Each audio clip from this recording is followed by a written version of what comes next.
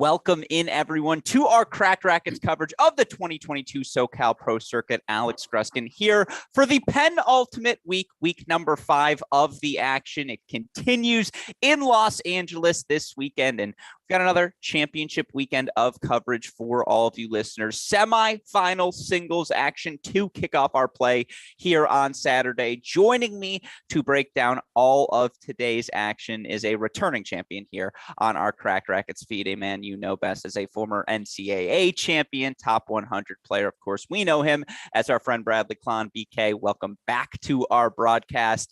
Wimbledon final in the books today, but to be honest, I think we got the better broadcast deal. How are you doing on this Saturday? I'm great, Alex. It's great to be back here with you again for another fantastic weekend of tennis. Yeah, it's going to be a fun one, folks. And again, the fun of this SoCal Pro Circuit, the blend of players you get. And certainly in our first singles semifinal matches, we have a wide range of players. We've got someone 30 years old, someone 18 years old. You're getting to see a little bit of everything today. And with that said, let's get to our semifinal matches as our players are on court already warming up. We'll start with our women's singles semifinal. You see players on court already warming up their serves. On the near side of your screen, we'll start with the young challenger. It's 18-year-old Katie Codd, the incoming Duke women's tennis freshman, advanced to this semifinal via a walkover over top seed Allie Click. But you look for Katie Codd, she's yet to drop a set this week into her first pro semifinal. Now, I have never had the chance to see Katie play before. I know, BK, I don't believe you have either. That said, for any 18-year-old to get this sort of semifinal run prior to going to college, what does that mean for someone like Katie?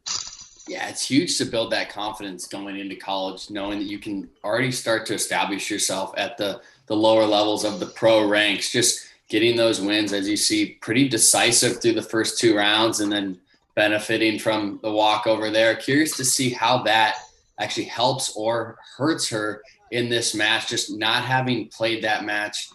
You know, sometimes you like to get in a little bit of a rhythm playing match in, match out as you get deeper into the tournament. So let's see how she handles that today.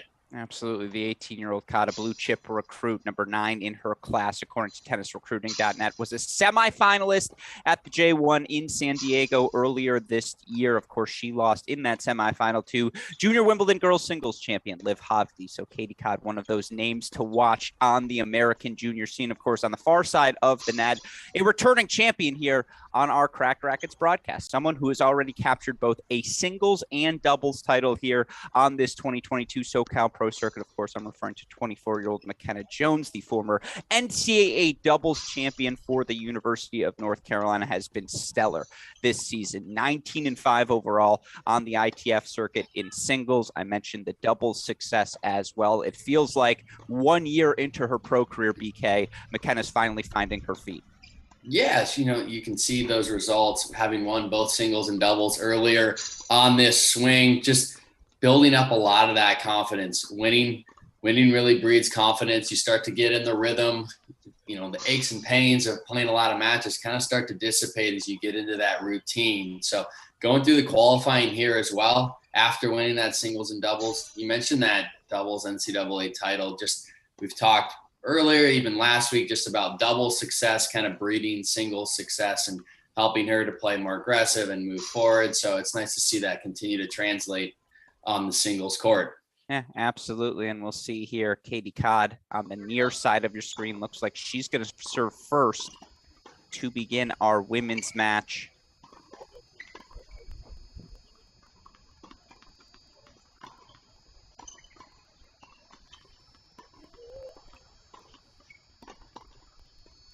Nice first serve from Codd to get things started here.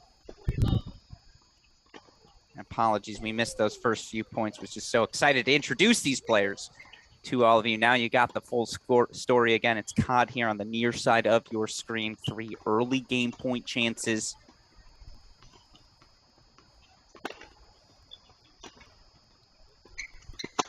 Ball.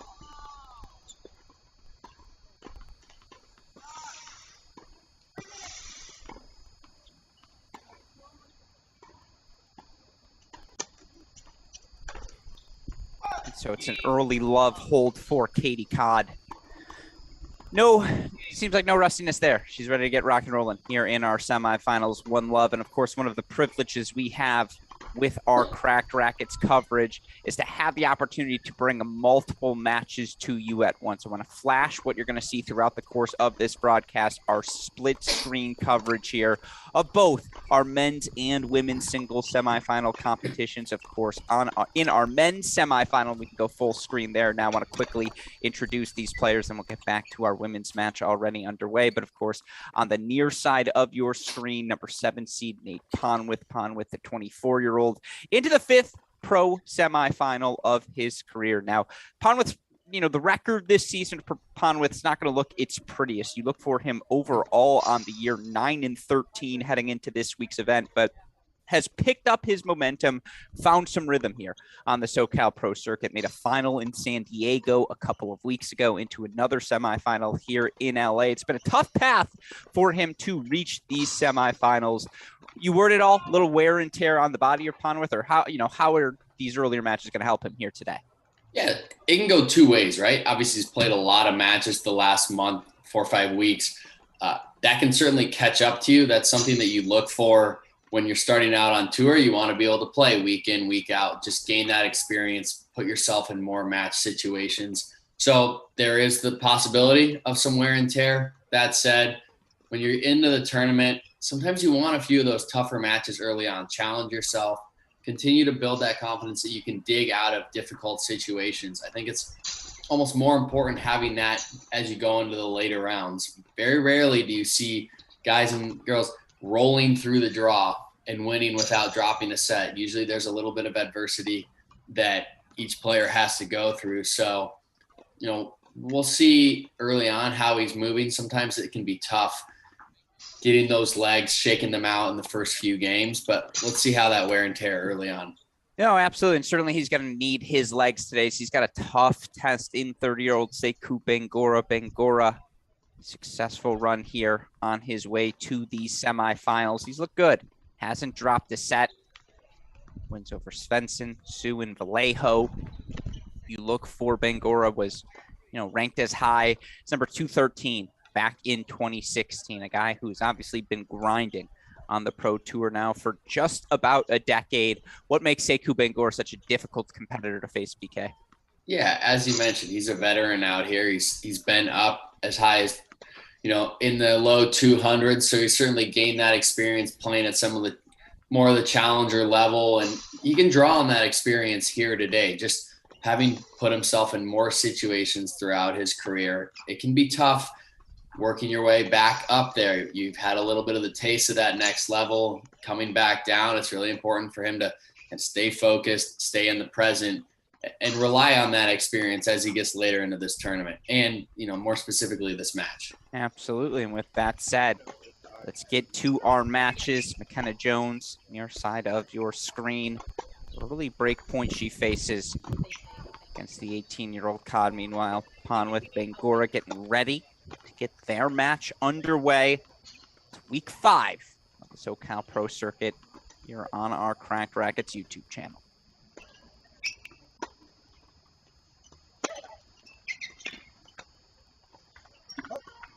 Always nice to find a first serve down a break point here early. And again, for McKenna Jones,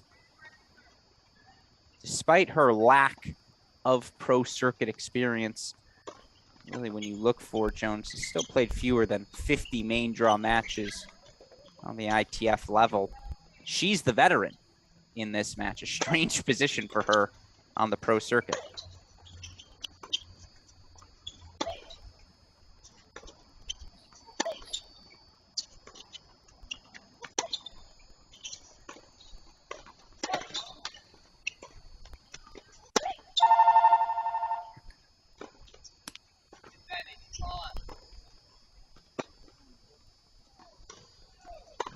Again, early tempo there.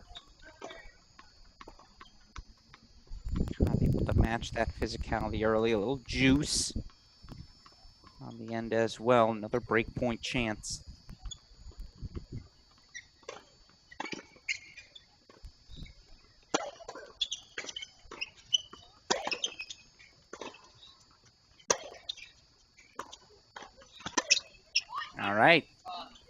early break for Katie Codd.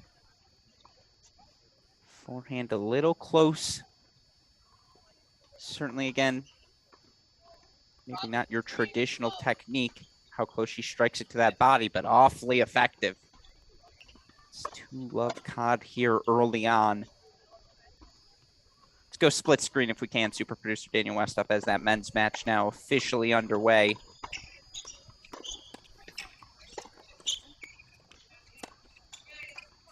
You see on the near side of your screen, it's Nate Pon with the early hold for One Love. A good start for Ponwith there, especially after we talked about a couple tough matches early on, just trying to really get those legs under him. I think it's important just to keep his nose in front, hold serve, and let himself find his legs a little bit in this match. Meanwhile, this Katie Codd forehand, explosive, to say the least here early. A lot to like about this 18-year-old so far. Yeah, showing no signs of the inexperience that we talked about just coming onto the scene. You mentioned McKenna Jones being the more experienced of the two at this level, but Codd really imposing her will early on. Let me ask you this one as well. Codd going to be an incoming freshman at Duke. Obviously, McKenna Jones spent her time at UNC. Well-known rivalry in the Tar Heel State. That carry over to the pro circuit at all, or not really? I would say not really. I think actually a more interesting dynamic is the fact that you're going to school and there's a little bit less pressure, knowing that you're going in there, playing a little bit more freely, versus starting your pro career and now all of a sudden this is a profession. The wins might mean a little bit more. There's a little bit more on it, I guess, just knowing, hey, we got to start building our ranking up, improving, trying to get to the next level. So that, that's one factor to look at throughout the match. I feel like the more interesting thing is probably playing your teammate once you're out on the pro tour. Yeah, that never had that experience. Yeah, no fun for anyone though. Can't imagine going, 4 years together, all day being in the trenches and all the morning workouts and competing with each other and then flipping it. Although you can play your teammate in college too, so I certainly had that experience a couple times and unique. Yeah, I'm sure. Helps to be the winner, I imagine, in those scenarios. Yes. We see again early 30 all here for Codd.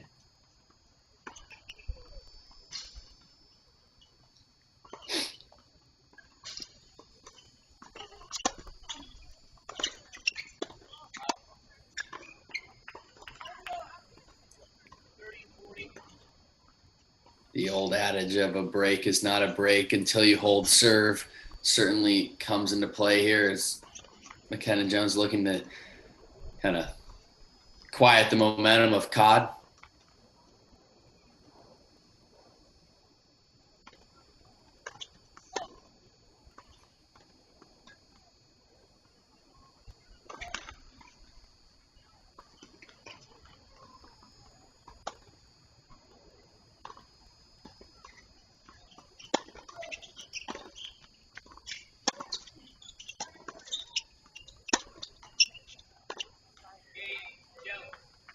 McKenna Jones connecting. A couple of second serve returns. She gets that break right back.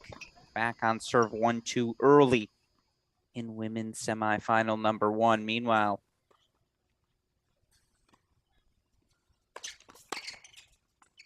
all right, how about this?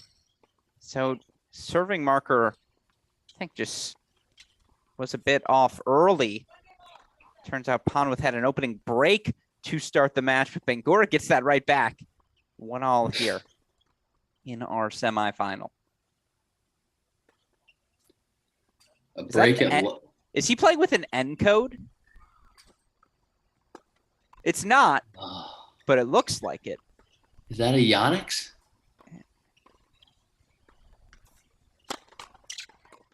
My eyes are deceiving me right now. Yeah, no, I think it is a Yonex. I think you're right.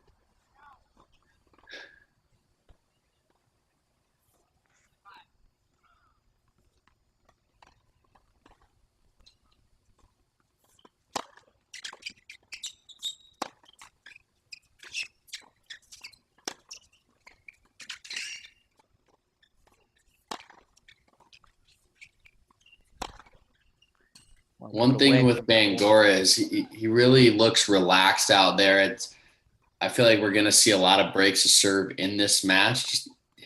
He has a tendency to spin it in from time to time, not always go for it, but from the back, he's so loose. He moves so well, has really good hands on the return as well. So, we might look for that dynamic of trading breaks throughout this match. Interesting to note.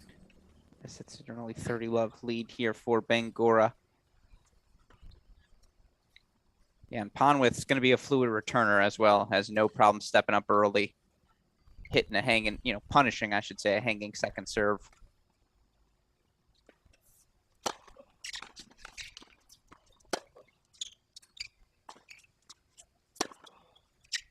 It's going to be real important for Bangoura to get a high percentage of first serves in, especially with that weaker second. As you mentioned, Ponwith's ability to step up and attack that second serve. Definitely a match to play more percentages. Don't give him too many looks at that second.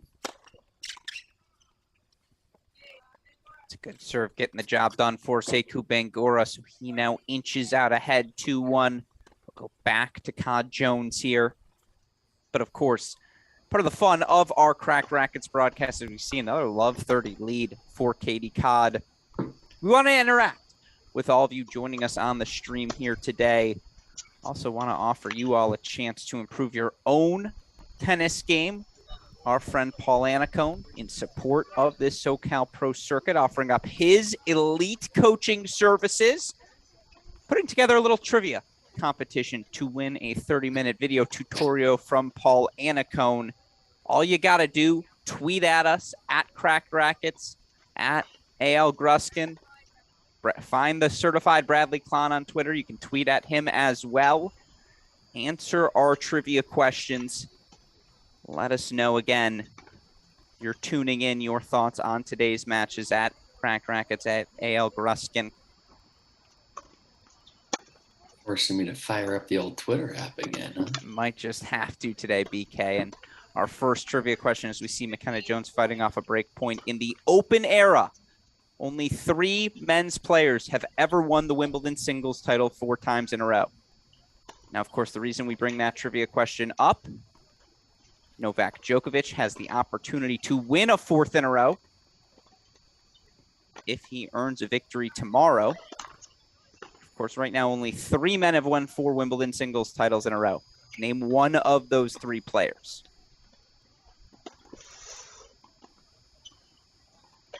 I think you could get all 3, BK. As we see double fault from Jones. The break goes back to Kaz, so she stays ahead here, up a hold, I suppose.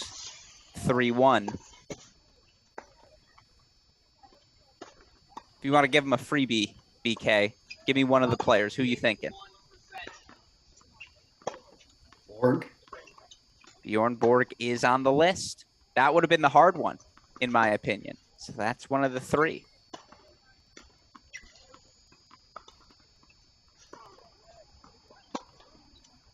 All right, well, I guess I gave him the hard one then. Yeah, I like it. As we see here again, Cod up 15-love. Your impressions here early of the 18-year-old? Yeah, really solid. I thought, handled that losing serve after getting up the break early very well. Very mentally strong, getting right back on it, getting that break of serve. I really want to see how she adjusts this game, playing with a break lead. Saw a few missed first serves in that last game to lose the break, but so far, a couple good first serves and in this game and off to the early 15-love lead.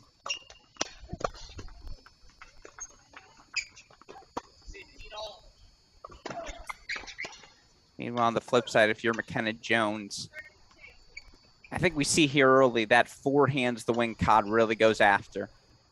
What do you do to start scheming around that? Yeah, I like her ability to keep going after it, even with a few errors, not being shy, looking for that big serve and finding the forehand. Oh, that's one way to stop her from doing it. That is a screamer of a return. Out of the Elena Rybakina playbook goes McKenna Jones for 15-30.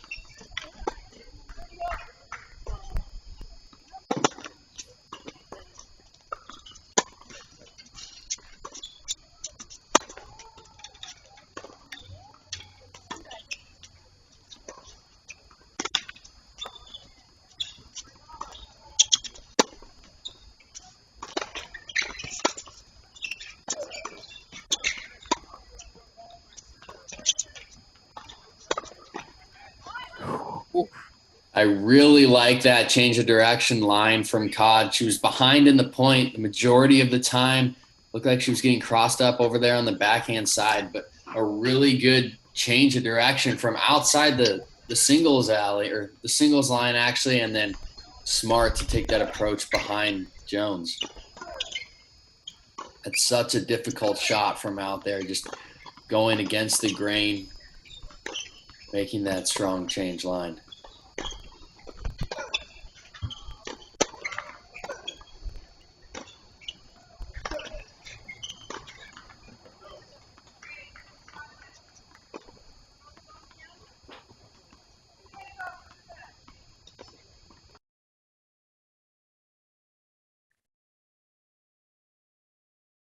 Anytime. McKenna Jones, though, getting a look at that sitting forehand return. She is going after it right now. Yeah, Cod's first serve percentage is dipped a little here. You can see she's pulling down a little bit early, just not quite staying up, and Jones is really showing a propensity to attack that second serve.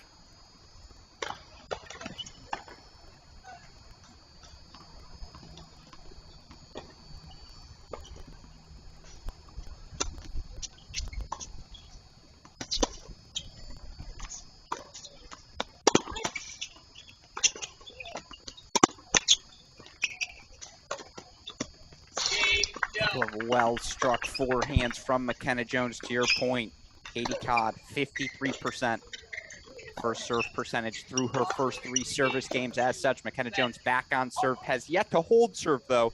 Has the 24-year-old. She'll face that challenge when we return. Meanwhile, Ponwith gets on the board for a hold, 2-all, 30 love here. We'll try to lock in a little bit closer here on this men's singles semifinal. Do apologize. Not shown much of it yet. It's a nice first serve from Bangoura. Tell you what, whenever we have shown it, seem to have a locked-in Bangoura, who this season, 17-8 overall in the year coming into this week's action. Made a final 2 weeks ago, South Bend, Indiana. Makes that journey out now. Go play in Southern California. A little bit of a change.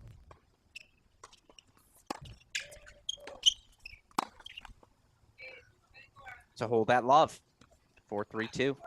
All part of the journey that is the pro circuit out there, and travel and getting right back to it, just learning how to adjust, how to handle different conditions, different time zones, change of balls. You know, there's a lot of adversity thrown your way each week, and the best out there are able to handle those transitions and changes with ease and just keep their focus on the controllables, which is their game, what they're trying to implement.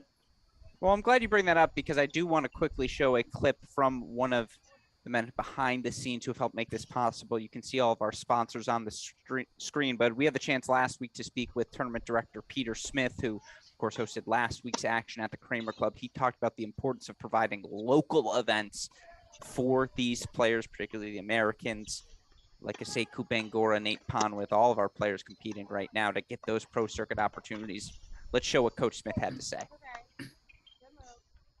From May to September in 2021, there were 9 pro circuit events for the men in the United States at the ITF level. In Europe, during that same stretch of time, there were 108. Obviously, that's quite the disparity. How important is it for them to have these local opportunities? As you mentioned, was that something you felt was missing throughout your coaching tenure? Yeah, I mean, I think there's lots of ways to get competition, but to me, for a 17 through 23-year-old, whatever age, these opportunities are priceless, and they're so important. So there's lots of opportunities, but to play at ITF where there's ATP points and WTA points, there's a much different intensity when people are playing for those world ranking points. And so this is very, very important. And Southern Cal tennis historically is the best tennis in the world. Look at all of the great tennis players that have come out of here.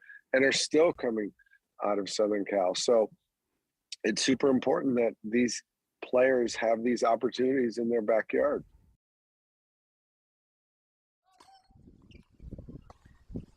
Always great to hear from one of the legends in the game, Peter Smith.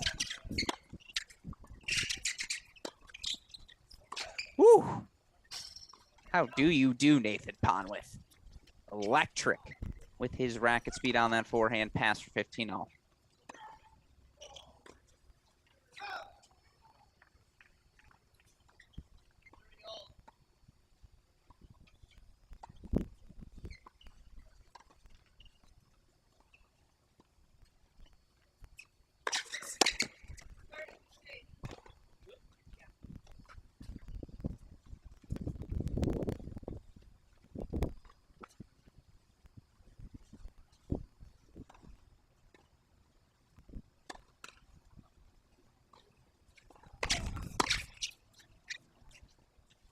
Good serve from Ponwith there into that body of Bangoura. You like that play?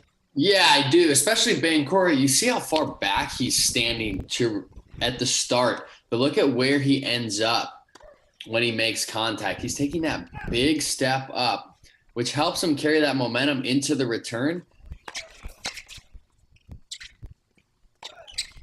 But you see him, he's almost jamming himself a little bit. You see a lot of guys starting to stand back more and more these days, just giving themselves time to take that big swing on the return.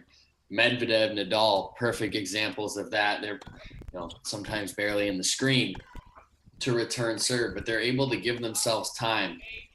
And that's what you're looking for when you stand back there. Bangoura's he's giving himself that, but he's then taking it away. And he has good hands to catch up to it, but I'd like to see him make that adjustment here on that next return game. He's asking if he can challenge the line call. Sadly, no challenge system.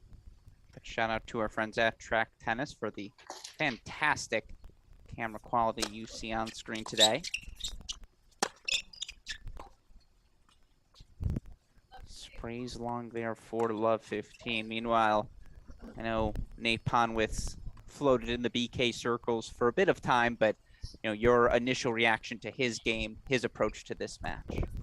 Yeah, I think, especially against a player like Bangoura, who can be in and out. He's going to be solid at times. He's going to come forward a little bit. Bangoura can kind of get into a lull of just moving the ball around and relying on his athleticism. So I think it's really important for Ponwith to keep that consistent aggression, not get sucked into the little cat and mouse game with Bangoura. Continue to look to move forward. We've seen him have success doing that. Mentioned attacking those second serves early. So I think it's going to be really important for him to play it on his terms and keep that aggression up throughout the match. See the athleticism for Bangoura, able to flick that forehand with ease for 15-all.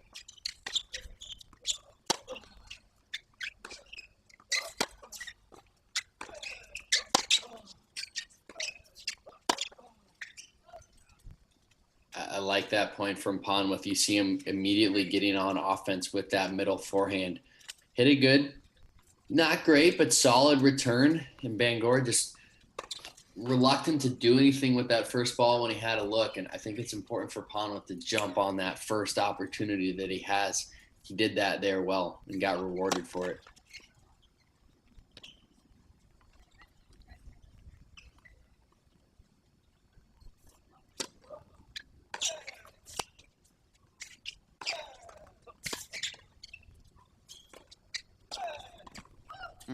That's an exciting angle. That's a Bradley Klahn angle. I've seen that inside out forehand from you at least twice. At least twice. That's a difficult shot from that position. Catching it, didn't quite catch it in the strike zone. He was in total control of the point. I'd like to see him start moving forward and looking to finish off some of those points at net. That's a high forehand volley if he gets that inside the service line. And you see again, the freebie leads to 3.4 Bangoura. How quickly it could have been 15-40, now 40-30 here for the former Florida Gator Bangoura. Just showing you how thin the margins are even at this level. It's so important to make those high quality decisions consistently. Doesn't have to be a lot of flash out here, but who can make those decisions in the bigger moments? Love that return from Ponwith. And to your point about him being in control when he misses that inside out forehand for 30 all, that's the footwork though you want to see from him, right? That's the attitude you're talking about. Yeah, you know, I much rather see that aggression, right? There's good misses and there's lackadaisical misses. You want them to be proactive. You want to be going for it. It's just making sure, recognizing where you are in the point. You know, not to harp on that point, but I think it speaks to kind of the larger theme of the match is he's in control. He can play within himself a little bit more and have that measured aggression, knowing that he's, you know, you look for, you want to turn the needle a little bit. Can you get to 55-45 in the point? Now, can you get to 57-43? Can we just keep kind of inching the meter up in our favor and forcing the opponent to have to come up with something a little bit more to get them out of that uncomfortable situation?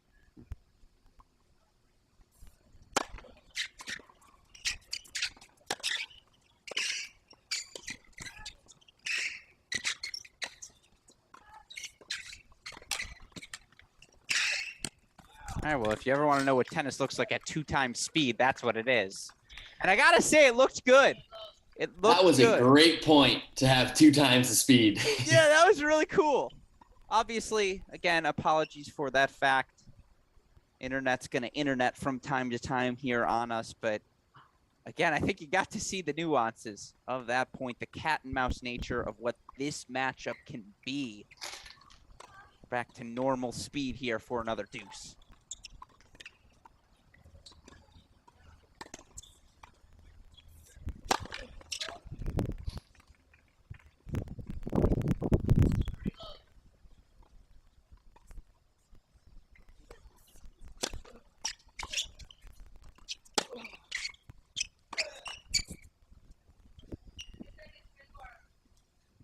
Nice backhand return. Had the forehand he wanted, BK. Yeah, you know, again, I like that play from Pon with a good, deep, solid return, pushing Bangoura back. I think that forehand side of Bangoura is the side to play when you're attacking, and he got the look he wanted on the forehand.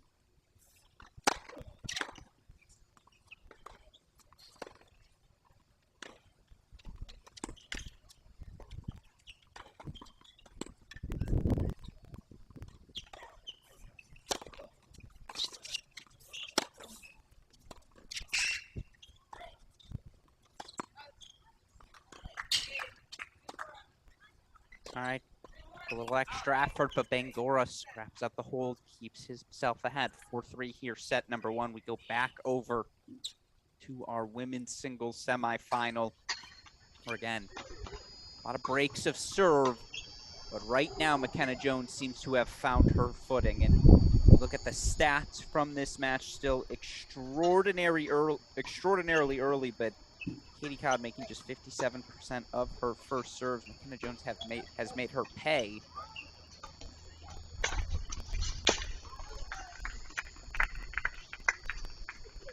Jones now 40-15. She has herself ahead.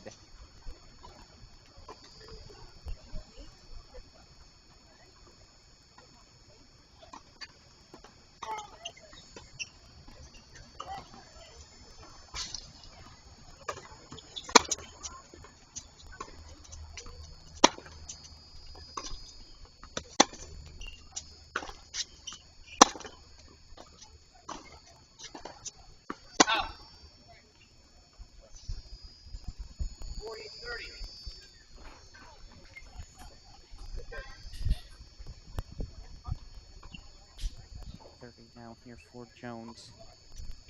Jones making 70% of her first serves, but winning just about 50% of her points on serve so far. Hasn't been the prettiest serving for either players to start.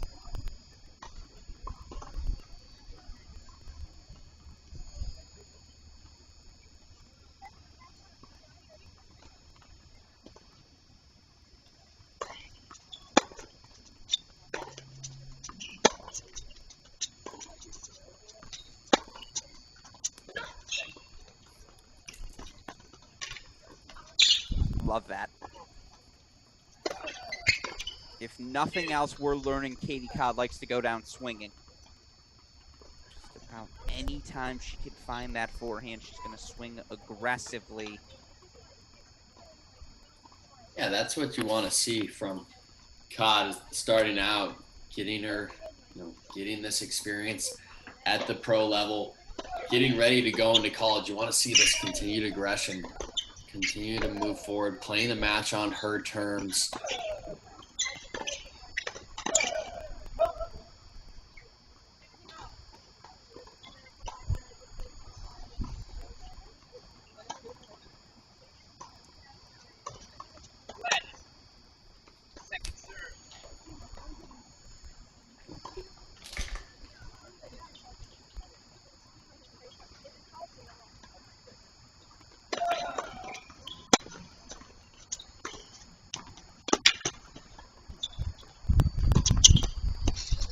Really good second serve from McKenna Jones there.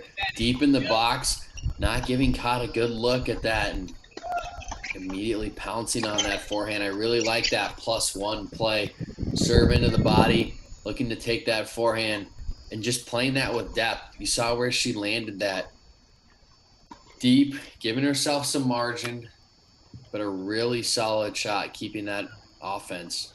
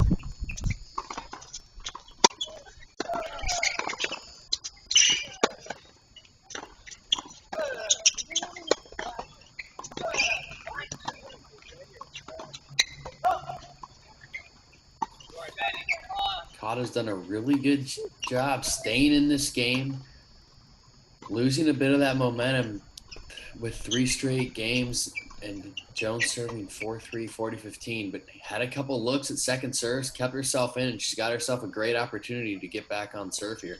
McKenna Jones, 12 of 28 right now on her own service points, 4 of 10 on the second serve.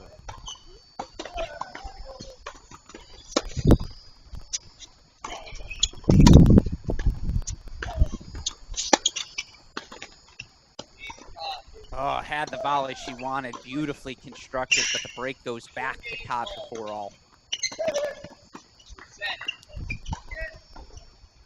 Second serve stats for both of these players. Just the service stats in general, both players winning under 50% of their service points. Codd 6 of 12 on the first serve, 3 of 9 on the second. Jones 8 of 19 on the first, 4 of 10 on the second. And there's been 6 breaks in 8 games, BK. I think the stats explain that story beautifully. Just the inconsistency on the first serve and really the returner having the opportunity to get a good crack and get on the offense.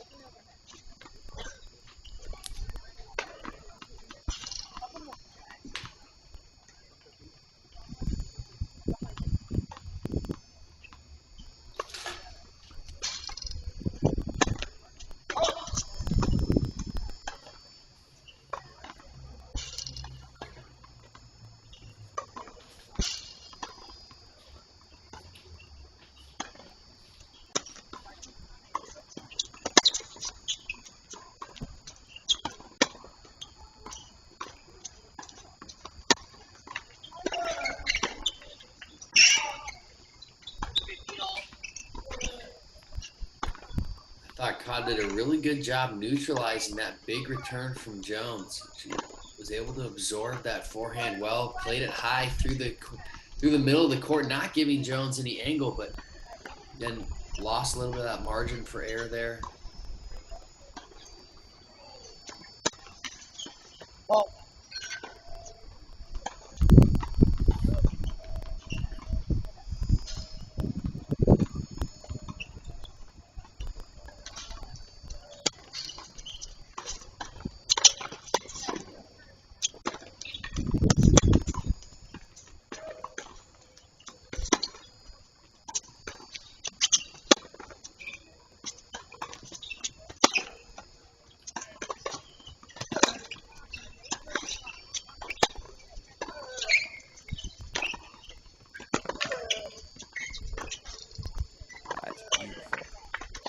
McKenna Jones showing off the entire arsenal for 15-30. Let's go split screen if we can. Sekou Bangoura serving for the set now. That happened quickly. Let's meet Ponwith here.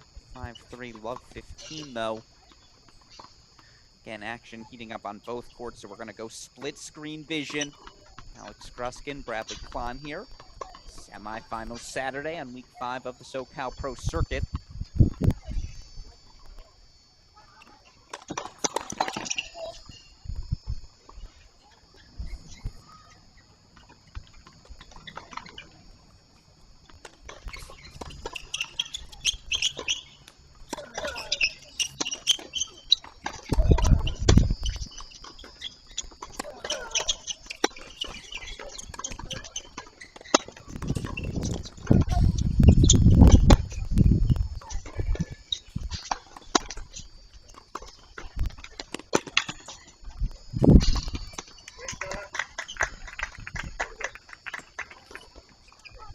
McKenna Jones with a brilliant play, aggressive, moving forward, able to pull Codd way off the court and showing off some of those net skills there. This time puts the easy forehand volley away for another couple of break points.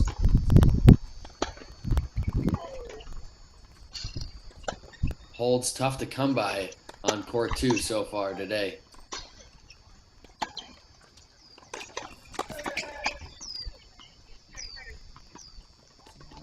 Ponwith had opened up a little above 30 lead. After that missed return. Yeah, 6 and 8 wasn't enough. 7 breaks in 9 games now. Look, McKenna Jones, it may not be the most straightforward pathways to victory, but again, 19 and 5 overall here in 2021 in pro circuit matches. Success breeds success, as we've learned. And right now, the success is there. Meanwhile, how about this? Breakpoint chance right back for Ponwith. Great return there from Ponwith, covering that forehand side. Got beat at love 30 out wide, but again, sitting on that forehand return.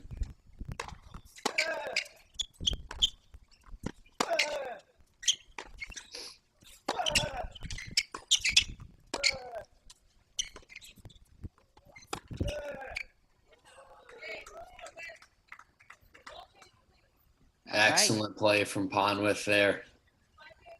I love Ponwith. I just like the quickness. I like the athleticism. He has the ability to hang.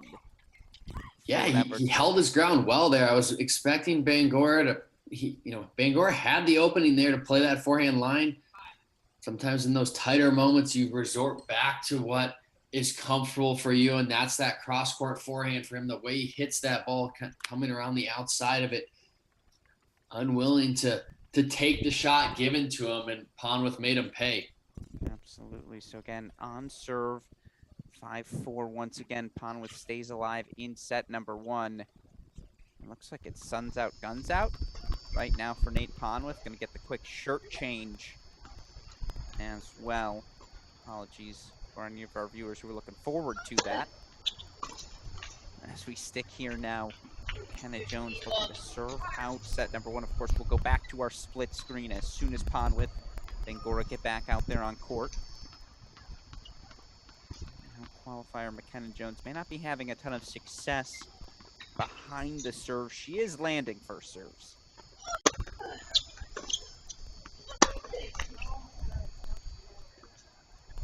When you are in this sort of a funk, again, BK, what is it? The serving? Is it the returning? How do you get out of this sort of funk? Yeah, I think you have to get back to basics here. As you can see, both players are getting good hits on the return, and both servers seem a little bit on the defense, kind of on that back foot, as you saw there, falling off, trying to defend on the forehand. So really important to get back to basics, find your one play that you know will elicit that forehand for both players to get on the offense.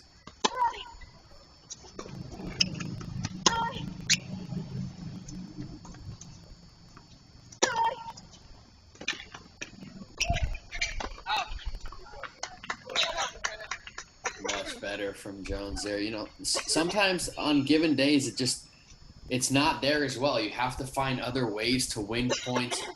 You might not be able to get on offense on the serve, but there's still other ways in the points. Neutralizing early, getting back to that 50-50 ball, and then being able to tackle with your forehand. Like we saw Jones do there. Bided her time, got that forehand inside out, and was able to take control.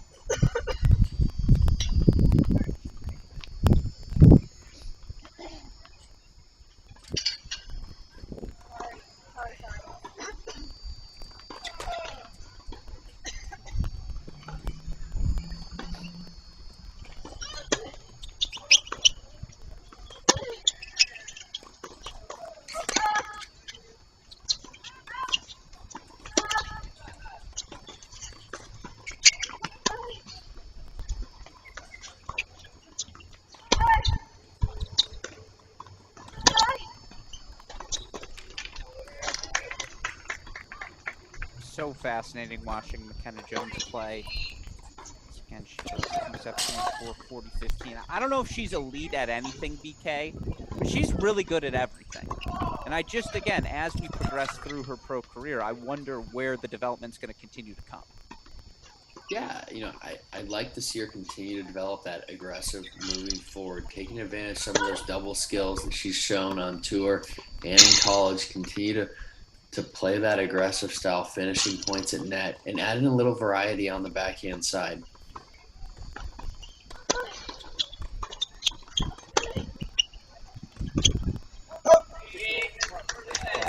McKenna Jones halfway towards another Pro Circuit final here in the SoCal Pro Series. 6 before she takes the opening set of her 18-year-old Katie Cobb. Meanwhile, Nate Conwith 5 down, managed to break, stay alive in set number 1. Now 40-30 will go full screen. Bangoura Conwith here. And stats for these two players fairly consistent across the board. Neither thriving on serve. They either. Conwith 57% first serve percentage. Bangoura's at 56. Doesn't look particularly windy here, a testament to these returners out on court.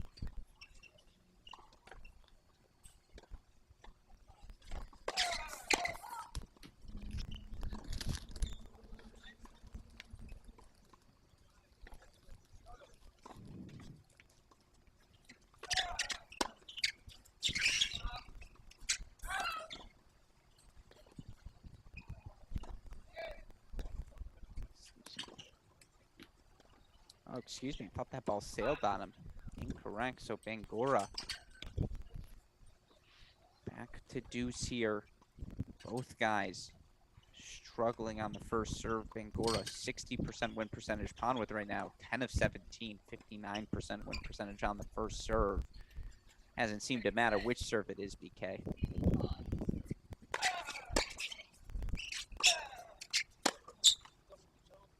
Yeah, with their low first serve percentage, already down mid-50s for both of them, I'd like to see that win percentage a little bit higher. If you're going to be serving in the low 50s, you want to be more physical, more aggressive with that serve because you're giving so many looks. Tough when you're only serving it in at mid-50s, and also winning percentage is about the same. Not backing it up as well as we'd like to see. You know, very few free points in this match. The only free point probably the one Pon with double fault.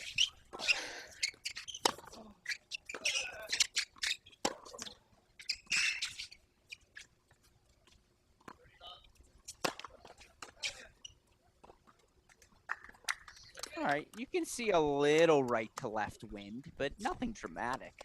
Yeah, you know, on that point, I think it's important. Free points doesn't necessarily mean ace or a service winner either, but that's also setting up a short forehand, setting up balls to move in and be aggressive and take control of that +1 and kind of, you know, win the point in 4 shots or less. So without that freebie, without the aces, I'd like to see a little bit more placement. There's a great serve from Ponwith there, deep in the box, hugging that center line and stretching Bangoura. I'd like to see a little bit more placement, intention with those serves to start really setting up that forehand for both players.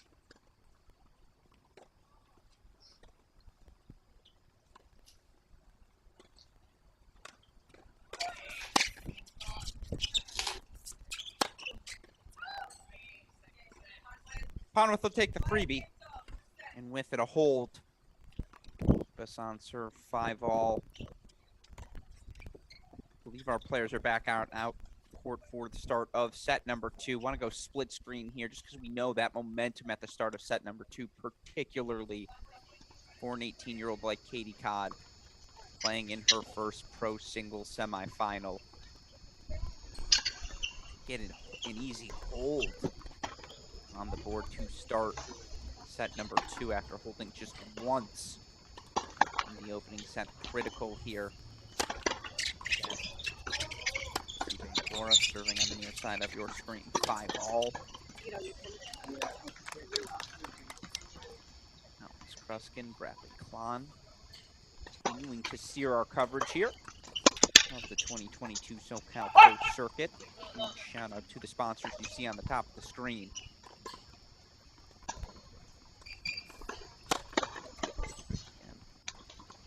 Wilson.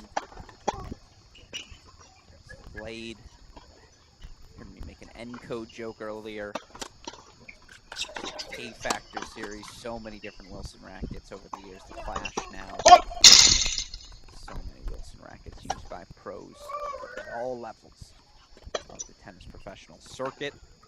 Obviously, all of those pros participating in ITF, USTA events. Of course, here, these events wouldn't happen without our friends at the California Tennis Association Foundation.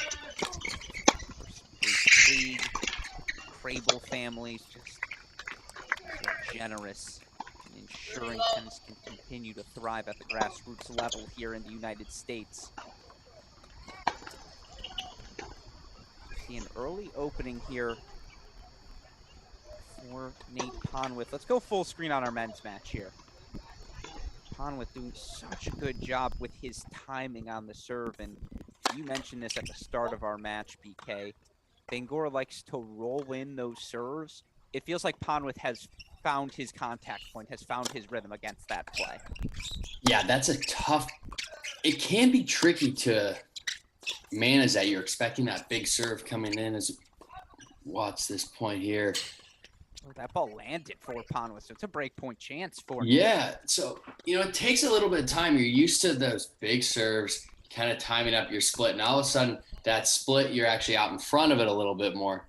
Takes a little bit of an adjustment, having to sit back on that back leg and let the ball travel to you. But Ponwith has done a very nice job adjusting.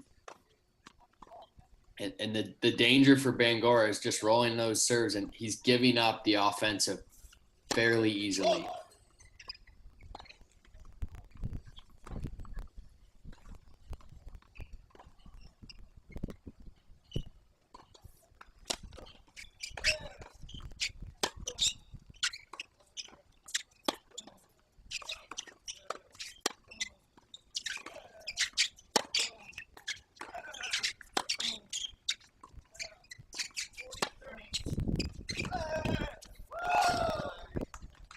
I mentioned earlier, Nate Ponwith competing in his 5th Pro Circuit final, 3-1 in his previous 4. How about the screamer down the line there?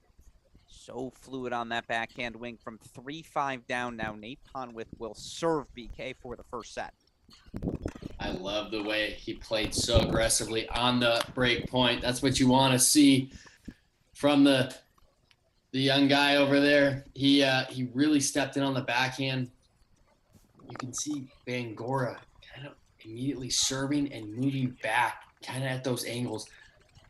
Ponwith taking good angles to the ball, aggressive, cutting in, and it's a really good sight to see. Absolutely. So 6-5, Nate Ponwith will serve for the first set. We're going to go back to our women's match for now. But of course, we'll get back as soon as Ponwith Bangoura are back on court. Super producer Daniel Westoff will bring us back to our men's match, of course. Worth noting, never answered our trivia question from earlier in our broadcast. Of course, again, part of the fun of this SoCal Pro Circuit, we wanted to offer all of you viewers the chance to interact. Tweet at us, whether it's me, at Alex Gruskin, Bradley Klon, at Cracked Rackets. Our first trivia question: in the Open era, only 3 men's players have ever won the Wimbledon singles title 4 times in a row. Of course, Novak Djokovic can become the 4th men's player to do it if he wins over Nick Kyrgios tomorrow. But BK, can you name the 3 players now? We're giving it away. We're about to answer this question. Can you name the 3? I want to give you the first shot. Sampras. Sampras. You gave us Bjorn Borg earlier. 1 more to go.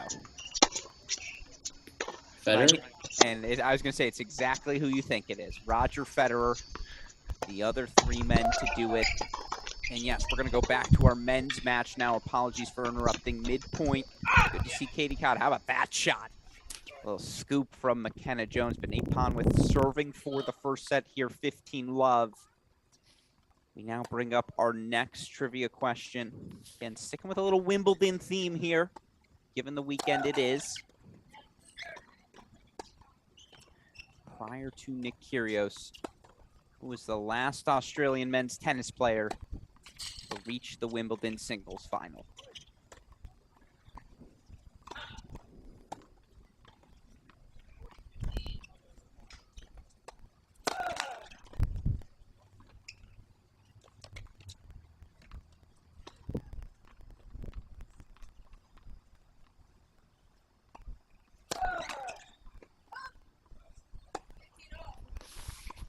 Little double fault action from Ponwith, 4-15 all.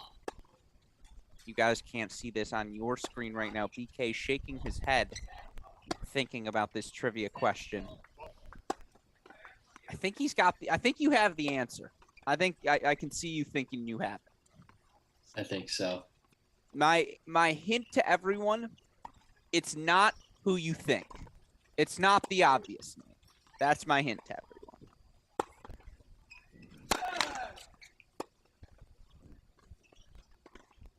Of course, we'll be back 2:20 to answer that trivia question, but you want a shot to win a free 30-minute virtual lesson from Paul Anacone.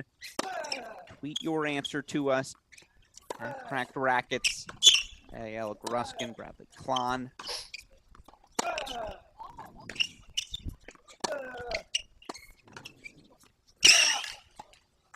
Oh, Sekou Bangoura. Ponwith has done a really good job playing aggressive tennis to get back into this set. We saw he was down 5-3, rolled off 2 breaks in a row on Bangoura's serve, playing aggressive, pushing Bangoura back. Now all of a sudden, he hasn't played with a lead since that opening break at 1-0 in the first. How does he handle this? It's sometimes when you're playing down, you got your back against the wall, you play a little bit freer, and all of a sudden the momentum shifts. Now you're serving for the set. We've seen the double fault. We've seen a few missed first serves. How's that weighing on his mind here?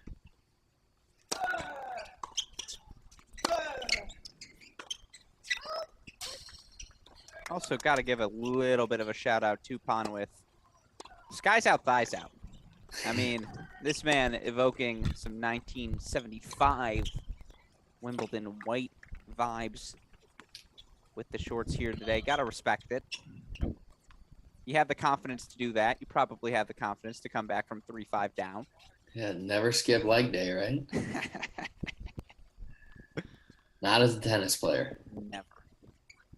See, now you're going to get me into my have you ever seen Roger Federer's legs in person rant and how scary they are.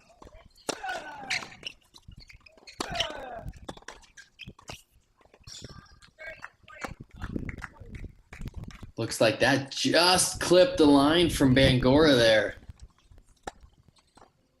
Ponwith gave it the extra look, unsure, but it's so hard calling through the net. That ball responsibility of the far umpire there. That one missed. That is the danger of facing a Bangoura, right? How quickly he seemingly can turn it on. Yeah, he moves so effortlessly. We've seen the athleticism from him. You see the fluctuation in the level a bit, but he does have some of that raw, effortless power. How about that? First ace on the day. Great response. Just like that, Nate Ponwith has earned himself a set point.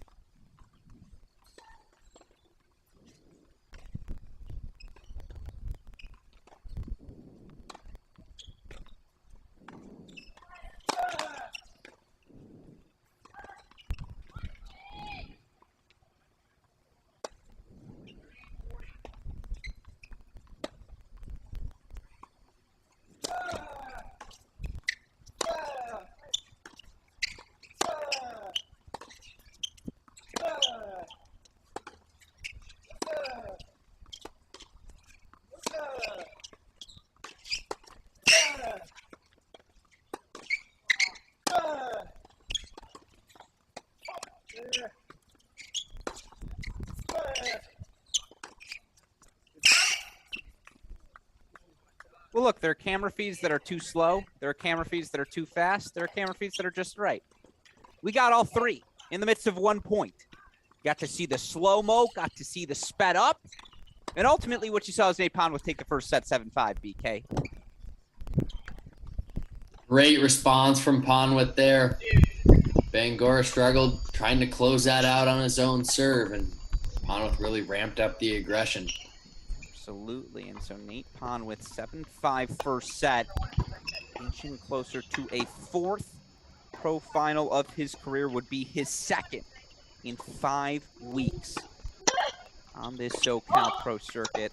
And for a guy, Nate Ponwith, who had not cracked the top 600 in his career, Ponwith in a position to do just that with one more good set of tennis. Meanwhile, McKenna Jones just fought off a break point. Get us back to deuce here. Tell you what, here's a fun fact for you. It's 2-1 in the second set. We've already had as many holds in set number 2 as we did all through set number 1. Just filed under things you love to see in a Pro Circuit semifinal. Both players settling in here. It's, so often you see the fluctuations from set to set, the mental restart, and just finding a little bit more rhythm and confidence on that serve.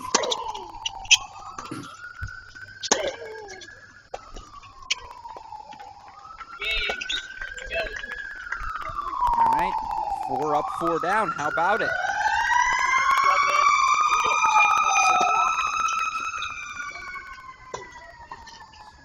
All here.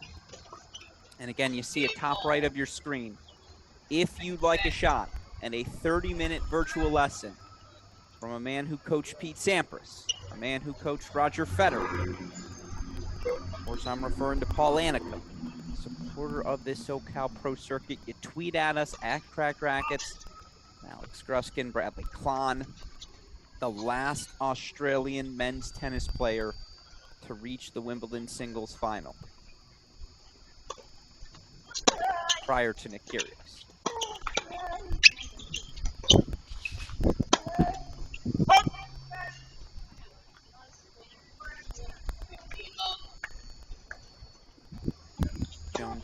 bit wide. I'd like to see Jones follow that backhand in. You could see she was already a few feet inside the court. Her momentum was carrying her towards the net, and she had Cod stretched on that backhand side. That's a difficult change line, moving back from that court position and then also trying to redirect. I would say Jones is a good but reluctant volleyer. She can do it. She just doesn't love to. Yeah, it's outside of her comfort zone, but ultimately when you want to make that transition to the upper echelons of the Pro Tour, just continuing to stretch your comfort zone.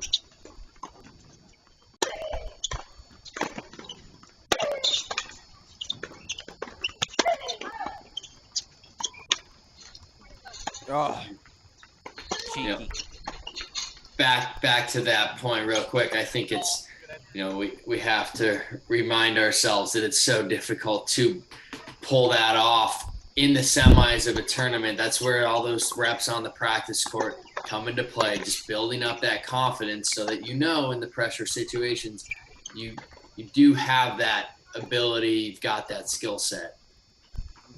Yeah, absolutely.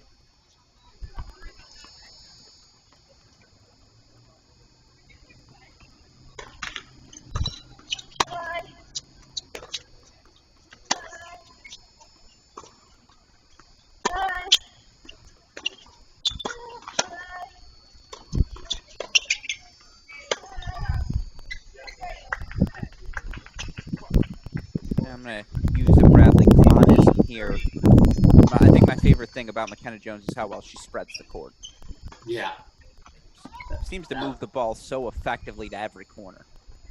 That was on full display there. You saw just taking a little bit of pace off that forehand inside the court, using the width very well. It's hard to beat a lot of these players with just pure pace. Everyone moves so well and covers the court.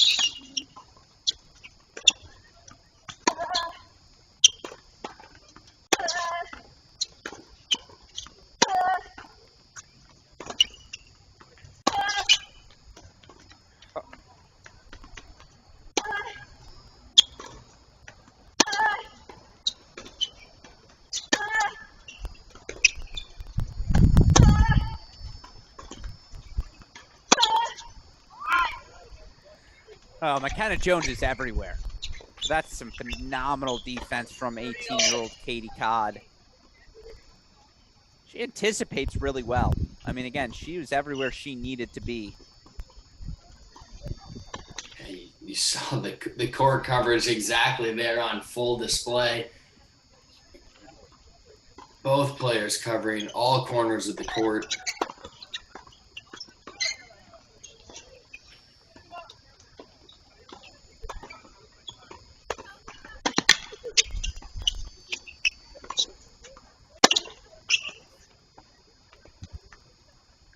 Nice approach. All started with that big first serve from Codd there, showing a willingness to go after it in the big moments. This is a key, crucial point for her. Already down a set, 2-all, 30-all. Really impressive to see her reach back and go for something more on that serve.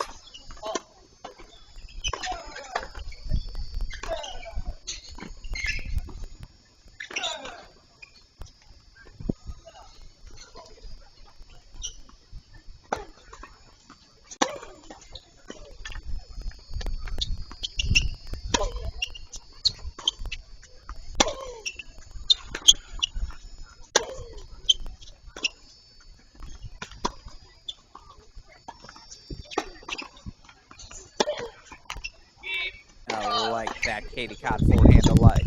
And here's a number for you, BK, and you've been harping on this all match. Katie Codd, set number 1, made 46% of her first serves, was 10 of 26 behind her serve in set number 1. She's made 73% of her first serves through the first 3 games of this second set. Turns out that helps a little bit, as she now leads 3-2 on serve here in set number 2. Just finding that first forehand so much easier when you make that first serve. The numbers don't lie there. It's that's tennis in today's modern era. It's the first serve and the first forehand. How well can you place that serve? Can you back it up and find a forehand on your front foot? Ability to be aggressive. We saw the big first serve from Ponwith there, saving a break point.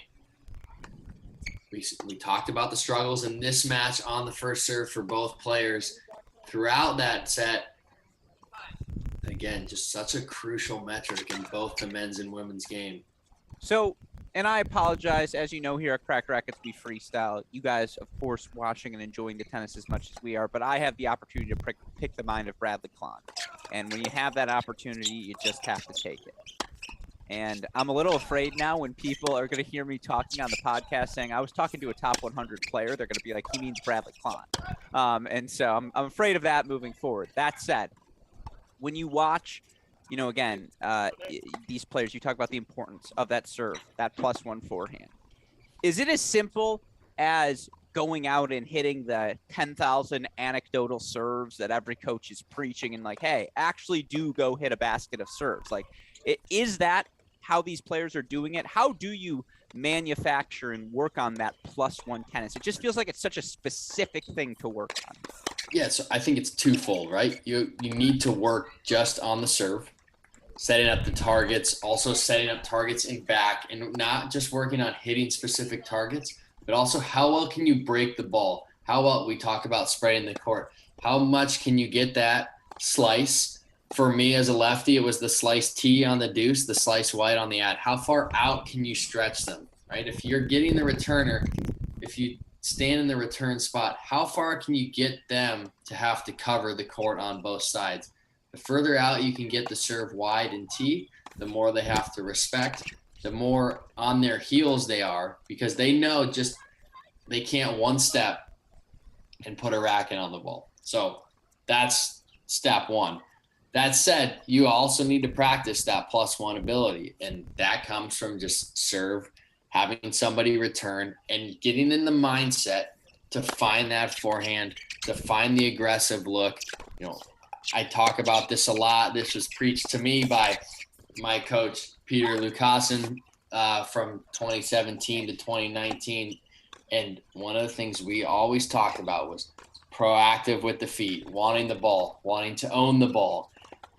That comes from that serve, looking for the ball. The feet come because of your eagerness to want to attack that and then go after it. So it's twofold. You obviously need to just practice the serve, but you need to get that mentality of looking for the ball, playing aggressive, and that only comes from doing it. You can't get that just from hitting a bucket of serves. So it's just as much, and it's just as much mindset, it sounds like, as execution. And again, those are the tidbits our Crack Rackets fans are looking for. By the way, you just did me a massive favor, and as you know, we like to cover a lot of college tennis here. It's Lucassen. It's not Lucassen. It's Peter Lucassen. Oof. I should know this. Do we know? No, because I've never known, and so I just call him Pete. But it's nice to be able to refer to him now. And I think I've called him both, to be honest. Okay. And he's been one of my, this is going to make me look terrible, but he's still one of my closest friends. We obviously had a great professional relationship as well. He really helped me coming back from my second surgery in 2016. And just really, I think one of the best things about him is just his love for tennis, his passion, his willingness to, he's always wanted to get on court and practice. And he just has that positive mentality, that positive mindset. It's motivating for, to say it easily, it's very motivating, but he makes you want to get better, enjoy being on the court. And he was a big reason for my comeback from that last surgery and jumping back into the top 100. No, and he's been essential to the SoCal USTA team over these past couple of years, no doubt about that. Yeah, he's doing very well now with Botic van de Zandschulp. Mm-hmm. Started with him last year after the U.S. Open, and what a run that he's been on. A very talented Dutchman, up to, I think, mid-20s, 25 or 26 is a career high. So Peter's definitely had success with all the players that he's worked with, and one of the really good guys out there on tour in the coaching ranks. a stupid Vandesen sculpt fun fact, and I think our producer Westoff knows it's coming, and he's going to message me saying, don't do it, but I can't help it.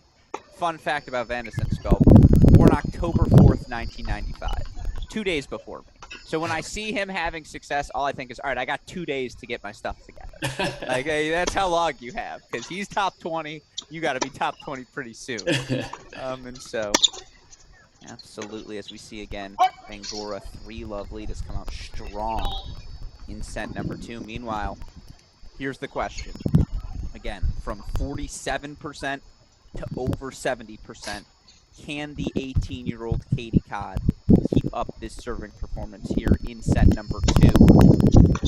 I do think from a weapons perspective, her forehand's probably the biggest shot on the court when she turns into it. Yeah, she's definitely shown that ability to step in, and yeah, I love the way she hits that inside-out forehand. She gets it tailing off the court.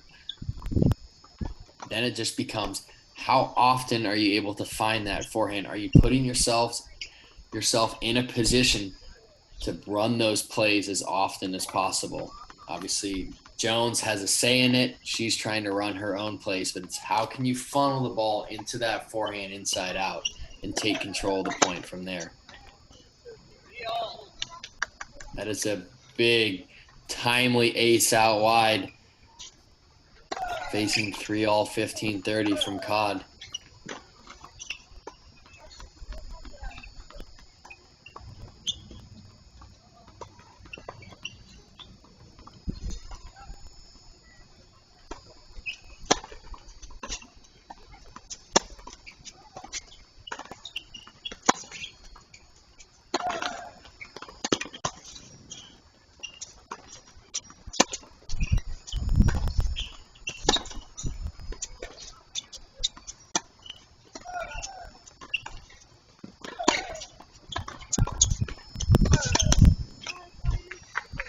I'll say this for someone who does not, it's not the most fluid movement from Katie Codd, but she's doing a good job covering the outer thirds. And again, 18 years old, that's the perspective I'd want to keep here as we see a breakpoint chance for Jones.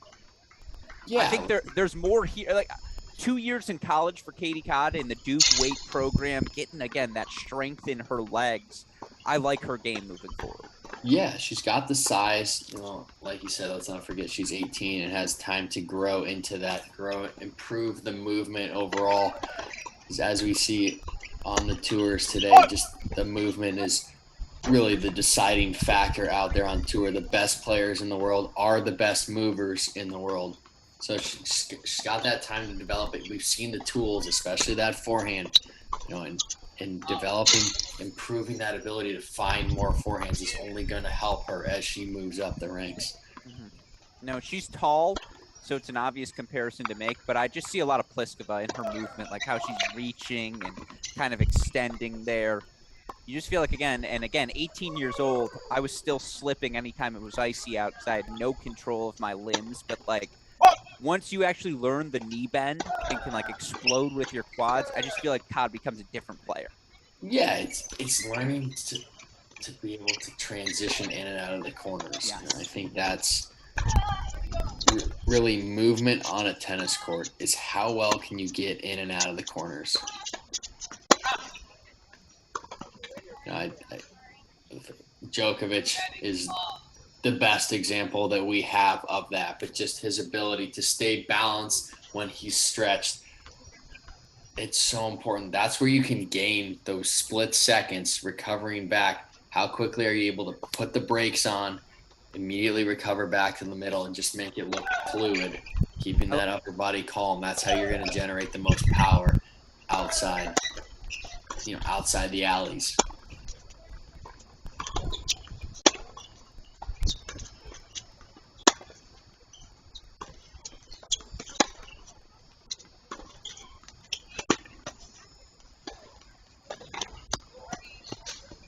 Swinging volley aided by the net cord. I always like to include Halep in that conversation as well.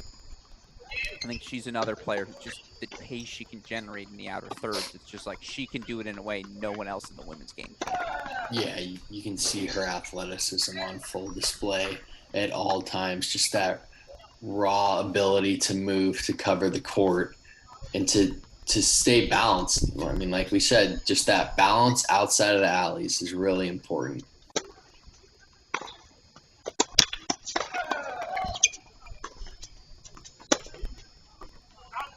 This is not one of our trivia questions today, but who's older, Simona Halep or Sekou Bangoura?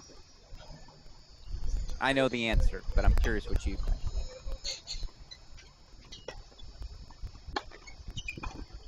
I'm gonna say same birth year. Same birth year. Good guess. Shout out to you.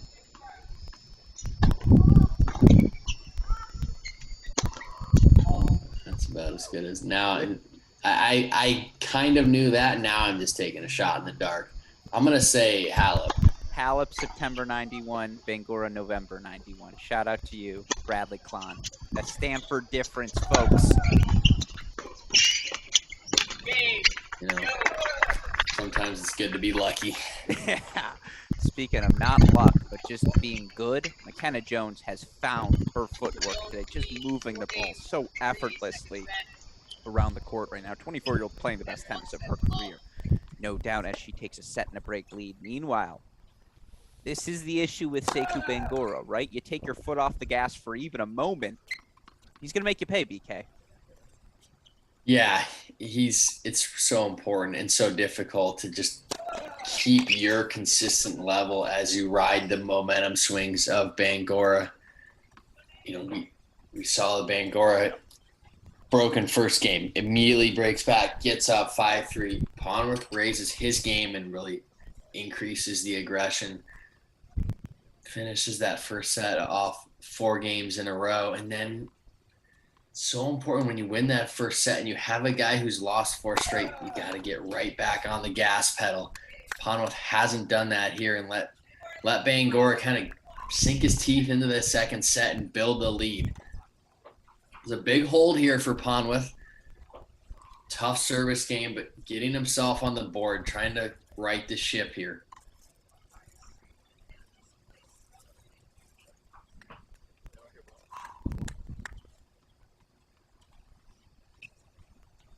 Let's see, again, to your point, there's a 5-3 lead for Bangoura in set number 1.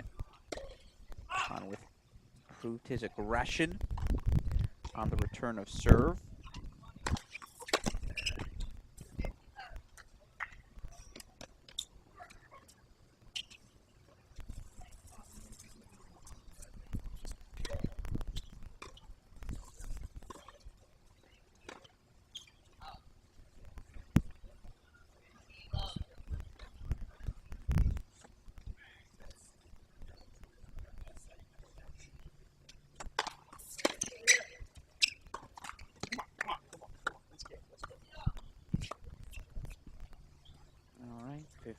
Now, meanwhile, can we go split screen here? Super producer Daniel Westoff. McKenna Jones up that set in a break. Want to see if she can consolidate, of course. Or trying to do the same here, of course. So got 2 more matches for all of you coming up. At least in terms of the singles semifinals, 4 more matches for you overall on the day here. You thought the action stopped with Wimbledon. No, folks. Coming up after this, another one of our SoCal standouts, Ya Young, number 4 seed here this week, going to take on rising Texas junior Malika Rapaloe.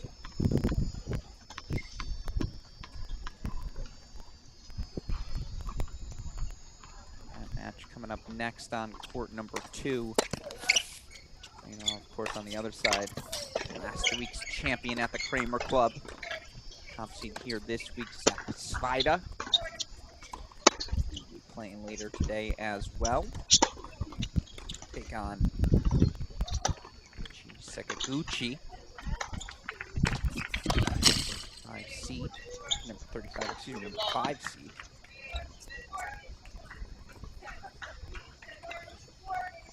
So Bangoura does hold 4-4-1. Looks like we may be going the distance in our first men's semifinal. Of course, Bangoura, by the way, going to play later today. He's reached the doubles final as well. Meanwhile, here's McKenna Jones Game-point chances to consolidate the break. How different this set has been from the opener.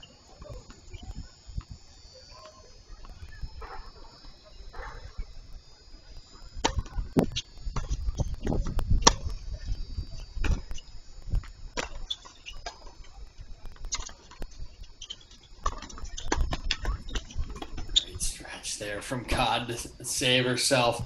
Hey, you mentioned the difference. 7 breaks in that first set. Only 1 so far here in the second. Jones doing a nice job early in this game, building that lead, trying to consolidate that break. We've seen a few leads slip away in that first set, though. Important to try and close this game out with as little pressure as possible and put some of that tension right back on the COD serve, trying to stay in the match.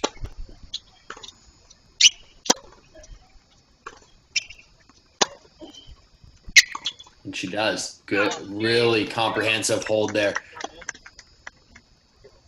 And McKenna really Jones, buckling down.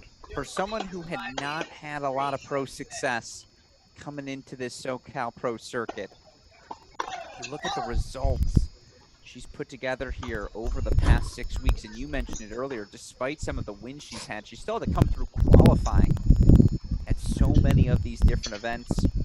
Lost first round week number 1 in Rancho Santa Fe.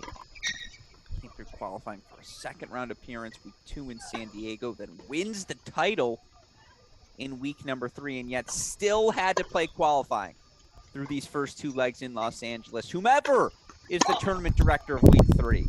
Can we get some special exemptions here? Something for McKenna Jones next week? I think she's earned it. You love to see her doing it the hard way, going through qualifying, continuing to build that match count up. Yes, you know, as a player, sure, you're always like, oh, can I get a little help? But in the grand scheme of things, I really think you have to win the match ahead of you, and you don't want to be gifted anything. You want to earn it the hard way. It feels that much more rewarding, and that's going to pay dividends later on.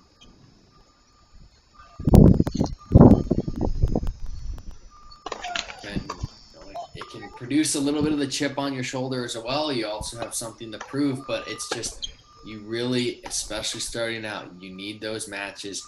Winning, pulling yourself out in tough situations will give you the confidence to keep moving up the ranks, and just like the personal satisfaction that you know you're earning it. Jones pointing to a spot there. I believe that ball was called wide.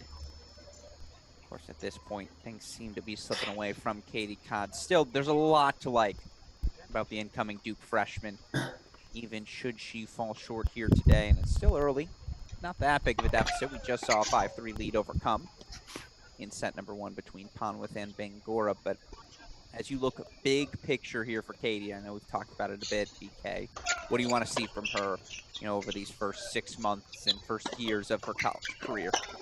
Yeah, I think we talked about it a few games ago, but just continuing to improve that movement, finding the strength in and out of the corners, and being able to use the movement aggressively to find that big forehand. We've seen the talent that she has. We've seen the skill set on the forehand side. So I want to see her continuing to look for more forehands and beefing up that serve, turning that into a weapon. She's got the size and the power, the raw power to really make that an aggressive 1-2 punch. Now it is all the well-rounded game of 24-year-old McKenna Jones.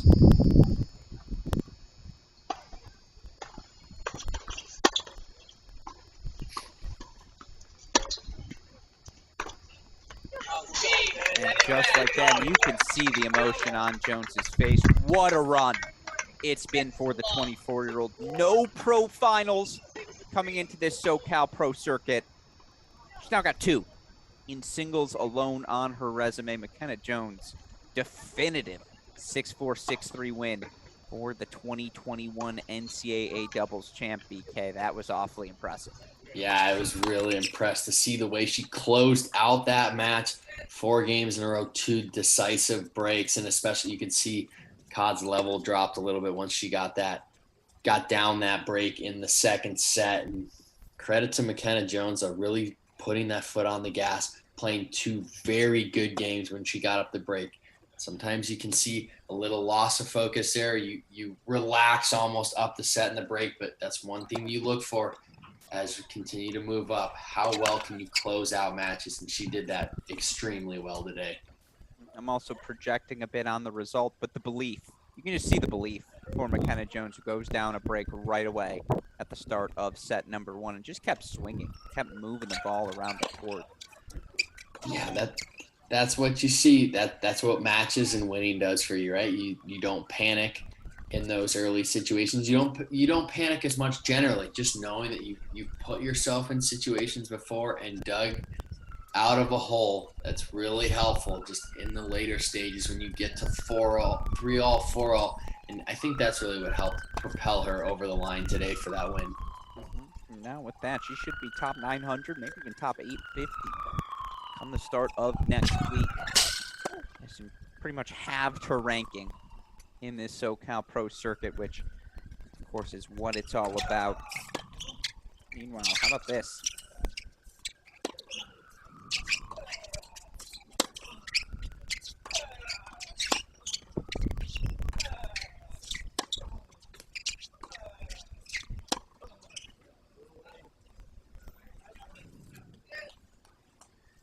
All right, the break point fought off by Ponwith.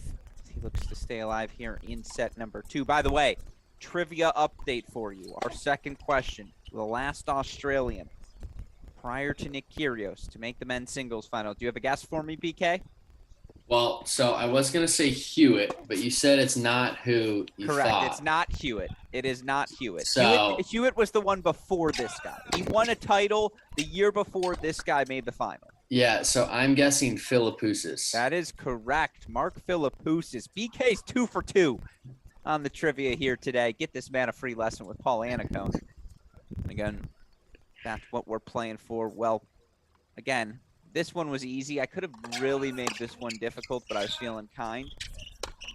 As we see another break point chance for Sekou Bangoura. Oh, just moving the ball so effortlessly around the court. Dare I say McKenna Jones-esque with that backhand 4-5-1. But our next trivia question, and again, tweet at us at Cracked Rackets. Alex Gruskin, Bradley Klon on Twitter. 4 British men have reached the Wimbledon singles semifinals in the Open era. Their names, Cameron Norrie, Andy Murray.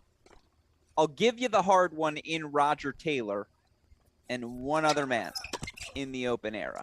Again, I think this one's an easy one. You tweet at us at Cracked Rackets, at AL Gruskin, Bradley Klon. Should you get the most trivia questions correct, you're going to end up free 30-minute virtual lesson with Paul Annacone. You see the trivia question on the board.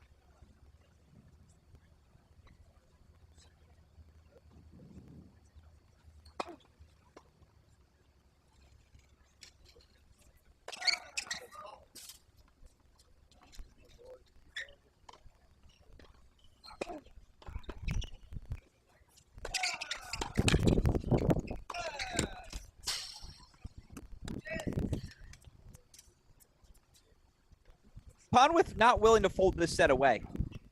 To his credit now. Look, we saw Bangoura up 5-3 in this first set as well, and his level dipped. Ponwith raised the aggression. It's 4-1, but it's only 1 break a serve. I think this game's really important for Ponwith to dig it out, even just building confidence and sustaining that going into a potential set number 3. But if he's able to get this hold, maybe Bangoura starts to think about it a little bit, serving at 4-2. Did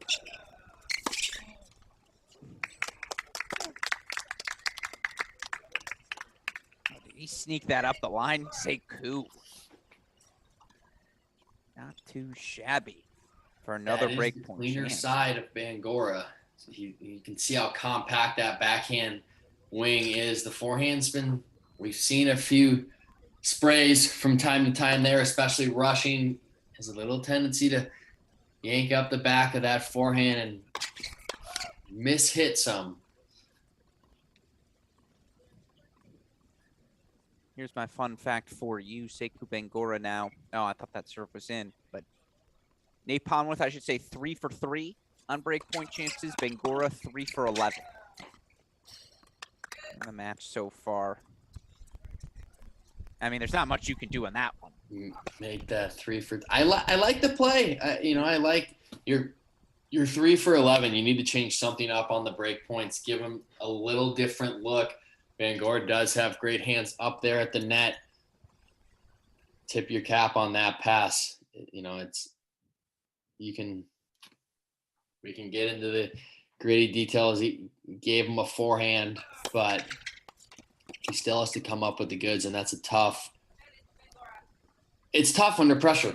When you're moving forward, you want to make them have to come up with a pass under pressure. Right there, Ponworth trying to reciprocate the play, a little serve and volley tactic. To your point about the Bangoura hands, it just does feel like he can put the ball wherever he wants. Yeah, I really like his just the calmness with the upper body. I think that goes a long way in being able to direct the ball where you want it.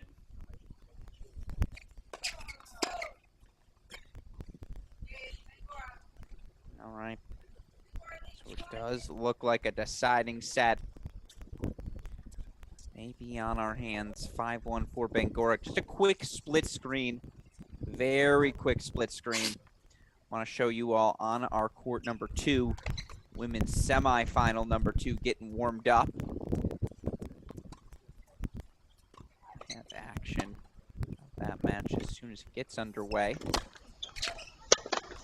See Young on the side of your screen. I've had the chance to see her multiple times here in this SoCal Pro Circuit. The 18-year-old, I believe it's 25-6. At the ITF level this season. She's taken on Ryzen Jr., Malika Rapalu. Getting warm-up just underway there. So now we lock in here. Sekou Bangoura, 5-1, 15 love. Alex Gruskin, Bradley Klon. Enjoying ourselves a nice Saturday afternoon here. Fantastic West Coast tennis. And, BK, again, I know you played some part in helping to get this SoCal Pro Circuit off the ground, but talking to the USTA SoCal team, Chris Boyer and the works, talk to me about this project, how valuable these playing opportunities are for so many. Yeah, it's been, a year of undertaking, trying to raise the money, all privately raised with the help of the sponsors you saw listed probably a set ago, but just really important to highlight these tournaments, the need for more futures challengers in the U.S. It's, providing opportunities for these players to get that experience, get their ranking points. More than anything, it's about gaining that experience at the pro level, continuing to provide opportunities to play and move yourself up. That's what we've been lacking in the U.S. We've seen a lot more tournaments in Europe. I think Italy's been a great case study of putting on futures and challengers seemingly every week, and just what it's done for their country's players and providing those opportunities to stay close to home. I think there's really two trains of thought, and they don't have to be mutually exclusive, but having that ability to stay near your home, to play a bunch of these events, to save money, obviously traveling, especially in today's day and age, it's expensive. It's a huge cost. It's not always available to everyone to be able to go and almost chase that experience. So being able to have that here for Southern California players, all the wild cards have gone to SoCal kids. So they've really, the committee has really tried to put on these tournaments for Southern Californians to give them the opportunities in their backyard to improve and test themselves. Oh, absolutely. And again, you see the sponsors on your screen. Of course, the USTA Pro Circuit ITF for making this a formal pro series of events. Of course, a couple of families individually, the Klieg family, Crable families, who we've had the opportunity to speak with. And in fact, we had the opportunity to talk to Bruce Klieg about why it was so important to him to invest in the grassroots of Southern California pro tennis. We now have that clip for you. Super producer Daniel Westoff, show us Bruce Klieg. The financial commitment it takes, and, you know, again, being willing to invest in this grassroots level of tennis. Why was that so important to you? Well, again, I didn't want somebody to be 40 years old that went through all the junior programs and practice 3-5 hours a day for their whole life to have to default into teaching and not pursue their dream. This is a way for somebody to pursue their dream, at least have a shot. And I think we've accomplished a lot of that the way it is right now. We'd like to refine it, maybe go into satellite type of event also. But when I look at it today, and I've talked to a lot of the players, they get one ticket. That's the San Diego.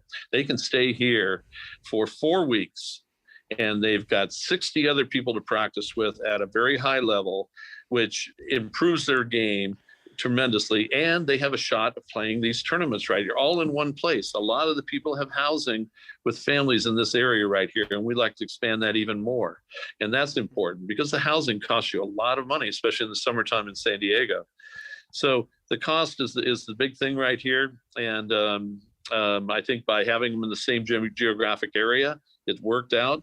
Now, I think it was important for us to go up to 6 tournaments instead of just having 3 in San Diego. Because we can include Los Angeles. Now, Los Angeles is only, an hour and a half away from San Diego. It's very easy for people to get from San Diego to there. So now when you think about it, they have one ticket to San Diego, one ticket back out. And for 6 weeks, 7 weeks, they're in an area with 60 other people to play with and get excellent practice and have an opportunity to pursue their dream. That's what we're doing. So again, a massive thank you to Bruce Klieg, the Klieg family, and so many others for their support in making this SoCal Pro Circuit happen. With that said, we've got the opportunity now to introduce the players competing in women's singles semifinal number 2. Let's do that now. 18-year-old Yae Yang, she's been sensational here in the 2022 season, coming into the week 26-9 in her last 52 weeks, 23-6, excuse me. So with her 3 victories, 26-6 overall on the year, has jumped into the top 800 of the WTA rankings for the first time. And you look for her throughout this SoCal Pro Circuit. She had to play qualifying week 1 of these events. She then proceeds to the semifinals in Rancho Santa Fe, finals in San Diego, quarterfinals in San Diego as well. Now here in Los Angeles, 3 straight set victories to get to this semifinal. I've had the opportunity to see a lot of her. The power tennis she's able to play, BK, you see where the talent is. Again, for an 18-year-old, 30 matches here in the first 6 months of the season. That's a lot of tennis, and she's been successful in all of it. Yeah, this is going to be my first time watching her play, so I'm excited to see what she's shown on the ITF tour these first 6 months of the year, the success she's had in singles and doubles. It's going to be fun to watch. Yeah, and of course, on the far side of the net for Yae Yang, she's taken on Malika Rapalu. Rapalu, 19 years old, not a ton of pro circuit success for her in her career. Of course, she has been a part of back-to-back national championship winning teams at the University of Texas, played 6 singles for their 2021 champions, somehow found herself on the bench last season, but obviously, given some of the losses they've taken, Rapalu going to be a big part of Texas's future moving forward. And look, when you can beat a Yepafanova, the Stanford freshman, former Junior Slam finalist in 3 sets, and the win she's earned this weekend, she's been impressive, and obviously, again, big opportunity for her here. Talk about the depth of Texas women's tennis. To be in the semis here and not crack your own starting lineup, no wonder they are back-to-back national champion. That is, it reminds me of the UVA men's teams when I was around. Had some of those guys on the bench that were out playing pro circuit events with tremendous success. So again, haven't seen her play either, but a great matchup with 2 really young talents. I always wonder, would Houston Barrett be able to crack a lineup in modern college tennis? You bring up those Virginia teams. Houston Barrett, that is a name I haven't heard in a while. Look, I'm a historian, as you know. You bring up those Virginia teams. I'm ready. We can do 10 minutes on Lee Singh, but we'll save that for next time. I think Lee was a little bit before my. Yeah, a little older. We've been 09, 010 range. Yeah, I guess a little older. I guess he might have been there when I was Maybe that's just starting out. Yeah. Well, you probably played Teddy Angelinos in the future here or there. Everyone played. Never did, actually. Certainly saw him at plenty. Who did Yeah, I play at UVA? Obviously, I played Shabazz. Little Sonam action. Never played Sonam in a future in Calabasas, and then in Binghamton. 2-0. What's that? 2-0. 1-1, unfortunately. I had a pretty impressive. What's the right word? That.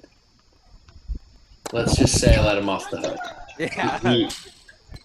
In the future, up a break in the third, but credit to him. He was one guy who was always. We saw it in college tennis as well. He never shied away from a good battle, and I think that was one of his strong suits, was just competing point in, point out, making you earn, really making you earn that extra ball. Now an assistant, of course, for Harvard men's tennis is Sonam Singh.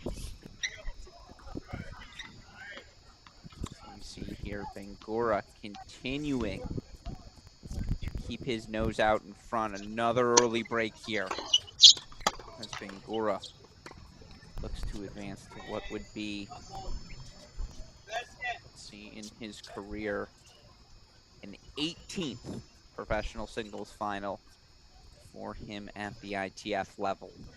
Not too shabby, all things concerned. Meanwhile, again, Yang Rapalou underway. It's very rare that the 18-year-old Yang has had the playing experience advantage, but again, not a ton of pro tennis on the resume of the 19-year-old Rapalou.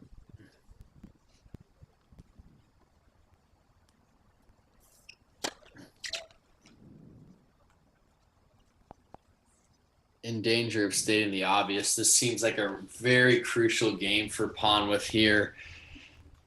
Really lost the momentum in that second set. Bangoura raced out to that 6-1 win, and then to drop serve so quickly in the final set.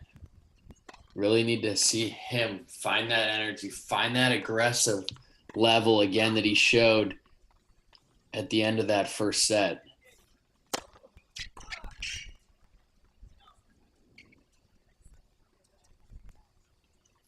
On the flip side, I really want to see how well Bangoura handles this. We saw kind of the fluctuation mentally in the first set, up, losing the lead, but he stayed very solid in that second set, continuing to chip away at the Ponwith serve, giving himself a lot of opportunities.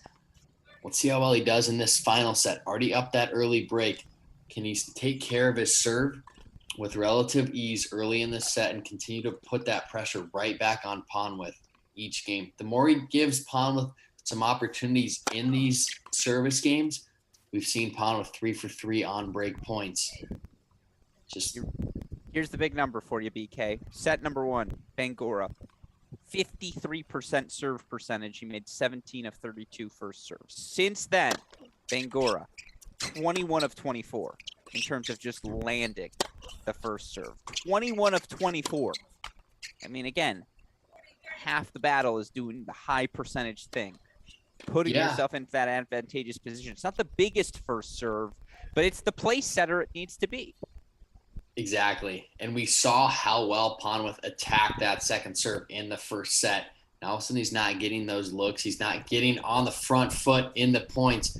Bangoura is able to kind of settle in and play more of the points that he likes to play, manipulating the ball around the court, getting Ponwith off balance, then finding the go-to shot to put away, but more point construction, playing around, using the angles that we see him do so well. When you're feeling it on the first serve, you can go big T in a 40-30 moment. That's exactly what he does. Bangoura consolidates 4-2 love. Let's go split screen here. Show our early action again. Women's singles semifinal number 2. Rapalou a 2-love lead. Rapalou chains for a 2-love lead. Of course, again, if you've watched any Yae down the home stretch of this SoCal Pro Circuit, 3 sets, almost a custom for her at this point.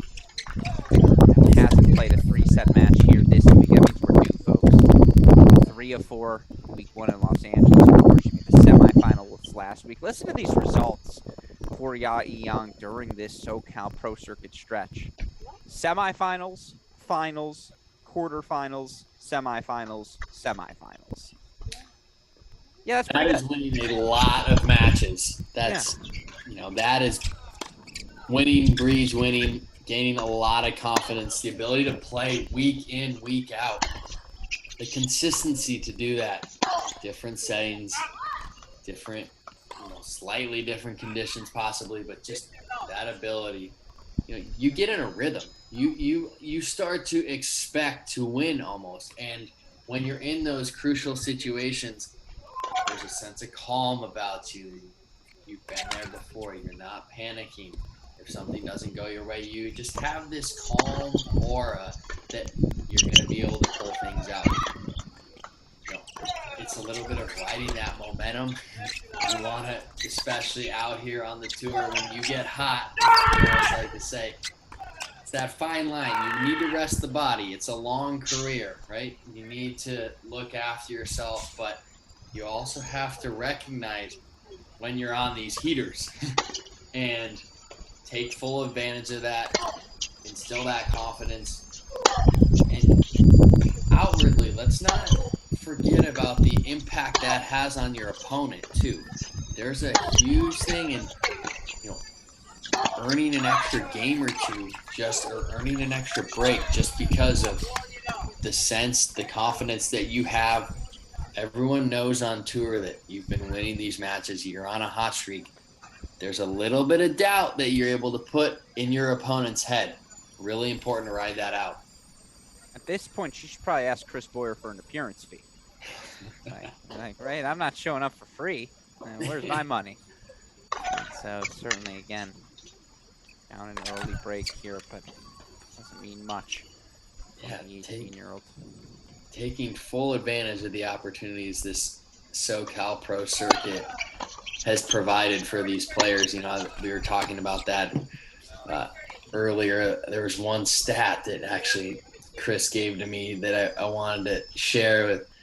From January to August of this year, on the men's side, there's 132 ITF level pro events in Europe. In the US, there's only 26. 6 of those being the SoCal Pro Circuit. So again, just highlighting the importance of what we're doing here in Southern California to put on these events and provide these opportunities for the young players. Absolutely. And you got to give a massive shout out to all the college campuses, right? I know there's a men's event in Waco this week, and obviously we alluded to South Bend, and it feels like all these campuses, you have to have a pro tour event on your campus. We had University of San Diego as part of the SoCal Pro Circuit earlier. If you want to compete for the best players, you have to provide them these sorts of opportunities. But yeah, a 5th, and that's better than last year when it was 109 to 11. Yeah, exactly. It's still not the best. Right. That was the best. Ooh. Doesn't love the line call. It's a long stare.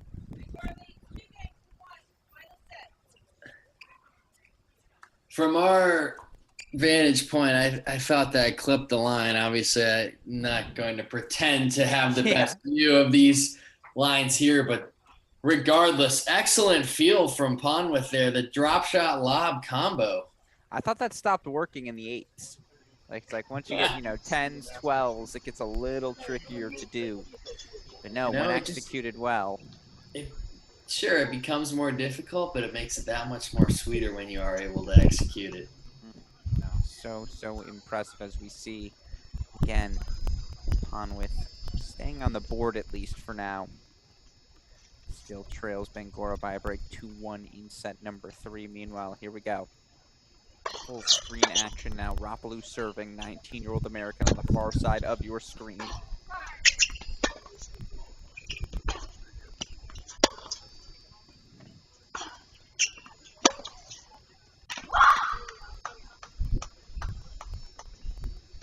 Yeah, get ready to hear a lot of fire. A lot of intensity, passion. Of Yang. Again, the numbers keep getting bigger. I realize some of these platforms not including everything she's done. According to the ITF website, Yang 29-6 this season, including qualifying. That translates into any language as very, very good. Meanwhile, on the flip side, Rapalou competing in her first pro semifinal of her career.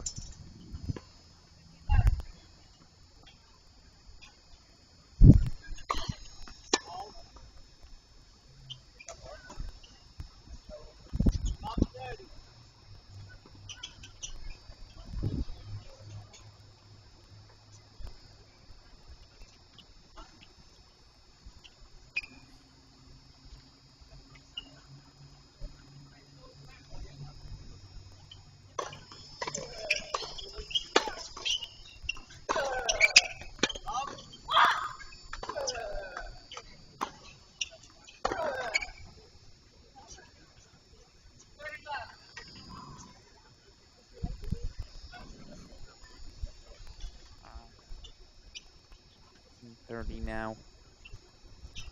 Again, I think one of the most difficult things when you play Yang is just how much she takes away your rhythm.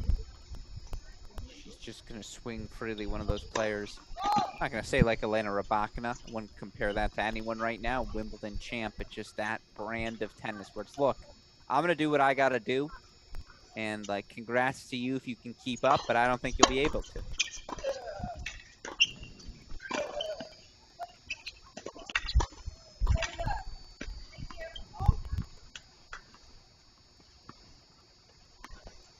That kind of in tennis is so uncomfortable to play against because as tennis players, competitors out there, you want to feel like you're in some measure of control, right? Especially on your service game and even on the return a little bit. You want to feel like you have control over what you're doing.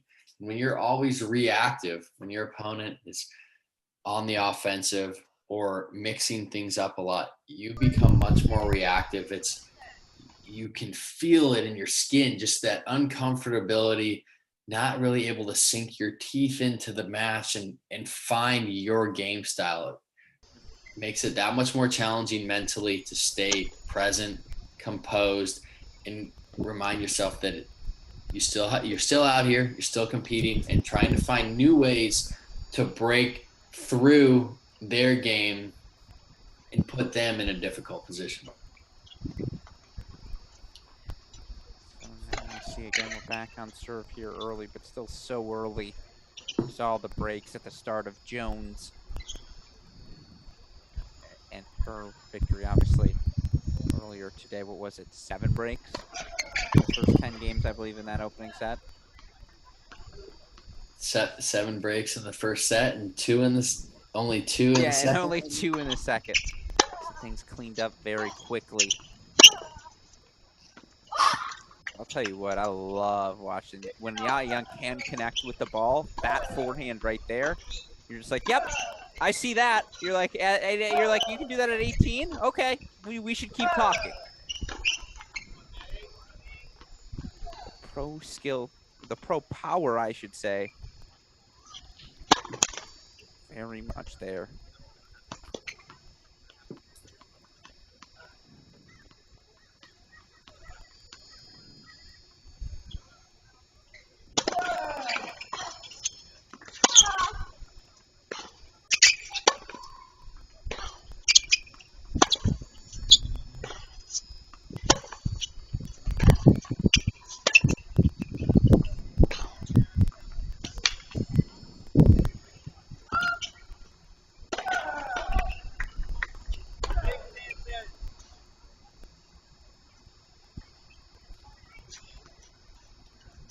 For Rapalou again, watching some of the power she can play here, I got the chance to see a lot of her during her, again, I don't want to say critically acclaimed, but highly successful freshman season at the University of Texas. And you certainly feel like there's plenty more in the game of the 19-year-old to be developed.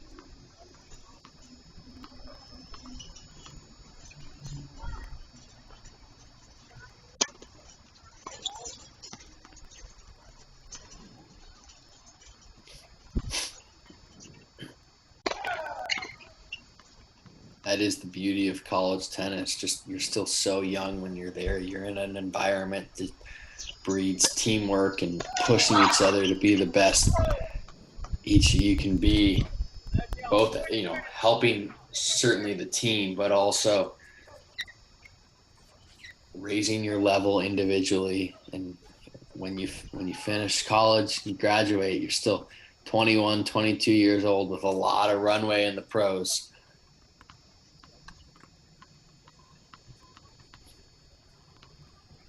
If I was a college coach, I'm looking at the 18-year-old young and I'm saying, how much eligibility do you have left? I feel like Tony Bresky might say, just give me 3 months. I just need 3 months out of it.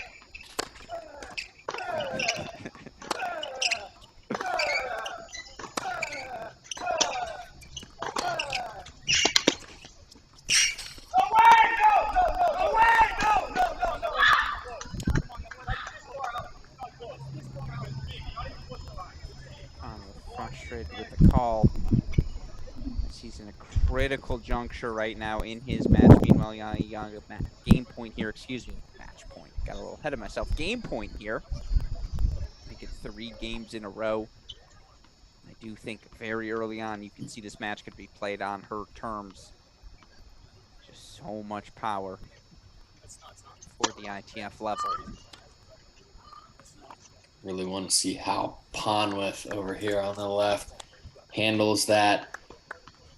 He's already in a precarious situation, down a break in the third, having really struggled in that second. And things are kind of falling apart. It's really easy to let the outside noise start bugging you more and take you outside of your game. But really important for me not to get caught up in that. These umpires have a difficult job calling the lines. I believe there's only 3 out there, so not the full complement that you used to seeing on ESPN at Wimbledon. It's part of the sport. You have to be able to accept that calls aren't going to go your way. It's going to go both ways, but bring the focus back to center, and he did a great job. As we see consolidating that hold. Yeah, still down a break 3-2, but staying alive there. As we go full screen, Young Rapalou. I've posited this theory to some college coaches. This is one of my new projects to get off the ground. We have an issue with a dearth of umpires at the junior level, lower levels of tennis. As a rule, I think, to greaten the appreciation of just how freaking difficult it is to be a chair umpire, to be a lines person. I think every college tennis player in the country, as a summer community service project, should be forced to be an official at 1 tournament per summer. Because I'm telling you, the next fall, the next spring, they'll never complain again. As we see, by the way, Rapalou with the break here, 4-3-2. So momentum. Are you saying they wouldn't enjoy being on the receiving end of a wrath that, say, Ponwith just gave to the chair umpire over a call? Even beyond that, yeah, as we go back to our men's match, I just think you'd be like, oh, wow, it really is impossible to judge a 125-mile-per-hour serve. Or, oh, wow, like everything looks in or everything looks out. Like, no wonder why this job is so hard. Like, yeah. I just think the appreciation would be raised. Oh, totally. It's, they have an extremely difficult job at all levels. And I've never seen a call change through arguing. Yeah. So at some point it's, the way I was always taught by my coach Lee Mary was you can be firm and you can let them know that you saw it differently. But at the end of the day, it's really important to respect the job, the difficult nature of the job they have, and also understand arguing isn't going to change anything, right? It's just wasted energy and taking your focus away from the task at hand, which is executing your game plan, winning the match. Executing the game plan comes first, and finding ways to win each point. And when you take that focus away from the execution, when you get yourself more emotional, hyped up, the majority of the time it doesn't work so well. I don't know many guys that play well when they're super angry.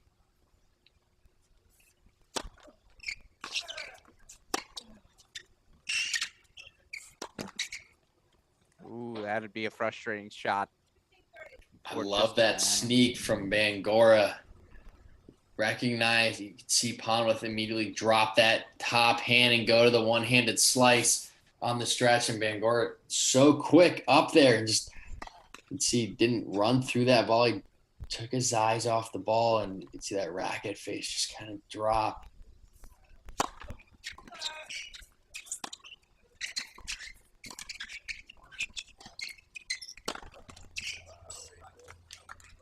Up for it there with the falling backwards overhead. Of course, again, critical juncture here in set number 3, but you talk about managing emotions, Bradley Klahn. Obviously, many, if not every tennis fan, going to think about maybe the most emotive player on the ATP or WTA tour right now, Nick Kyrgios, competing in his first Wimbledon singles final, first slam final tomorrow.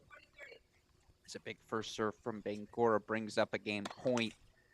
Now, what listeners may not know is you yourself have a 3-set win, I believe, over Nick Kyrgios. Less than 5 years ago, by the way, so it's not as though it's a lifetime removed. You've obviously seen Nick on court. You know what he's capable of. Here's my argument. We've never, no disrespect to your match against him, but we've never seen Nick Kyrgios play a match that actually matters. Like, this one matters. There's no doubt. The Wimbledon men's final matters. I'm fascinated by the match. What say you, BK? I mean, that is an excellent point. You know, so often he's played. Yeah, I mean, look, it doesn't get bigger than a slam final. Yeah. Against Djokovic, who hasn't lost in 2017. Yeah, he's won 27 straight I've matches. been seeing the stats. It's something like, is it 1,800 days since, like, ESPN keeps putting the ticker up. Yeah. Every time he wins a last Djokovic loss at Wimbledon, something over 1,800 days. So clearly you could say he's quite comfortable on the lawns at Wimbledon. Yeah, I'm fascinated by that matchup. Kyrgios is 2-0 against Djokovic. Those 2 wins came in back-to-back weeks. It was when Djokovic was struggling. We'd seen with the elbow issues. I know he'd shut it down not that much longer after. And that year was an interesting one for Djokovic with some uncharacteristic losses. So let's see how much confidence does Kyrgios take from those wins. We know he's a confident guy. He's been playing exceptional tennis, and he made the decision to pull out of the doubles at Wimbledon to focus on the singles. You almost feel like he's grasping that this is his chance to cement himself as a Grand Slam champion. He's had the talent. We'll see. How does he handle that pressure when he gets close? Like you said, he's never been this close to a major. Mm-hmm. No, I completely agree with you. It's a fascinating matchup, no doubt about that. And yeah, again, across the board, it's going to be fun. It's a great contrast of styles. You have to have a little who gives an F a mentality against Novak Djokovic, have the hubris to say, no, my weapons are good enough to beat even this guy. And there's no doubt Kyrgios in his best moments has that. It was hilarious. I won't lie, listening to him in the press conference yesterday. Be like, I learned you can't go out after your second round. You got to stay in. It's a really long 2 weeks here at these Grand Slams. I'm like, you could have learned that at 22. It's like, that wasn't a hard lesson. That was a layup. But the dog and fox will still be at Wimbledon Village after the final. Exactly. Like Sunday night's a good night to go out in London. Haven't you heard? But any night is a good night to go out as a Wimbledon champion. Exactly. It's certainly that's a match for us to watch. But by the way, the answer to our trivia, the only 4 British men to have reached the Wimbledon singles semifinals. Can Bradley Klahn continue his perfect streak here? The 3 names we offered: Norrie, Murray, Roger Taylor. Who's the 4th British man? It is correct. Tim Henman is the 4th British man to do it. Here's the answer to your trivia question. As we see Nate Ponwith struggling right now in service game after service game, staying alive, but struggling a bit here. Another game point chance though, 4-3-4. Gonna set up our next trivia question on this changeover, but we get to our Bradley Klahn section of the trivia now. Excited for those. You know, one thing, actually, last point on that Kyrgios Djokovic match. I'm curious to see which Kyrgios comes out. Is he going to be subdued and quiet? Like we saw a little bit against Nakashima. He was complaining the shoulder a little bit. He was relatively reserved until that 5th set. We saw him kind of rope-a-dope Nakashima, threw away the service game at the end of the 4th set, and even said afterward that was an intentional tactic. Then was a little bit more fired up in the 5th. Or are we going to see some of the antics that we've seen, playing with the crowd? Antics isn't really the right word, but just more emotional from Nick, wearing the heart on his sleeve more. I'm curious to see which Nick we're going to have in this final. No, absolutely. Again, for a full preview of that 2022 Australian Open Wimbledon, there we go, men's singles final. Go check out our mini break podcast feed.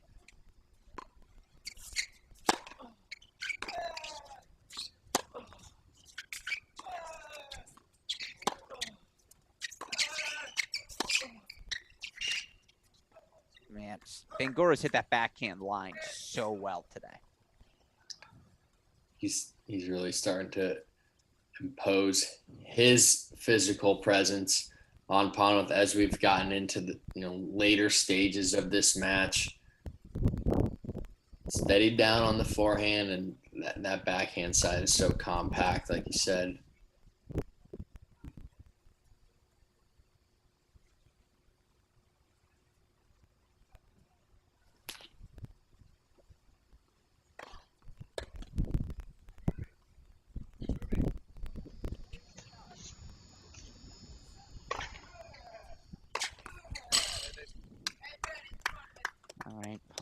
With the ace down the tee. Meanwhile, and you saw the brief flash there. We're going to go split screen here now. All of a sudden, it's going to be the Rapaloo. All right. 19-year-old 5-2 lead. I warned you. Dai Young going to get streaky. She can throw out a 6-2 loss first set in 20 minutes, then win the next set 6-3 in 10. May just have to do that here today. Meanwhile, Ponwith does hold to keep pace, and he's had a couple of tough holds here. And you do wonder, again, do those tough holds pay dividends and start to add up for Bangoura, that he wasn't able to earn that insurance break, BK? I know it's just that, an insurance break, but those little frustrations add up, do they not? Yeah, it's really hard to stay present and also remind yourself of where you're at. For Bangoura, he has to remind himself he's still up that break. He got the opening break of the 3rd. He's been holding with relative ease. Can't let those missed opportunities be viewed as missed opportunities. You have to almost trick your mind and look at it as like, I'm continuing to wear Ponwith down, right? He's having to work so hard for his service games. If I can continue to place the focus on my serve, be very intentional, very focused in those first few points, getting the early 15-30 love lead on your own serve, that's just going to continue to put the pressure back on Ponwith. It's so difficult when you're going through 5, 6, 7-minute service games. You finally get to relax and hold, you get to relax, and you blink, and now you're serving again. That wears on you. So for Bangoura, just keeping the head down, recognizing that he's got that lead already.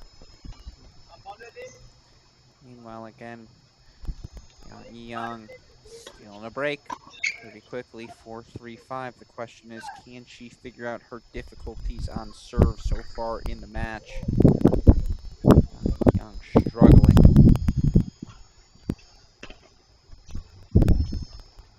Nine of 23 so far in service points. Let's go split screen here. See if Bangoura does continue to sail smoothly towards the finish line.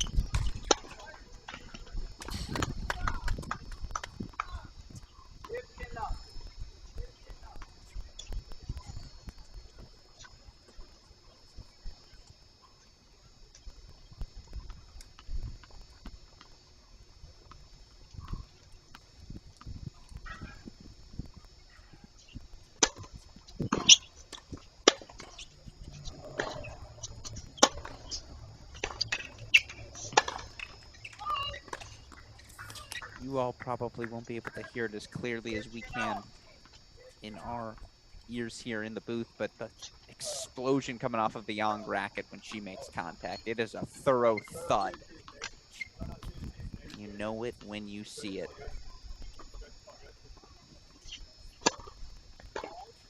You know it when you hear it.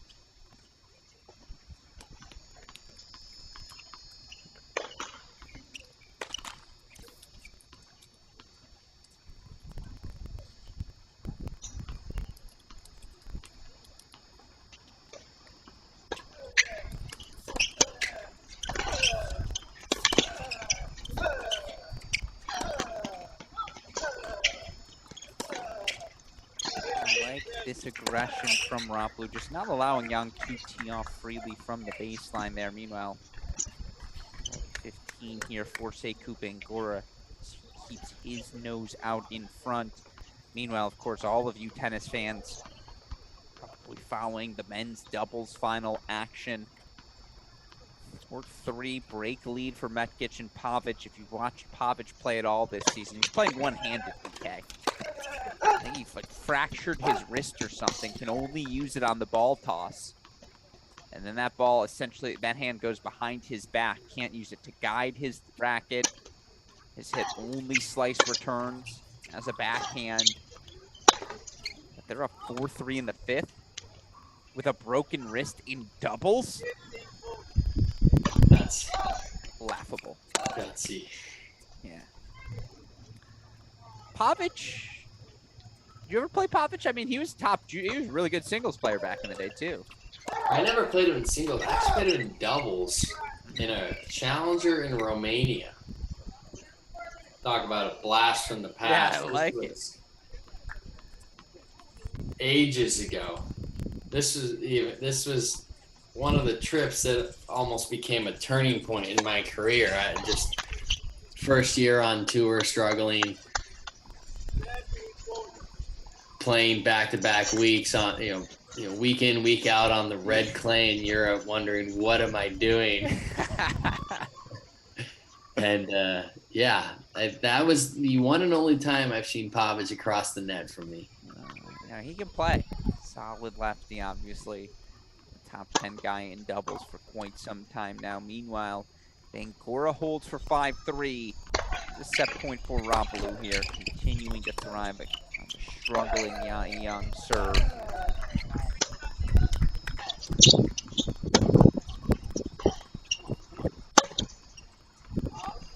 Boy, didn't have to do much. So a lot of down the center. Not the 18-year-old Young self-bust, and that's what she did. One quick 35 minutes like that. 6-3 for Rapalou. We go full screen now. Nate Ponwith serving to stay alive.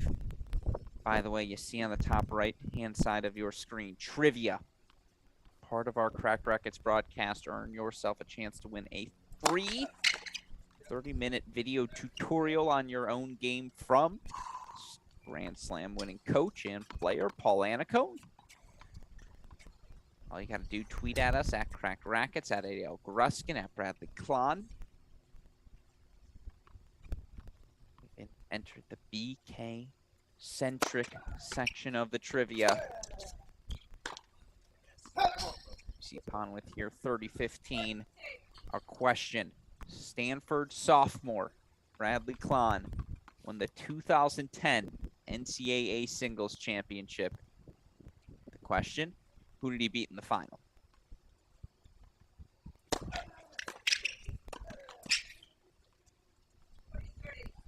It was 10, right? Not 2009. It was the 09, yeah, 10 season.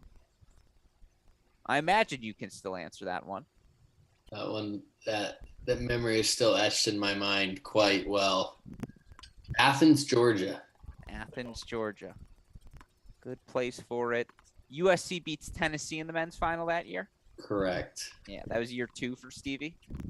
That was year 2, yes. Yeah, first one. Matt Allaire, rolled ankle, beat the Buckeyes. Who could forget? I know. I need a life. You don't have to tell me.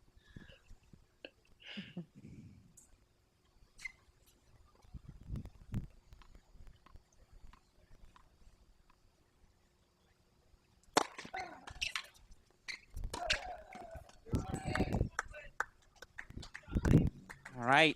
Ponwith asks the question. 5-4 Bangoura will serve for a spot in an 18th ITF Professional Singles Final. Meanwhile, Rika Rapalou had never advanced past the quarterfinals of a Grand Slam. She's up a set on Ya Yang. Of course, our penultimate week this week of the SoCal Pro Circuit. Still got one more to go. We're headed over to Lakewood. Sure, a spot Bradley Klein has played 1 or 2 tournaments at.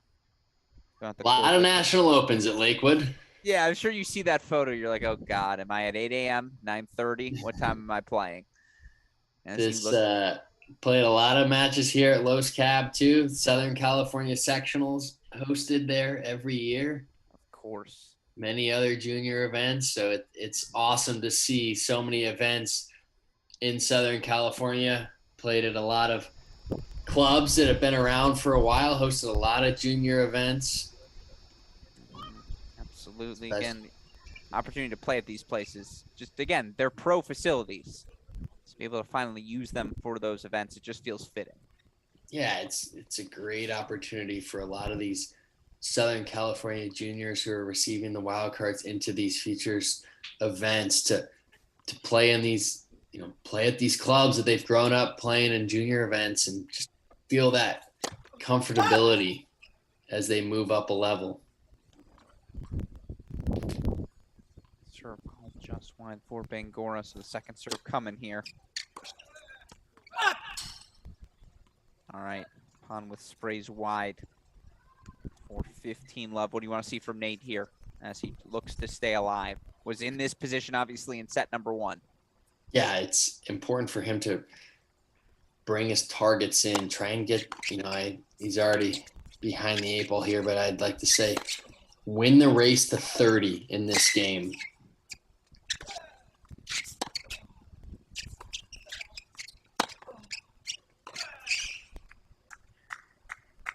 The moment Ponwith's left anything in the center, Bangoura's just been on him. Yeah, Ponwith has struggled to find that same aggression that we saw at the end of the first set, where he was rushing the Bangoura forehand. There you see Sekou with time in the middle of the court and able to find better direction.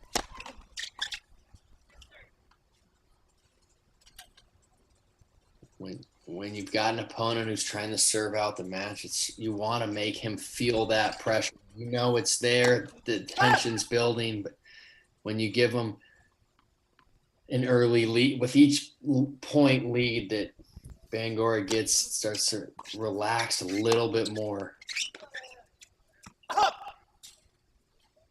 Sekou Bangoura reached a final. South Bend just 2 weeks ago. Now 3 match points to make it back-to-back finals here on the ITF Pro Tour. Swing and a miss. It's a big one. Big cut. That's why you build a 40-love lead. Heck of a return from Ponwith there. Going for it. Nothing to lose. Down 40-love. Triple match point. We've seen that before. Absolutely. 40-love, an easier deficit than 40-30.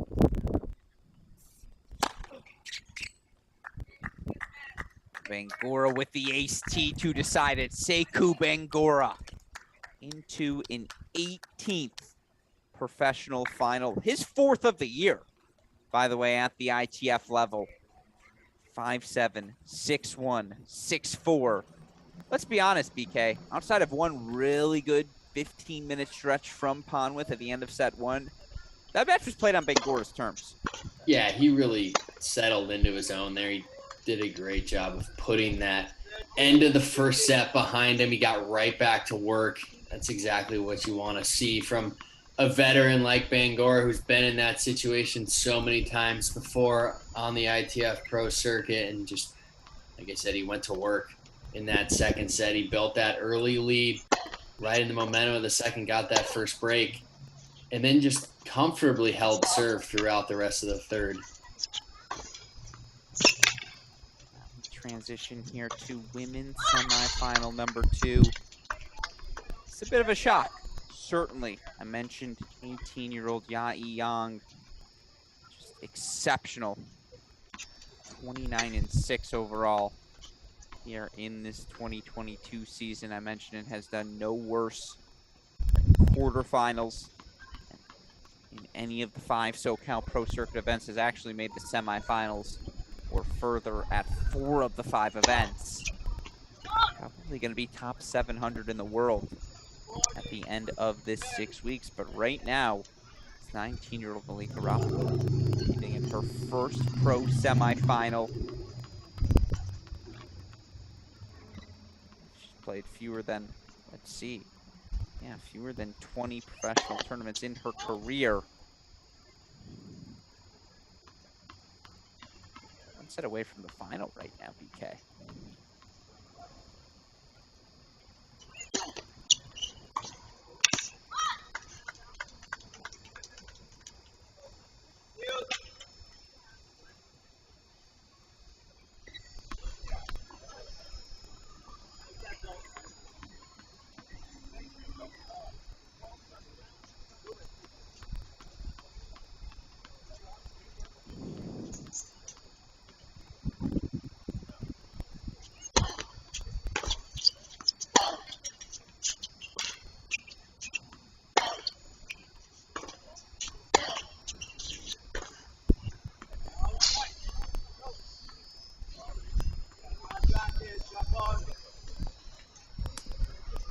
Sails long upon, scoreboard a bit behind here. It's advantage, obviously, Rapaloo.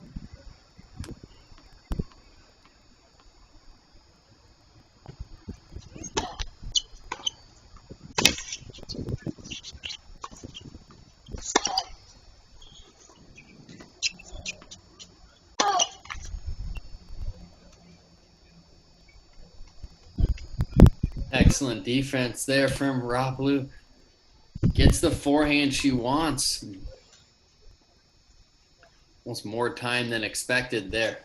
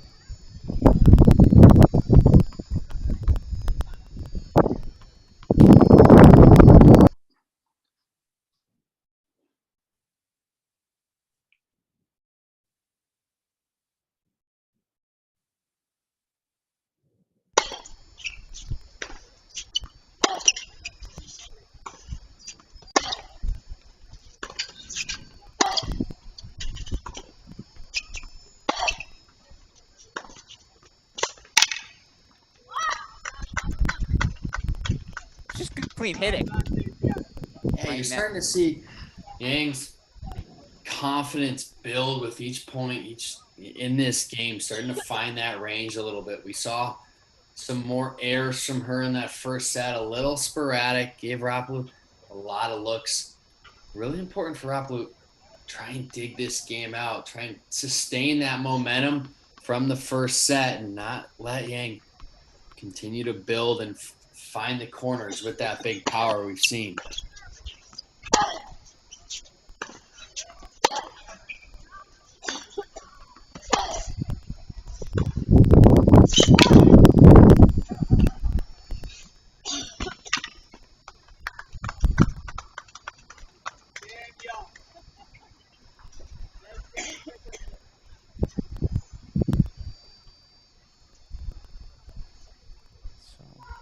Yang able to secure the opening break. One love here in the second set. Again, when you look for Yang, I mentioned the 29-6 on her way to the semifinals last week. Played 3 3-set matches. Played 2 3-set matches in Rancho Santa Fe and San Diego, respectively. And of course, Yang was a champion on this SoCal Pro Circuit in doubles. Partnered with Bunyawe Tim Chaiwat. They knocked out Sarah Davatella, McKenna Jones. A lot of familiar names here, folks.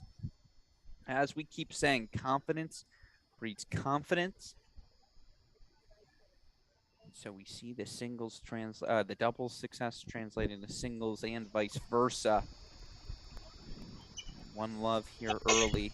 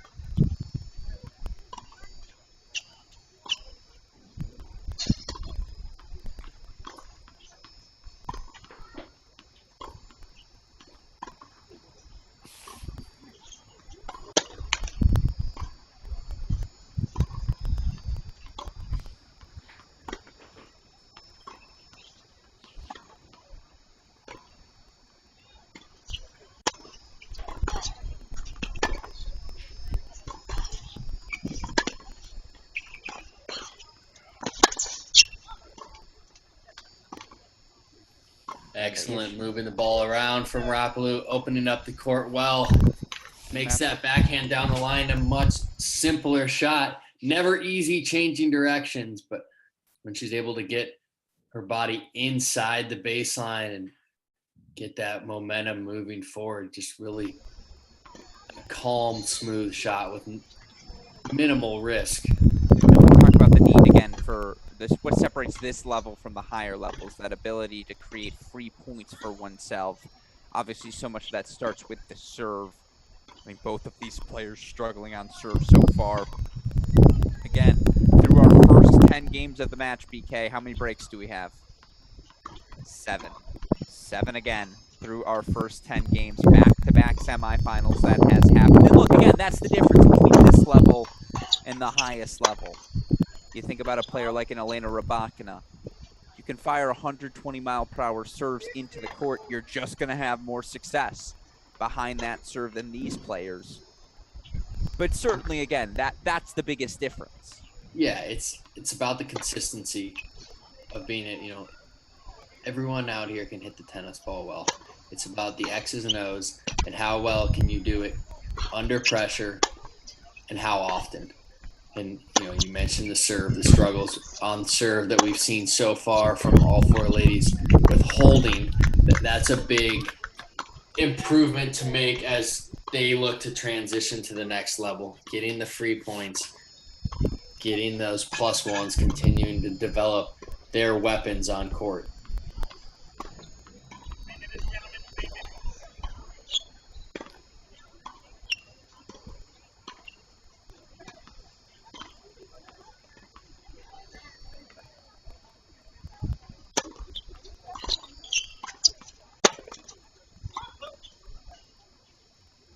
One of my favorite things about Rapalou is how animated she is as well. Not Rapalou, about Yang, excuse me. Just how animated she is. You can hear it, you can see it. Obviously broken here 4-1 also. That's 8 breaks in 11 games. But there's something about this level, again, the polish, the refinedness you see sometimes, the stoicism that you need to be a top pro. That takes the fun out of it. And you certainly have that fun here. Yeah, it's a fine line between monitoring the highs and lows and leveling out, understanding that there's peaks and valleys in a tennis match. And you can still understand that without completely removing the emotion from it. As fans, we want to see the emotion of the players. It's fun sometimes to see them wear the heart on their sleeve. It's just marrying that with the performance, making sure that you don't dip the level and you're able to maintain that consistent level, but keeping that emotion in play.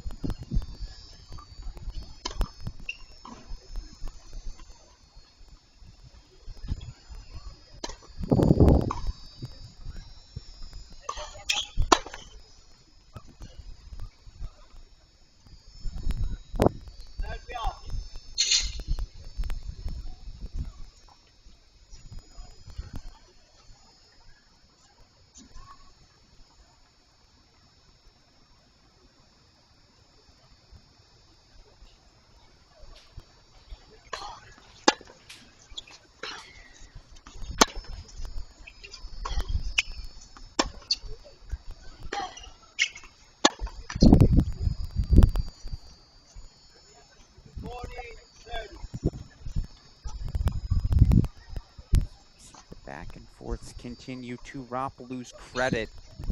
Even though she hasn't been the most effective behind that first serve, she's making 74% of them. And in a match that's been so break-centric, that's been enough.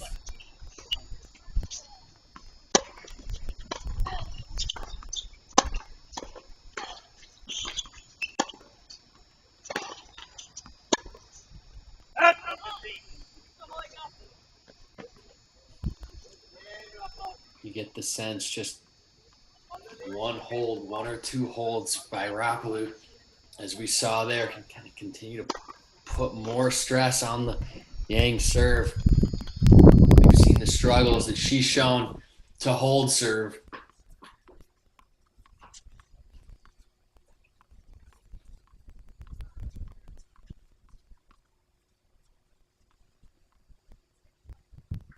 At our first look at our second men's semi. And so we move now to men's semifinal number 2 action officially underway.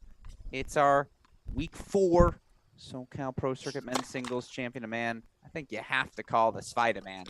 I mean, come on. It's the low-hanging fruit, Zachary Svajda, 2-time Kalamazoo champion, one of just 3 players in the 21st century to do that. That's one of our trivia questions coming up later. Who are the other 2? We'll get there. Svajda, 19 years old. Obviously made second round of the US Open last season. Was ranked as high as top 400 in the ATP rankings. Svajda currently in a precarious position. 365 in the world, that new career high. But again, do I play challengers? Do I play futures? Almost that vomit zone from a ranking perspective. If we can bring up the graphic now, though, super producer Daniel Westoff, as we look at the run, the resume for Zach Svajda in this tournament, he has been absolutely exceptional. And again, for him to get the win last week that he did, 8 consecutive victories for him, an 0-0 win at a futures. I don't care if you beat anyone 0-0 at the pros, you're doing something right. Hasn't dropped a set yet. Nice win over a veteran in Connor Farron yesterday. More importantly, back-to-back weeks. This is what a professional does. There's no layoff. There's no celebrating the past. It's moving forward towards the future. I've been so impressed with the Svajda man this week. What stands out about him to you? It's great to see him starting to build on that win last week, build some confidence. Last week in the final, when we covered that match with Brandon Holt, we talked a little bit about the struggles he's had transitioning from the juniors to the pros, especially this year, not winning consistently on tour, going through some struggles, especially played a little bit on the clay, and first real clay court season for him in the US, and wasn't quite comfortable there. But for him to come back, drop down, he had been playing some challengers, to drop back down, get some match experience at the futures level, continuing to get the wins. That's how you build the confidence. Doesn't matter what level you're playing at. ITF Pro Circuit, Challenger, ATP. Winning is going to breed winning, and it's going to help him gain that confidence at the next level in the challengers. Absolutely. As we go back to our match now. Again, Zach Svajda taking on Sakaguchi here. The 30-year-old's just been grinding on that future circuit, decade plus now.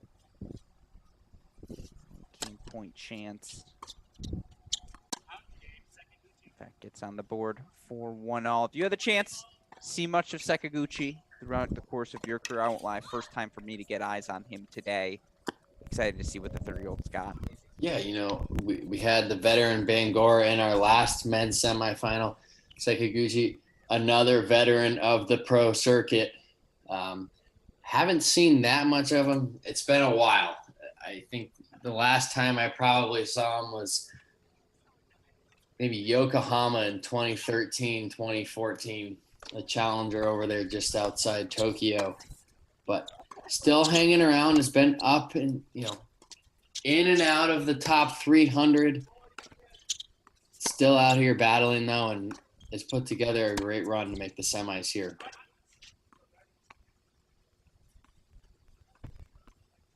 Look for Sakaguchi. His career has played so many different events. For him now, again, 30 years old, turns 31 in 6 days' time, currently 602 in the world. 562 career matches on the body of the number 5 seed Sakaguchi.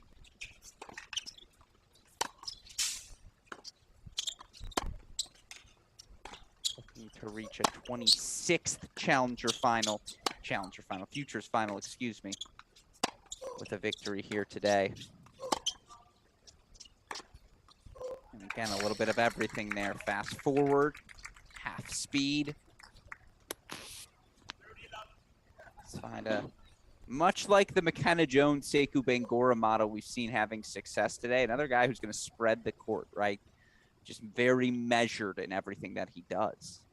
Yeah, I think, this match is going to be on Svajda's terms. Sekaguchi, very solid, moves well, but doesn't have the firepower that Svajda has, particularly. Actually, off both wings for Svajda. The backhand a little bit cleaner for Svajda. The forehand can certainly generate the pace, but that backhand up the line is something to really look for from Svajda. So smooth, compact, looks very under control over there. And that was the moneymaker last week in the final against Brandon Holt, and I expect him to try and funnel his plays through that backhand side again today.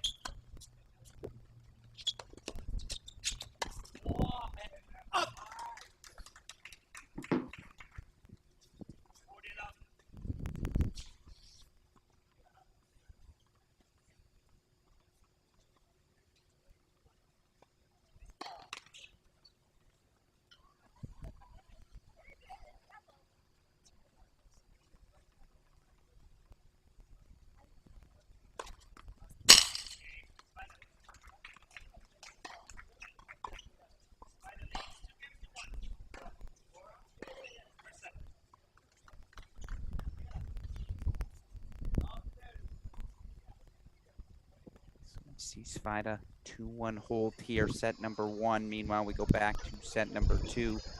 Rapalu, Young, breaks of serve being the theme in our women's semifinals today. Again, all these players, the ground strokes, the movement, those pieces are there at the ITF level. It's, again, what separates these players, what allows them to move forward. How do you make life easy for yourself? Neither player had much time making things easy on serve.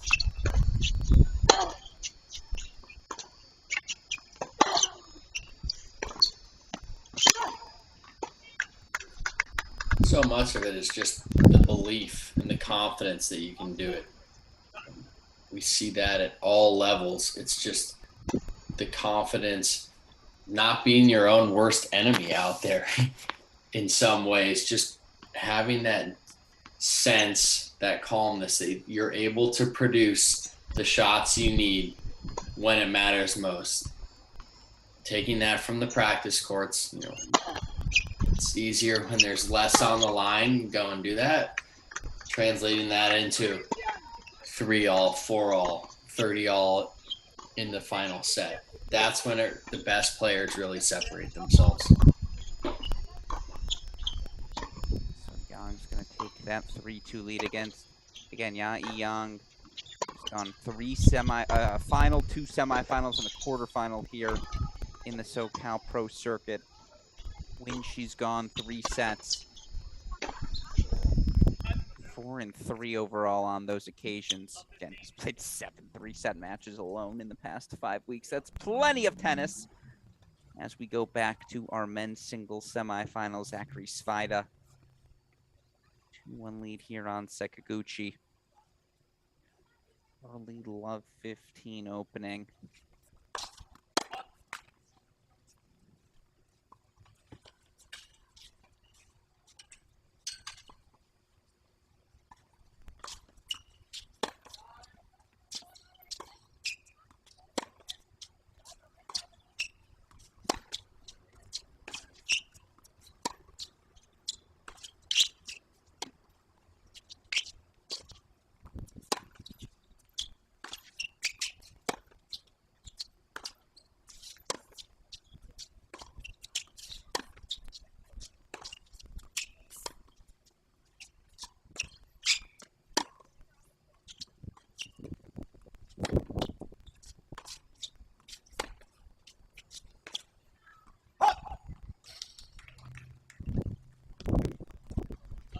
Man, just so solid everywhere, and we saw this last week in his singles finals. Find a straight set win over Brandon Holt it just feels like you have to do something elite to beat him, BK, because if you don't, I just don't know where the openings are going to be.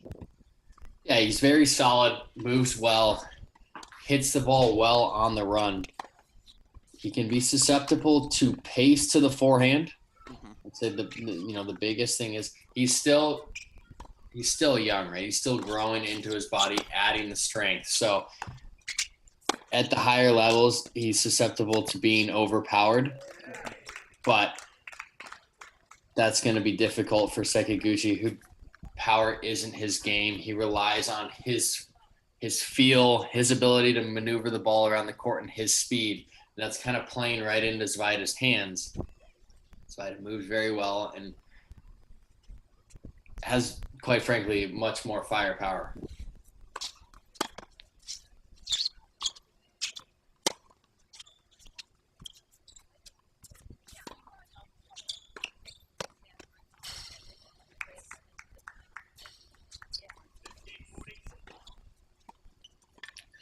One thing we've seen from Svajda over the last couple of weeks is his ability to stay in points longer. I would say early on this year, that was a bit of the knock on him, was just a little bit of bailing out on bigger moments, not willing to stay in points, play the high percentage play, rely on the legs that he has. He moves very well, but sometimes when you don't have that confidence, it's easy to not trust the legs and go for a little bit too much, feel that pressure to, I need to end the point now.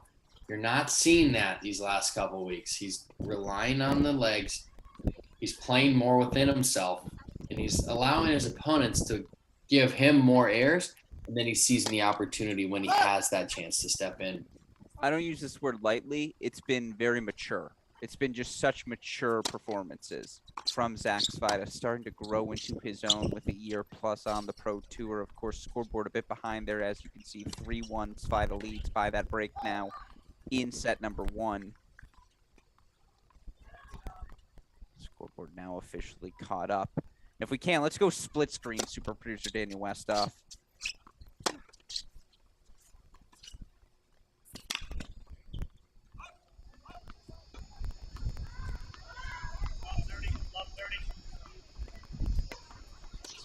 Young trying to get a hold on the board. Look for Young overall in this match. Served 7 total games. Broken in 4 of them.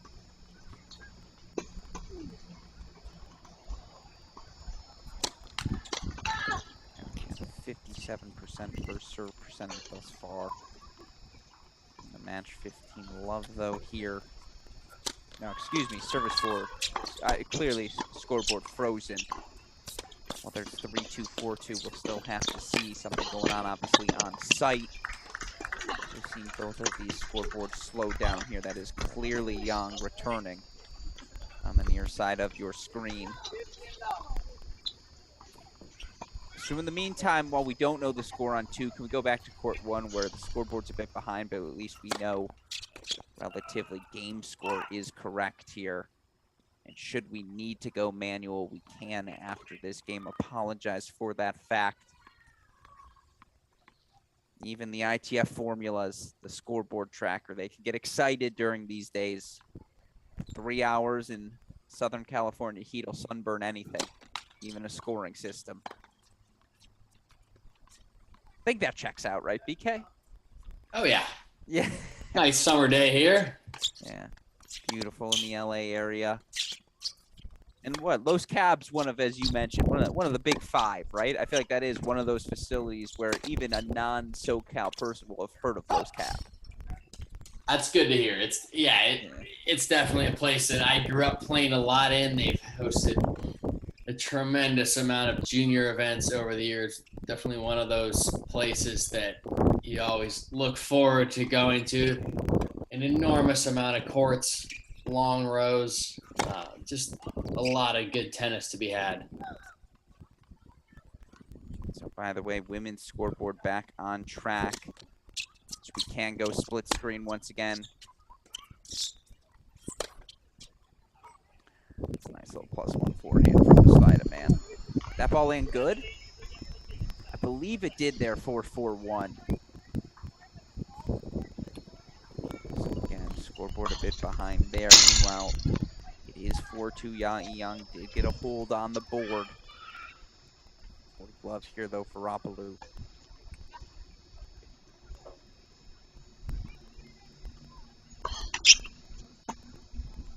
Third double fault for Rapalou, still 40-15, and again now BK, you've got the chance to see about an hour of Yang. Does that 29-6 record start to make sense for you? I mean, again, Yeah, I feel like really you can impressive. see the weapons. Yeah, it's impressive. You see the weapons. I guess what probably impresses me the most is just when you're winning that much, being able to do that consistently, match in, match out. That, her ability to sustain that level doesn't have to be within the match, but just to be able to come up with the goods when she needs to. And anytime you're 29-6 over the year, that is a phenomenal record at any level. Doubt about that, as we see Rapalou with the hold 4-3-4.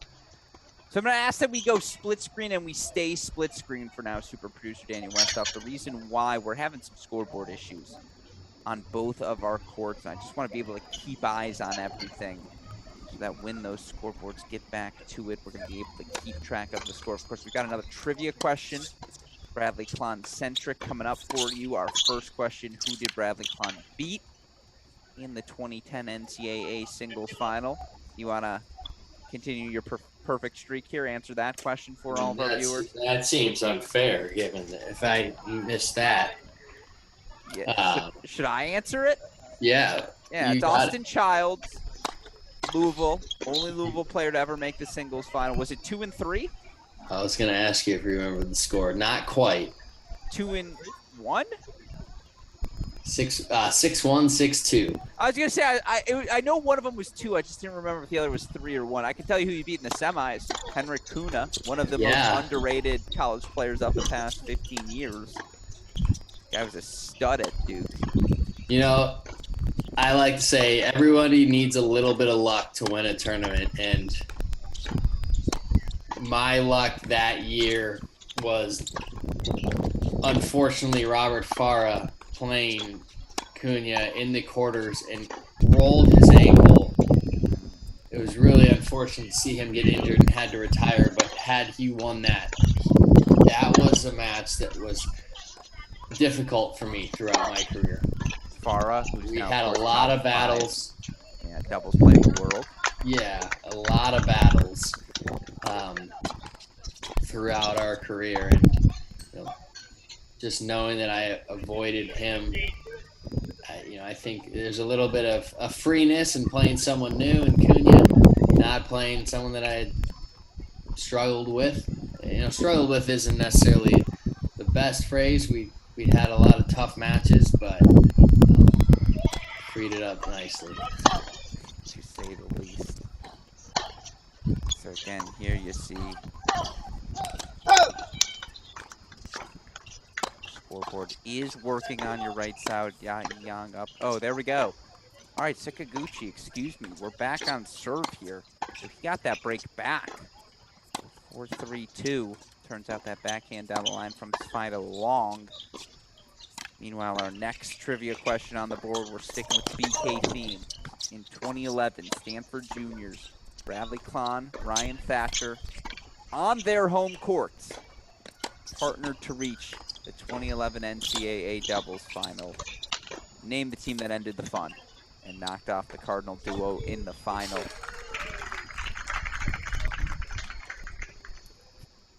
One of these players, I don't think the other half did, but one of these players certainly went on to be a top 100 player top 100 doubles player in the world. Represented Team USA, I believe, at the Olympics. The other one's a really good guy too, to be clear. But again, all here for all of you at Alex Gruskin,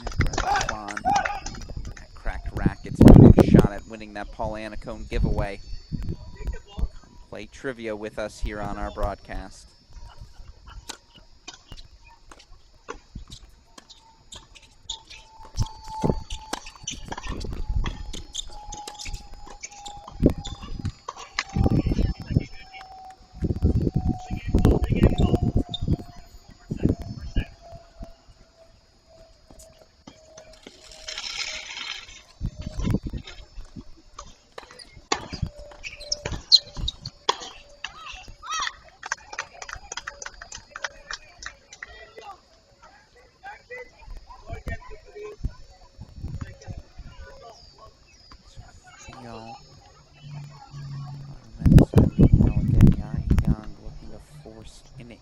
match to a third set. Extend her SoCal Pro Circuit experience. Of course, got one more event coming up next week as well. Continued coverage on our Crack Rackets YouTube channel. Championship coverage continues tomorrow. Week 5, we'll have both of those men's, women's singles matches for you. Either 1 or 2 p.m. Eastern time. I don't think the official calendar's come out quite yet. Young again, holding 4-5-3. Looking to stay alive in set number 2. Sekiguchi's done a nice job fighting off that early break deficit, steadying the ship, really utilizing that speed and court coverage. We talked about that maturity and his ability to stay in points early on, starting to show a few more errors, losing some of that patience.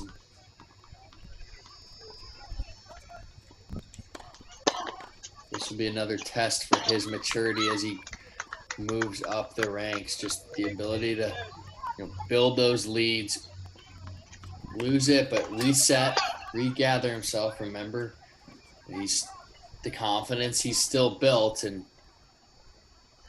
continue to play within himself.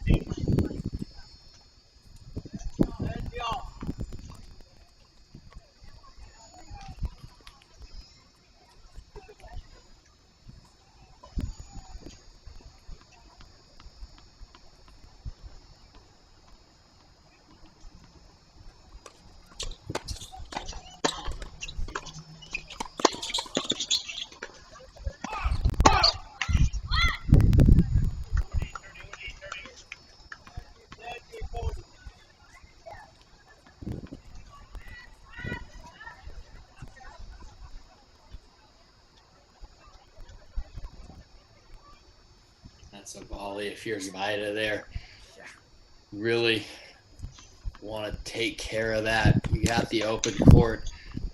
These are the crucial moments that it's just, this is what separates those players from the next level, is just taking care of the small details, not extending games when you don't have to. As you see, Sekiguchi with a great return and followed it up with a forehand, and now all of a sudden Svajda's got to battle a little bit in this game. These are the games, the points that they start to wear on you as you get later in the sets. Just that extra energy spent trying to dig out these early service games unnecessarily can come back to hurt you later in the set in the match.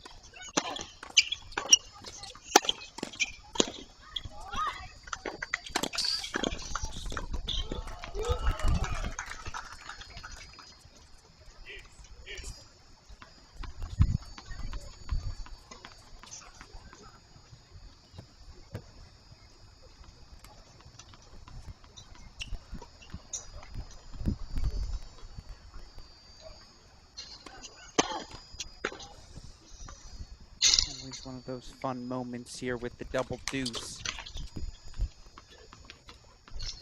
Question for you. Would you want to see no added scoring at the pro ranks? I'm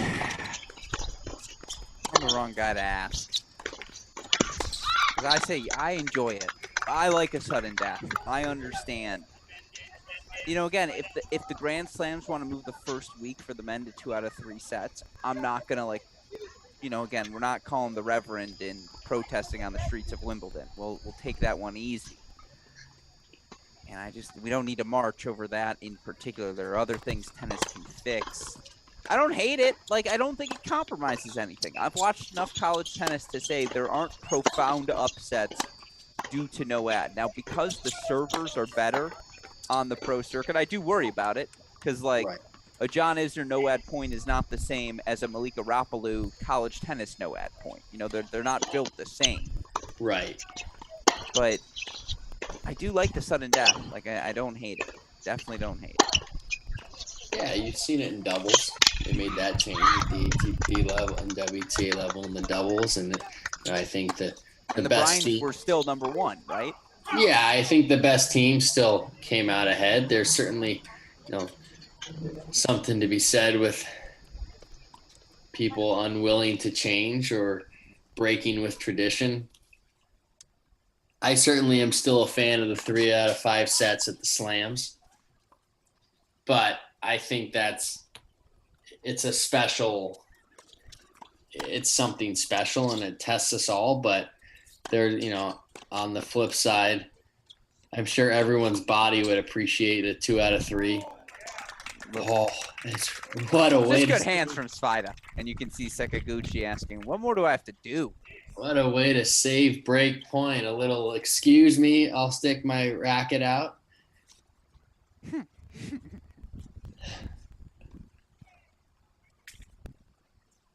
Now, of course, again, back to deuce here. As we saw Yae Yang taking that second set. It's going to be her 8th third set match on this SoCal Pro Circuit.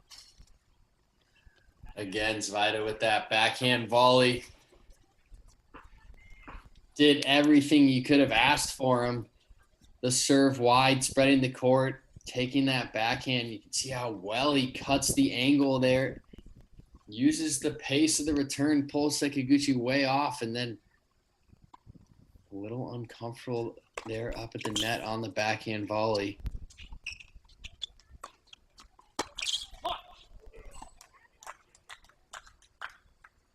Sekaguchi with a great running pass.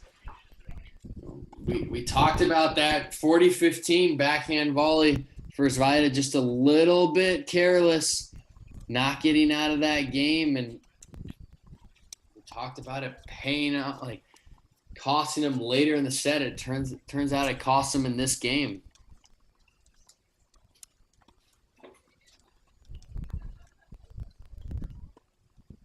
As we see Sekaguchi 4-3 lead now. Again, the 30-year-old dropping just one set on his way to the semifinals for Sekaguchi. I mentioned the numbers for him earlier. Looking to make his 26th career Pro Circuit final, but hasn't made an ITF final since June 2019. You look for him over the past couple of seasons. He's only able to play 10 matches in total last year. Tried to use, I believe, a protected ranking. Played a bunch of challenger matches, just 1-9 overall on the season last year was Sekaguchi. Has played more futures level matches this season, has made already now 3 semifinals, 5 quarterfinals. With his wins this week, he's 15-7 overall on the year. BK, you've been in that position about as much as anyone I can think of, that using the protected ranking versus, again, maybe playing, if it's a protected ranking in the top 100, going to play challenger levels. If it's a protected ranking in the top 300, going to play futures events. How difficult is that decision to make? What goes through Sekaguchi's mind playing this SoCal Pro Circuit event? You want to find a mix of getting matches, building that confidence by winning matches, but also playing at that level that you are at, seeing the higher levels. There's a lot to be said for you've already been there once before or twice or however many times it is. You've seen that level. You've competed at that level. It's easy to forget that when you're injured and you have the layoff. Sometimes you just need to go and see that higher level, whether it's the tour level or the challenger level. Put yourself in those situations and remind yourself that you'll be able to problem solve in those scenarios. So it's definitely a balance. You have to test yourself.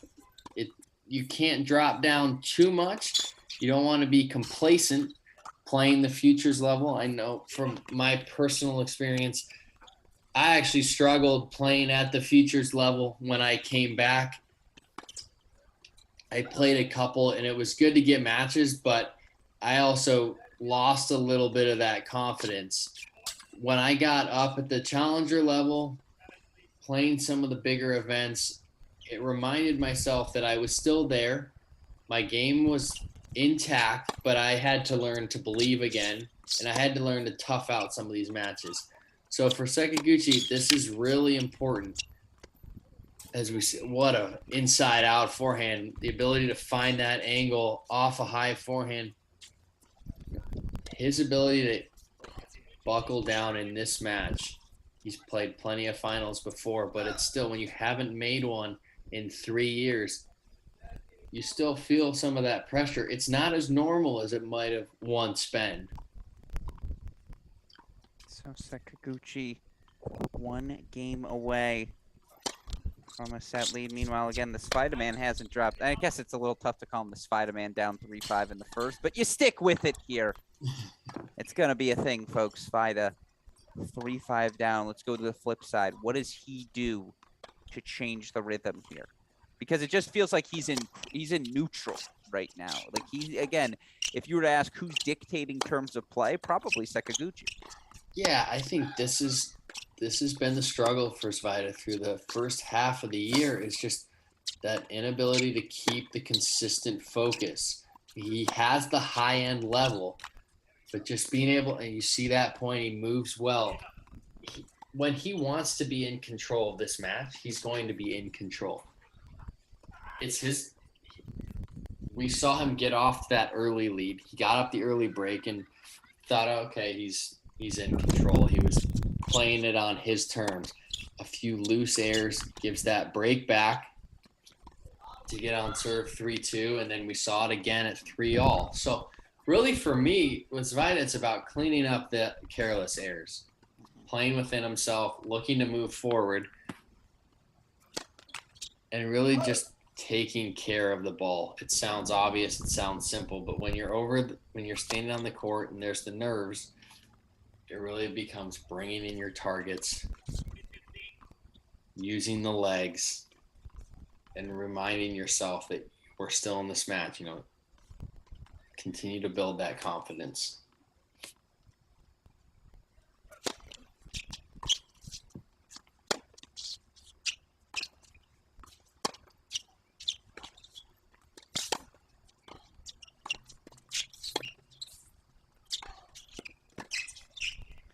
If nothing else, Svajda is smooth with it.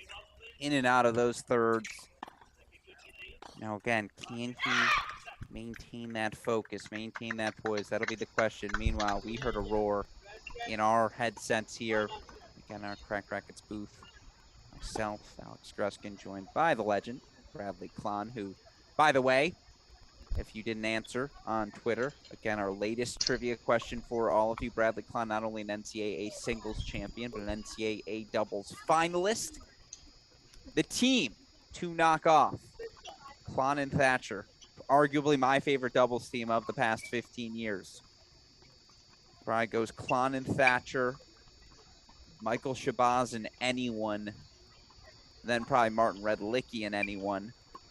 If you were to do that again, Klahn and Thatcher, 2011 NCAA doubles final. The team to knock them off, Texas A&M's Austin Krajicek, Jeff Dadama, of course, in that 2011. I'm right? You're all right. Fun fact, they beat us twice in 2.5 weeks. When they beat you the other time, in the duel? In the duel, 9-8, 11-9 in the tiebreaker to clinch the doubles point for Texas A&M. But then you guys obviously got him in the single. Was that on the way to the quarterfinals? Yeah. I like that. Who did you play, Krajicek? I played Krajicek in singles. Thatcher played Dadama. Yeah. Sweep, top 2? Top 3. Yeah, oh, of course. Clayton came through as well. Clayton was a pretty nails. Yeah, that's a pretty good 3. For us. Yeah, that's money. Let me ask you, match on the line, Thatcher or Clayton? Who'd you rather have? Yeah, let's just get you in trouble here. Let me think about that. Is the answer you? Yeah.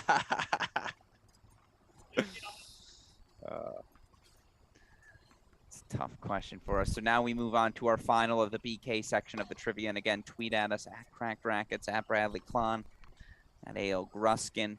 Give yourself a chance to win a free 30-minute virtual lesson from Paul Annacone.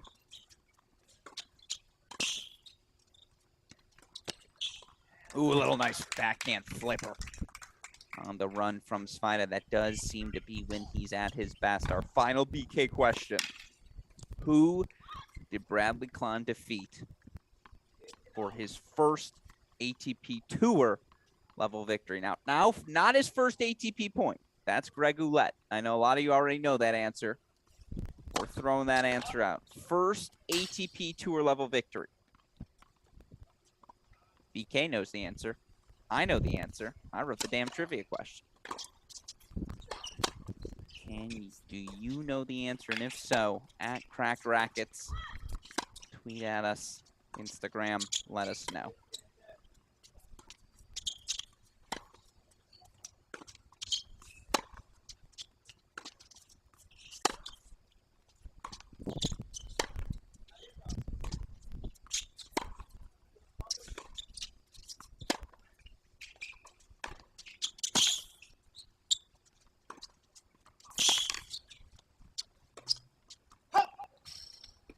What a point from Sekiguchi. You see it all on display with the movement from him there. Svajda seemingly in control that point the entire time. You could see he never really wavered from that baseline. Didn't move in and out. Just was reluctant to hit those big ground strokes. And Sekiguchi in trouble at 15:30. Still a little danger trying to close out this first set, excuse me. Of course, we saw in our previous men's semifinal, Sekou Bangoura ultimately earned a 3-set win, but saw a 5-3 first set lead evaporate in almost a blink of an eye. Meanwhile, Svajda with the crossover. Backhand goes down the line. Break point chance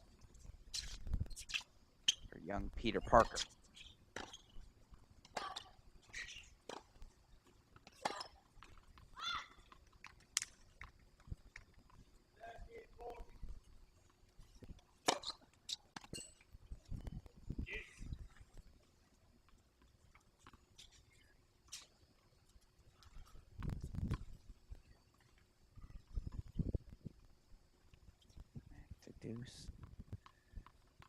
What I really enjoy about this match, very similar to our first semifinal, the contrast of styles.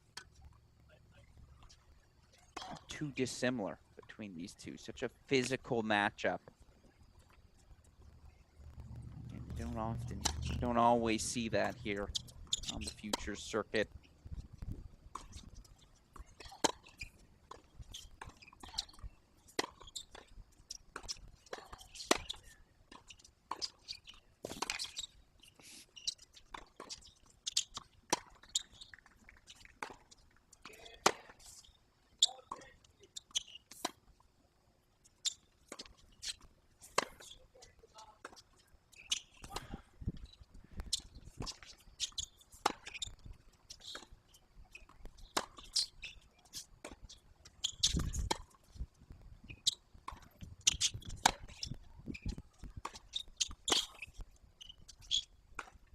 Oh my goodness. I mean, he's locked in. And you heard some grunts. I apologize. Everything is okay on my end. But it's these backhands. BK. I mean, when he wants to turn into it, it can be elite. I love the mix-up that you saw there from Svajda. Being able to be patient with that forehand. Throw up a couple higher balls to the Sekiguchi backhand. Change the pace. Get him to drop it short and then step in and hammer that backhand winner.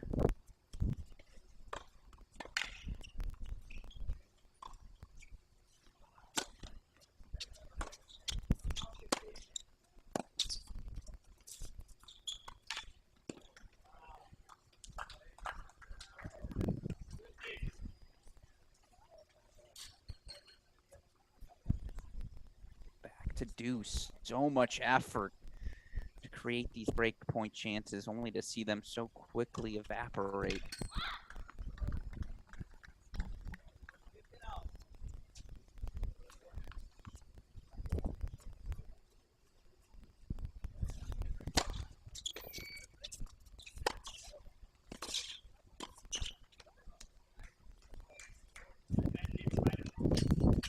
So another break point chance for Svajda. For what it's worth, Svajda so far in our opening set, obviously yet to earn that break of serve, or excuse me, just the one break earlier in the set, but currently 1 of 5 on break point chances. Make it 1 of 6. Clutch ace down the tee. Sekiguchi, that ability to save break point with an ace, so clutch for him. Normally having to rely on those legs, anytime you can ease the burden. Follows it up there with a really nice 1-2 punch. And I know it's a critical moment here. Set point coming up. Actually, we can stay full screen, Westoff. Ignore my message in the chat. The reason I say that, 3 love Ya Yang. That power tennis she plays completely flipped the script. And again, she was the heavy favorite going into today's matchup. Has cemented that status down the back halves here of sets 2 and 3.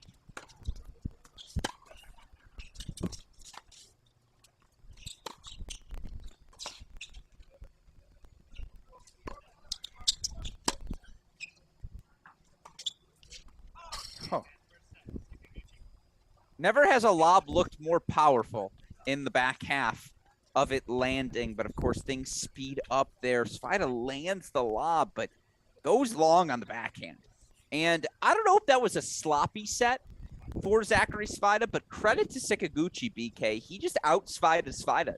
It felt like in that set was just the more solid of the two players. And we do go over to our women's semi now where it's 3 love, but I'm really impressed there from the 30-year-old. That was a veteran's play to take set 1. Yeah, that you could see the experience that he's had in that set and just all those matches.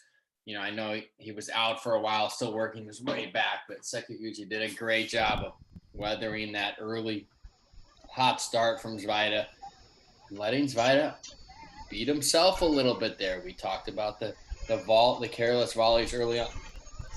And that last point was a tremendous example, kind of summed up really the first set for both of them.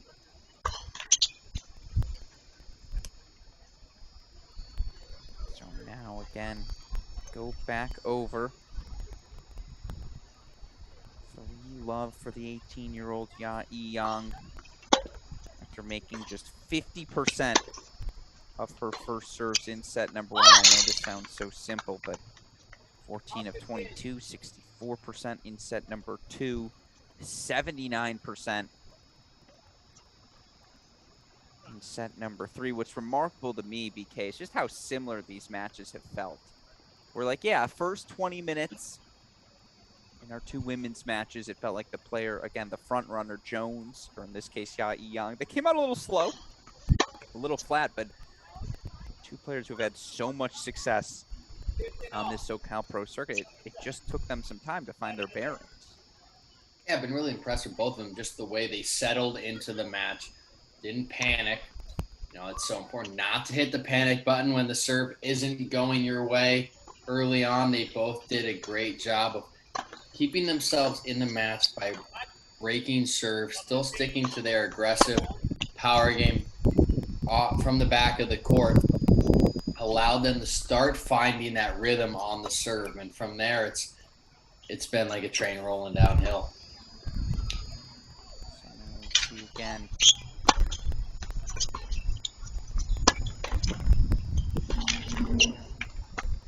Poor footwork there from Rapalou, but it's just a slingshot, just so explosive. Off the racket of Rapalou. Excuse me, off the racket of Young. So 15-30 here. I mentioned the first serve percentage rising for Ya Yang. First serve percentage 29% so far. She's 2 of 7 here is Rapalou in set number 2, and now 69% for the match, but Rapalou 21 of 43 behind the first serve. That's a 49% win percentage, 7 of 19 on the second serve. It just feels like an approach shot is too hyperbolic, but it's a drop and hit feed. Like, it just feels like whoever gets the first strike on the return of serve, you're just in command. Yeah, you can see as Yang starting to find her rhythm too. Rapalou's starting to feel that pressure. When you feel the pressure, you start to tense up a little bit. You lose that fluid motion on the serve, start forcing it a little bit, and that's where you see the dip in percentage, less aggression, and just now you see more on the back foot, having to defend. And just that little, it doesn't have to be much, but just a little bit of a drop in percentage, a little bit of drop in pace allows Yang to see the ball a little bit bigger, get her feet in position a little better, and then go to work on her game.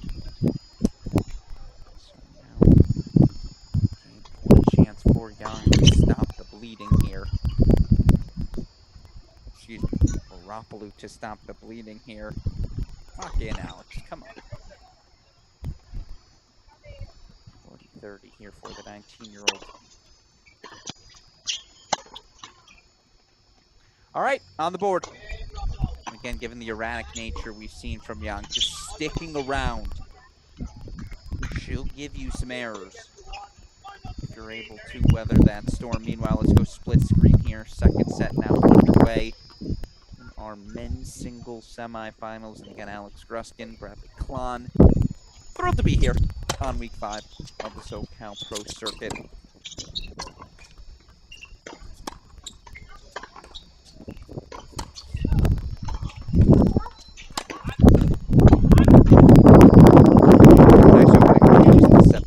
No, missed long, excuse me. From the Svajda, man. So opening game back to deuce here, and for what it's worth, again, 3 breaks of serve in that opening set on the men's side. I just don't know what Svajda did extraordinary in set number 1. It was a very ordinary set for him, and what I mean by that, it was just par for the course. Not going to make a lot of unforced errors. Didn't give Sekou much, but didn't take anything either. Yeah, I think that we saw just a little bit of that lapse in focus towards the end. A couple didn't play great service games, 2 in a row actually. When he was up the break 3-1, played 2 average service games, and Sekou isn't the guy who's going to give you a whole lot. He's not going to be aggressive and take much from you, but he really relied on his legs there and allowed Svajda to break himself. Certainly, and again, using another Svajda service game. Meanwhile, we mentioned it, just stay close with Yang. The opportunities will come. Rapalou now love 30. She looks to get back on serve.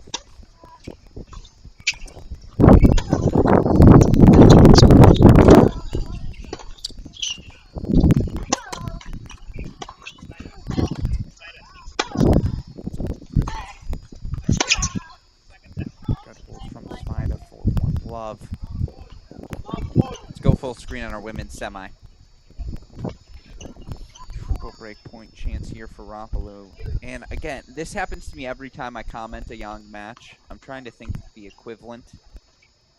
I mean, again, you can think of other obvious tennis players. I was trying to go cross sports there. But it's just so clearly on Yang's terms. It's just like, with all due respect, I don't know what more there is to say about Rapalou. It's like, if Yang connects, Rapalou has lost the point. If it's an unforced error, she's won it.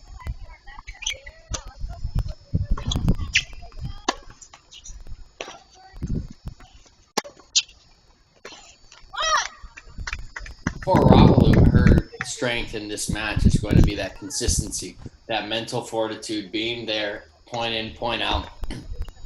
You mentioned keeping it close. That hold was huge for her to stem the bleeding a little bit, Put the pressure back on Young's serve, who struggled. We saw, especially in that first set, struggled to hold serve. You want to let her start to feel that tension a little bit.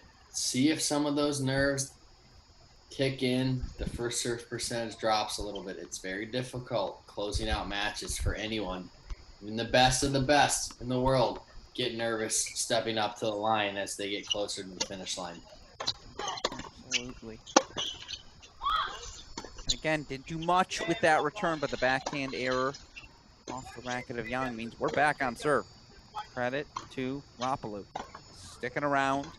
Now the 19-year-old 2-3 in set number 3, our deciding set over in our second women's singles semifinal. Of course, coming up after that on court number 2, still one more match to go today. On the women's side, of course, it's our doubles final. After suitable rest, Yae Yang going to be back on court. And her partner, the top seeds this week, taking on Han and Kim. That match was scheduled for 4:40 p.m. Eastern Time. It's currently 4:38 p.m. Eastern Time. So I'm going to go ahead and say that match is going to get delayed for a hot second. Just, again, some forecasting. Never say never with Yae Yang. She could win 3 games in 2 minutes. She's capable of doing it. But we're going to assume there's going to be a bit of a delay there. Of course, we see here Svajda versus Sekuguchi. Coming up after this one, we've got our men's doubles final. Sekou Bangoura will be back on court for us then. He and his partner, the top seed, is going to take on Quinnen Vallejo. That match scheduled much more appropriate, 5:30. Though one does wonder, again, about an hour away from that, will this match be done in time for that one to get started? Maybe not. Svajda here, 30 all. And as glass half empty as you feel coming out of that first set for Svajda, the glass half full is you had a couple breakpoint chances down 4-5. Really played 2 bad service. You blinked for 5 minutes in the match and Sekuguchi made you pay.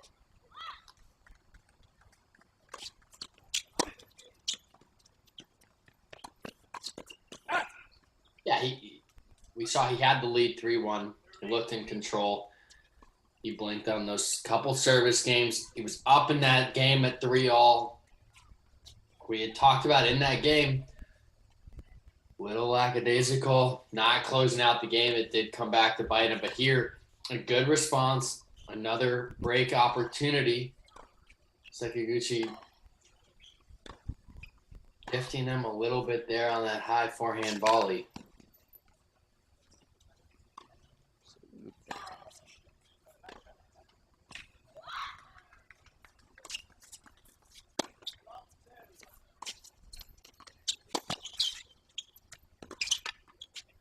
You know, I'm going to be a little bit critical on that play. It seemed a bit tight from Svajda dropping back on the second serve.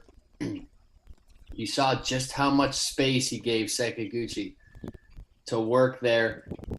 If you're going to drop that far back, you really have to get your legs behind the ball, get some momentum going forward, and create a full swing to push Sekuguchi back. That's the whole reason for stepping back on that return.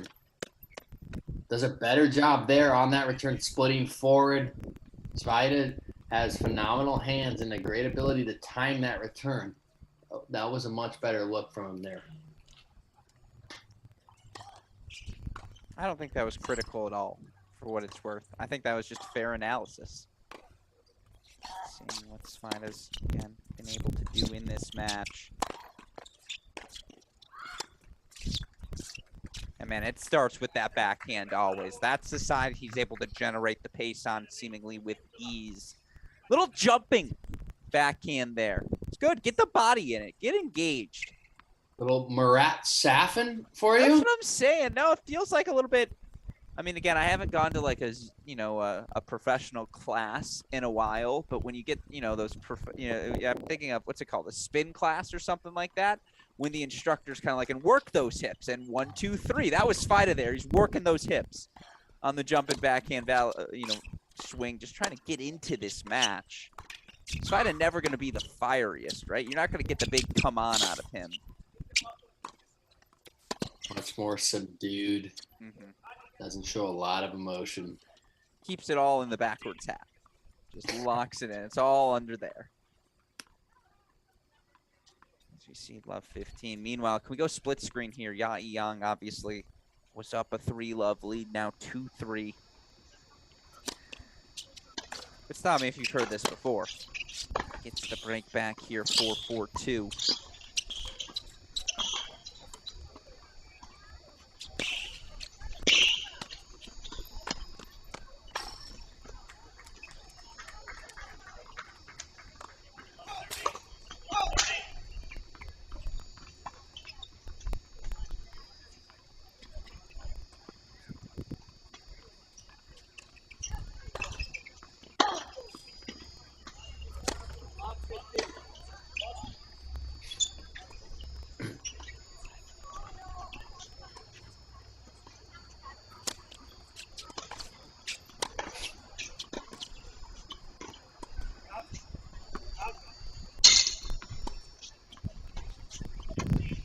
Real important for Svajda here to consolidate that break. We saw him get up the early break in the first set, unable to hold on to that lead. Again in trouble here.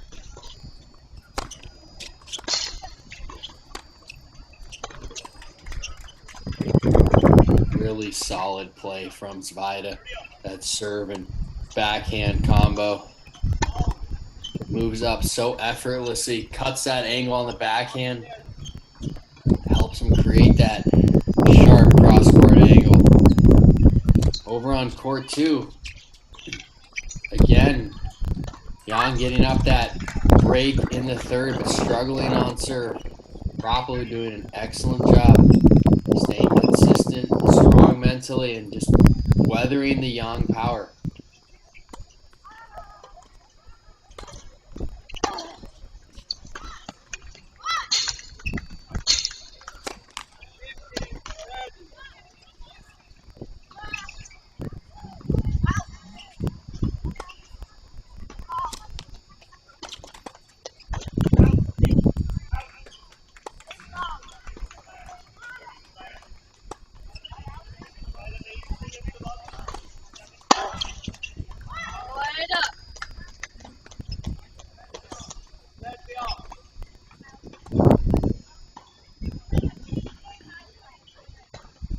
Looking in on Yang, Ropolu had the love 30 lead in this game, and if you're Ropolu, you're really kicking yourself off that last missed forehand return.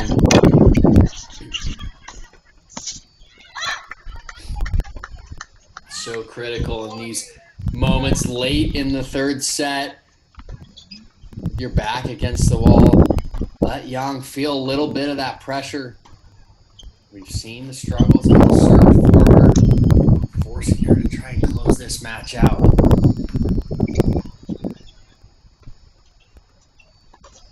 Oh!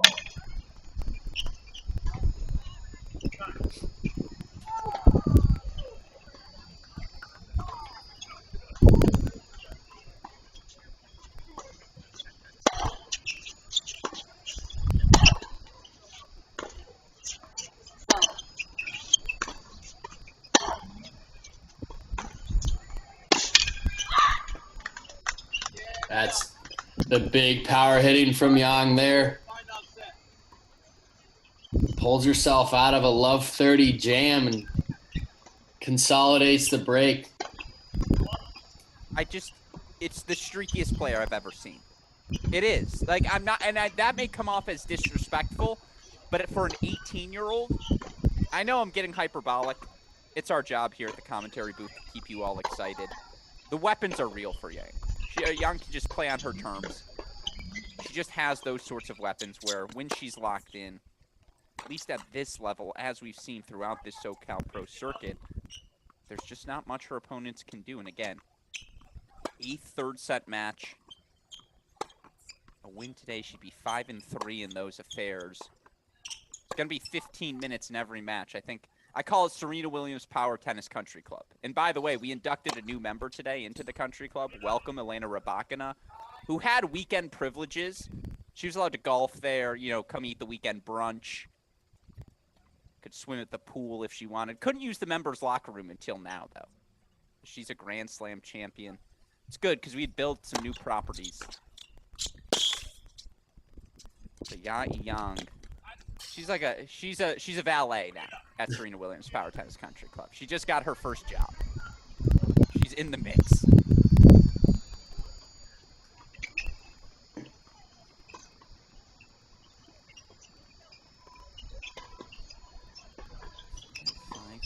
Here. Young will have a new trivia question for you after this game.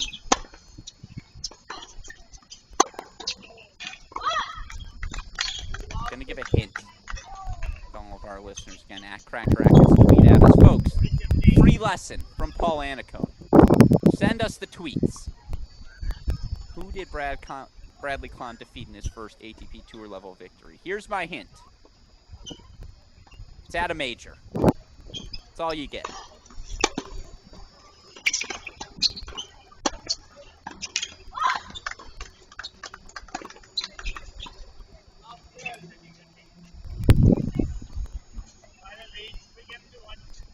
Love 30. Blistered. Return.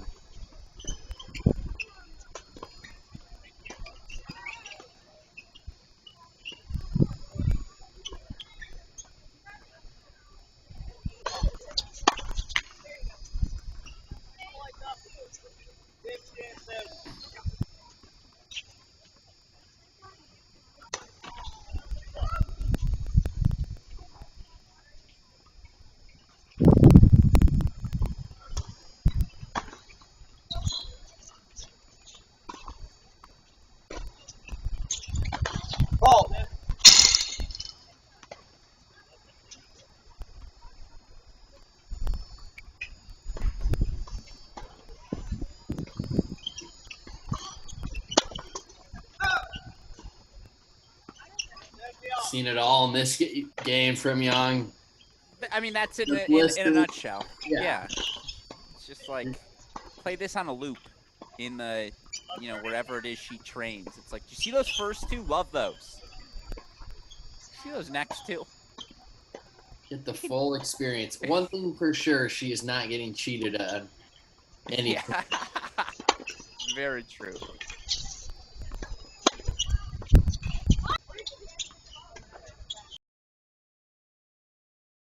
When I think of, like, again, she'd probably walk into college tennis and have more power than maybe any other player in college tennis. But, like, give her 2 years to be like, all right, the month of January, you're only hitting elevated topspin shots. Like, you're only hitting 75%. I don't care if you lose. We're just doing this for a month. Don't worry about the Purdue match. We'll be fine against Indiana. You know, I need you clicking for Ohio State. That's what I would tell her. And it's like, the pitch is there. I'm ready. I'm ready. Ronnie Bernstein, hire me. I'm ready.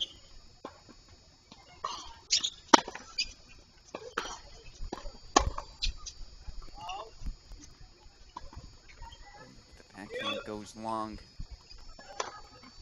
Back to deuce here. Meanwhile, on the flip side for Rapalou again, and we spent a lot of time talking about Young as she's flipped the script here. But to Rapalou's credit, she hasn't folded, right? It's very to be when we were talking about what it's like to face Nick Kyrgios. Again, it's a bold comparison here to Triai Young. Sets up another match point, but it's just like when you know you're not going to have your rhythm. I've really liked the way Rapalou's just fought and found ways to stay competitive. Yeah, she's handled herself very well out here today, finding ways to stay in the match multiple times, coming down from a breakdown, trying to give herself a chance, keep it close, give Young a chance to maybe sprinkle in some of those errors that we saw in the first set. You never know if she'll get a little nervous, miss the court.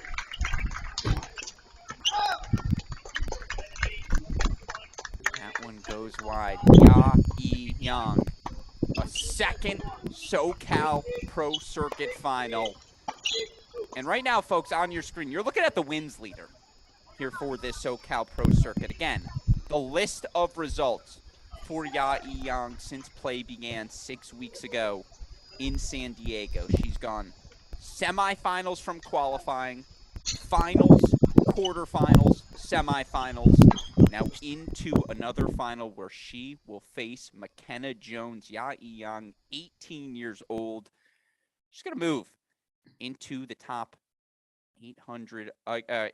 top 750 of the rankings with her results this week. May even move into the top 700. Just again, given some of the results. And by the way, should she move into the top 700, you're looking at one of the 40 highest ranked 18 and under players in the world right now. You never know who's going to see that consistency from her here at the SoCal Pro Circuit. That many match wins, doing it week in, week out. That is very tough. It's physically, maybe more so mentally demanding and challenging just to be able to repeat that process. You know, we always talk about rinse and repeat. Being able to each day wake up and bring doesn't have to be your best tennis every day, but your best mental competitive spirit. Currently 732 in the live rankings. Will move into the top 725 with her victory here today. And by the way, we're not done with her. Coming up later, she'll compete in our doubles final. To quote my friend, the DJ Khaled, all she does is win, win, win no matter what. We'll see more of her later. Meanwhile, our final singles action of the day happening on court number 1. Top seed, 19-year-old Zachary Svajda dropped his first set of the tournament against the 5th-seeded Sekou. Sekou looking for pro final number 26 of his career, but his first since 2019. Been a lot of injuries for him these past few seasons.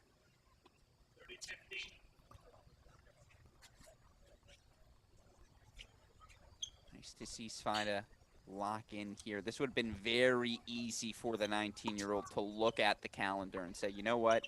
It's my 9th match in 12 days. I won the title last week. I'm extraordinarily handsome for a guy my age. Let's just fold this one up. Call it quits.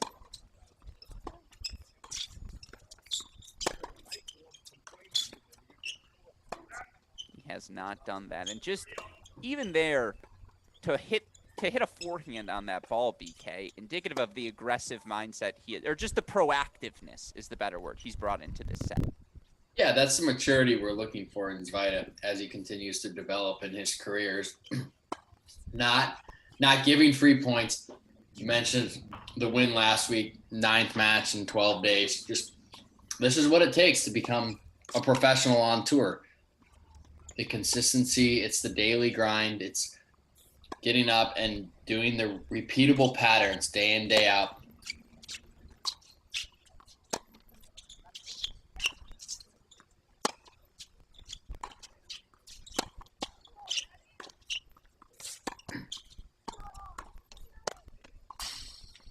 That's so nice. That's it. Just a great 1-2 from Sekou with the backhand cross and stepping in line. But getting back to Svajda, just in order to get where he wants to be at the top of the game, we talked about the Kalamazoo titles, him playing so well at the US Open and the excitement there, but then having to come back and remember that this is more of what the tour is. You got the wild cards. You got that experience. But in order to stay there and to play there week in, week out, this is what you need to go through. And I think he's really learning that. And you're seeing some of that maturity to get there. The quicker in order to get there quicker, you have to be very, very consistent and regimented at this level.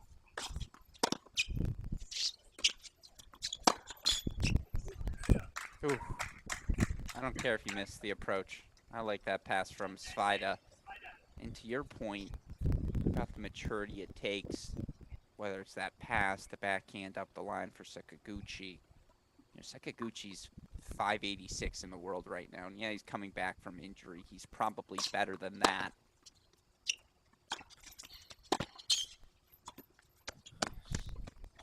Certainly when he lands that first serve down the tee, he looks a lot better than that. But when I look at the Pro Tour and how things have changed, BK, over the past 5-10 years, it's not the guys at the top. The players ranked 1, 2, 10 in the world, they've always been exceptional. But to me, it's this guy, 586 in Sakaguchi, or, what we saw with Jones, who was out, had to play qualifying to get to this freaking final. It's the depth to me. It just feels like the tour is deeper than it has ever been. In your experience playing, observing from afar, is that fair? Yeah, I think when you look at it, everybody can hit a tennis ball. Everybody's got all the tools, and being inside 100, playing the challengers. I look at everyone within 300-400. If you were to have them hit with any of the top 20 guys, just up the middle in a practice, you wouldn't be able to tell their ranking. The details come in the matches, in the pressure situations, and in the point construction. How well can you execute your plays? How well do you know your own plays and your game? And how well are you able to just stay consistent and not try and be somebody you're not? You see the top guys, they know their game, they own their game. This is what I'm trying to do. This is how I'm going to do it. And you're going to have to try and get me out of my comfort zone. And not only that, I'm going to be able to do it as well at 1-all, 15-all, as I am 5-all, 30-all in the third set.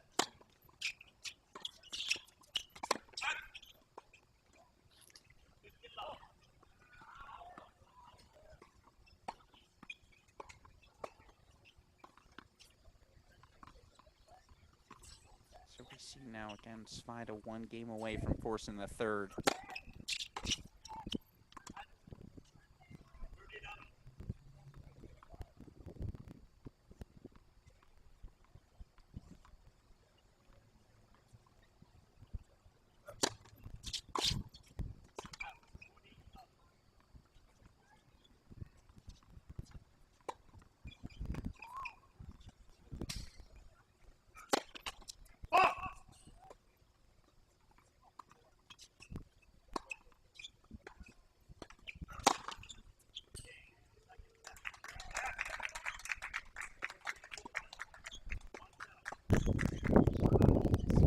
Svajda man forces the decider.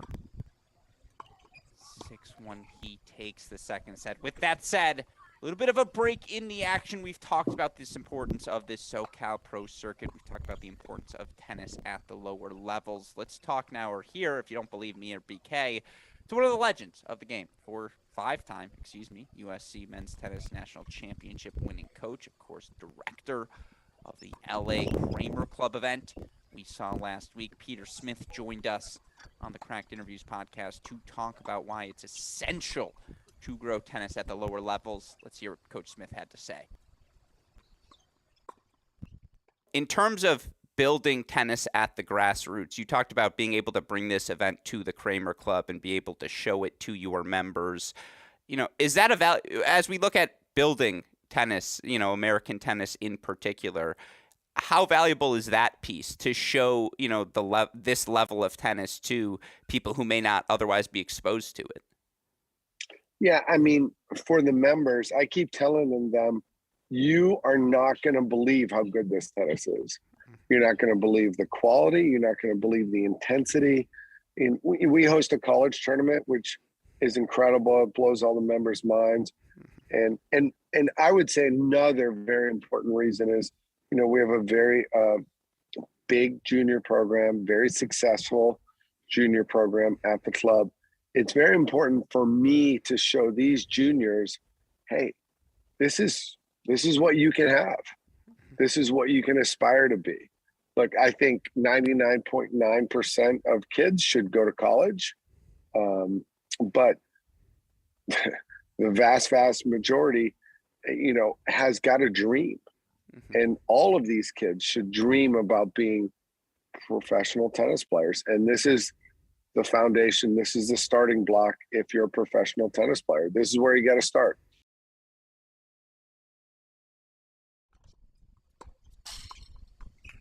Always great to hear from the legend coach Peter Smith. And of course, if you'd like to hear more from him, not only on this SoCal Pro Circuit, but you know, if he's going to come on our Cracked Interviews podcast, we're going to talk a little USC tennis with him. Talk tennis history as we have with Bradley Klahn today. You can find that podcast on the Cracked Interviews podcast feed wherever you listen to your podcast or on our website, crackedrackets.com. Of course, again, third set underway. Top seed 19-year-old Zachary Svajda taking on the 30-year-old fifth-seeded Sekou Bangoura. Alex Gruskin, joined by All-American, NCAA singles champion, top 100 ATP player, and our friend Bradley Klahn here. As we continue our broadcast here, semifinals Saturday.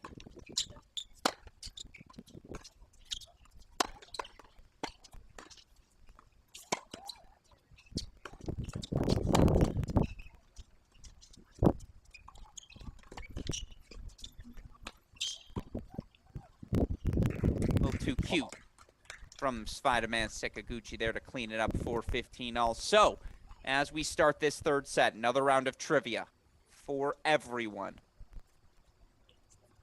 As, of course, our last trivia question, Bradley Klahn's first ATP win.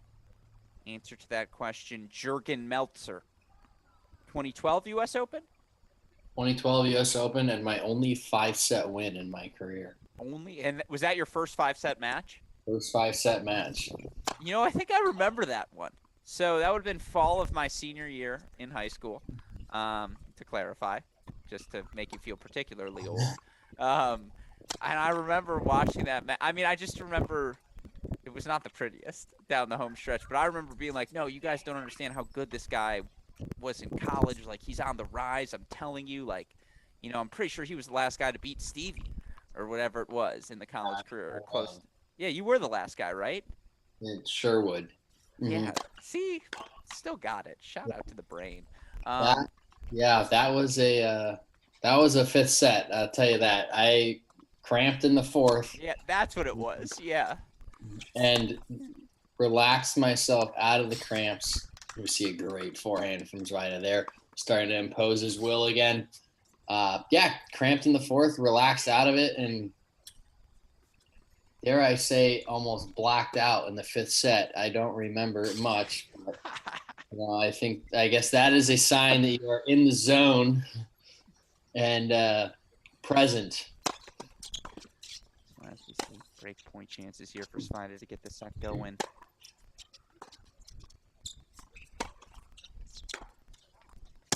Oh, what a combination from Zach Svajda on the stretch. Cross court, follows it up with the down the line 1-love lead. He's taken 7 of the last 8 games, folks, and opens the third set up the right way. Super producer Daniel Westhoff, I'm going to ask you if you can we find a 2012 Bradley Klahn U.S. Open photo somewhere out there on Google? Get it up there on the screen for everyone to see. Honest to God, I think you look younger now. I'm just going to throw that out there. I think back then it was even tougher. But our trivia question for everyone as we wait for this brief changeover, and I alluded to it earlier. 3 American boys have won back-to-back boys 18s Kalamazoo singles titles in the 21st century. 3 of them. Name one of the 3. And you know what? I'm going to give the one away because I think I mentioned it earlier. Obviously, Zach Svajda on that list. 2019 champion. Also earned a straight set victory last year for this year's NCAA singles champion, Ben Shelton. Probably would have been one of those rare 3-in-a-row winners had there been a 2020 event, but unfortunately it was canceled due to COVID. And one of those little things where you wonder, had Svajda gotten another U.S. Open wild card, would he be top 200 already, be that much more comfortable? Floating inside the top 400 right now, has 2nd round U.S. Open points to defend in New York later this season. every win that he can earn right now in command here. It's a dangerous. Wild cards can be a dangerous game. Just thinking about a third U.S. Open wild card and kind of just the mindset from Svajda and being around him. The U.S. Open is the cream of the crop. It's the red carpet treatment as a pro, and especially young. It's nice to get a taste of that. You know what it's like. You know what you're shooting for. That's the goal. You live it a little bit, but you have to be very careful not to get caught up in this is the reality of professional tennis.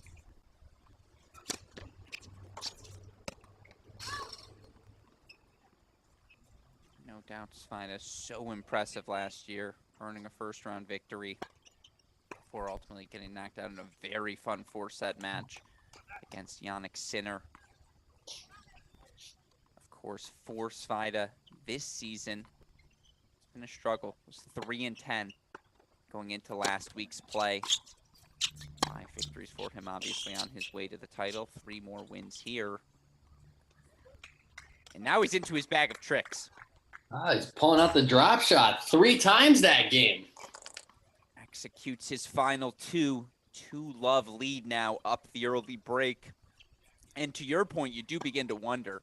I mean, for Svajda, who will certainly always be in the conversation as one of those talented young Americans in the mix for a U.S. Open wildcard, there hasn't been much this season to justify it prior to this SoCal run. And that's why I love Svajda, and we talked about this last week, playing these futures events. I mean, if nothing else, 9 matches in 2 weeks going to be good for the body, but, to potentially earn 9 victories in 9 matches, exceptional for the confidence going into a massive summer. Absolutely. It's the best way to get in match shape and tournament shape is you just have to go through it.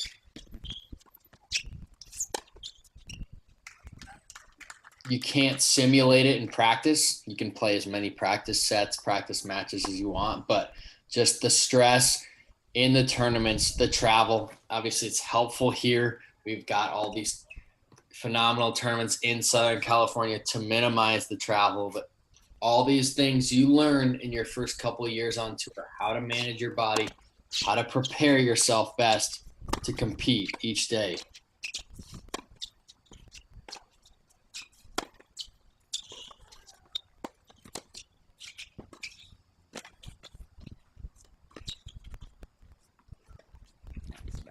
Nice track down there from Sekou. You can tell Svajda's feeling himself. He's moving forward.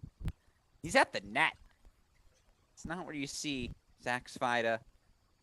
Definitely plays that Southern California grinder tennis. That's definitely his mode of operation. Yeah, he's comfortable at the back of the court. He plays that aggressive baseliner game. But for him to keep progressing and moving up where he wants to be, you need to start developing that transition game more, becoming more comfortable at the net. If anything, it just shortens the points, saves the body, gives the opponent another something to think about when you're game planning.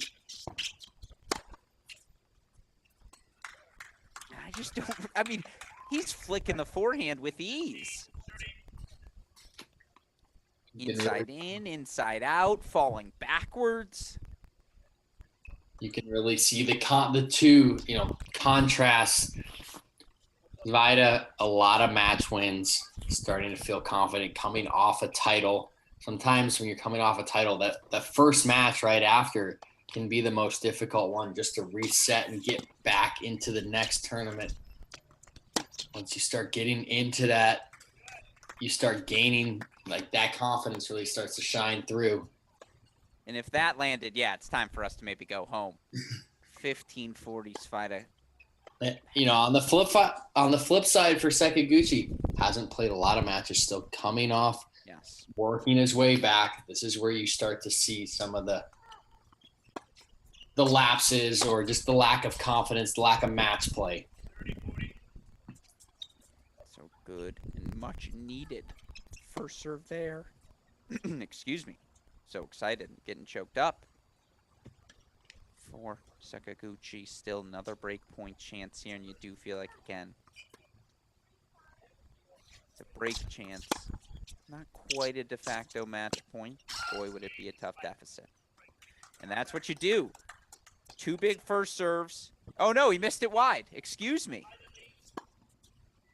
So Svajda, 3-love lead here in set number 3, closing in on a second consecutive SoCal Pro Circuit final.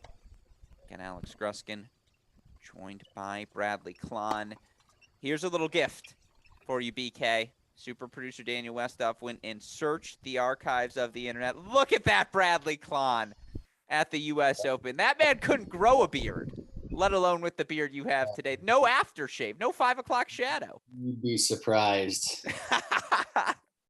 Just took a lot longer, but yeah, that was baby-faced Bradley. Oh, my God. And that was back when you swung through backhands. I still do in practice. I like it, though. The all Nike look. Was this the juniors? No. Yeah, no, this is 12. This is 12. Yeah, this is the shot. Look at BK. Yeah, upsets Jurgen Meltzer for first Grand Slam win. I just got the article from super producer Daniel Westhoff. There was the face, folks, of a U.S. Open second round appearance. And again, great to have BK joining us here to impart some of his wisdom upon us. Do you know the answer to this trivia question? 3 American boys. This one, I don't. I think you do. I think this is, we haven't stumped you yet. Svajda's one of them. We're ready to give the other answer. Can you name the other 2? I want to say Donald Young is one. That is correct. Donald Young the other. And again, tweet at us at Cracked Rackets. Get yourself a chance at some Paul Annacone virtual lesson. One more. I don't remember who he beat in the first one, but he beat Mitchell Frank in the second. Oh, jeez. Who did he beat in the first one? Did he beat Watson? God, who did he beat? I gotta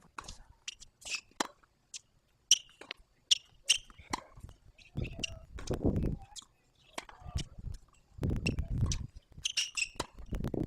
up. This one I don't know.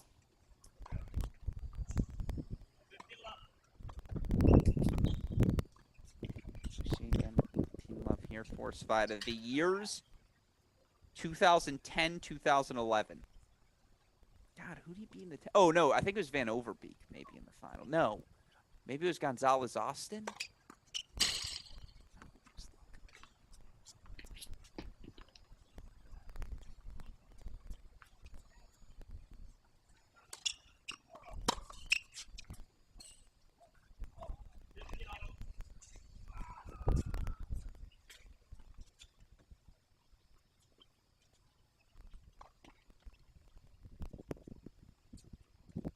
No, it was Bob Van Overbeek. Always go with your first inclination.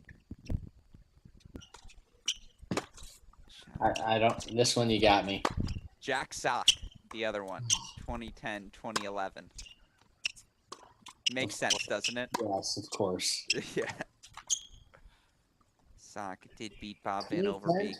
Oh, yeah, because he would have been turning 19 in September. Yeah, so was able to play. Yeah. Beats Van Overbeek in straights, beats Mitchell Frank in straights, or maybe it was 4 against Frank. Yep, that's right. How can you forget about the Paris Masters champion? Exactly. And 3-time doubles Grand Slam winner. Yeah. Top 10 American. One of the few over the past decade. Yeah. Although Taylor Fritz coming for him. Palka Paul. Fritz with a lot of runway this summer, too. Always nice to have Masters 1000 title points in your back pocket. Yeah, that helps. Yeah, can do a lot from there. That helps. Beautiful inside in forehand from Zach Svajda for 40-30. And as we look for Svajda I know that's been a big picture conversation. What can he do moving forward? How can he make life easier for himself? The thing that stood out to me throughout this SoCal Pro Circuit action, unless you can do something elite, unless you've got the power, the weapons to hurt him, the weaknesses have been minimized, and these players haven't been able to hurt him, which is not even a Brandon Holt, which is so remarkable. Yeah, that's where you really see the difference in the levels, right? At each level, guys develop more and more weapons, and they know how to use them more. And here you're not, I mean, especially with Sekiguchi, who's generally more relies on his legs, you're not seeing guys that have that ability to hurt Svajda, and it allows him to play more within himself. When you see guys that have the power, have the ability to dictate play and push him around, then you start to see the pressure creep in, the stress to do more, to go for bigger shots. And that's with anyone across all levels. That's why those top guys, when you play Djokovic, you feel squeezed to do more. With each level, it's just remembering that you're still out there playing tennis and trying to play within yourself. Absolutely. And again, Svajda 4-love here, 10 of the last 11 games going the way of the 19-year-old. Obviously, all the numbers leaning his way as now.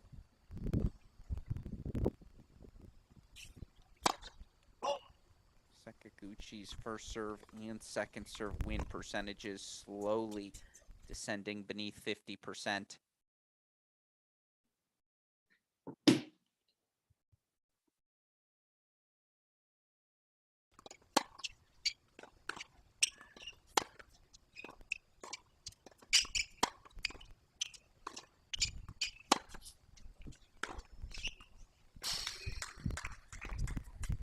Yeah, he's in control.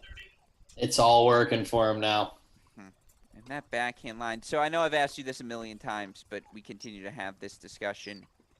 Zachary Svajda calls you, says, BK, love the commentary. Big fan of your work. I also knew that I was one of the 3 back-to-back Kalamazoo champions of the past century.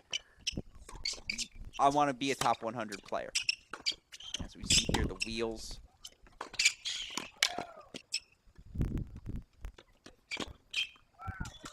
Creativity, the physicality, it really all is working for Svajda right now. So I ask you, BK, to get to top 100, what's the next step? Serve.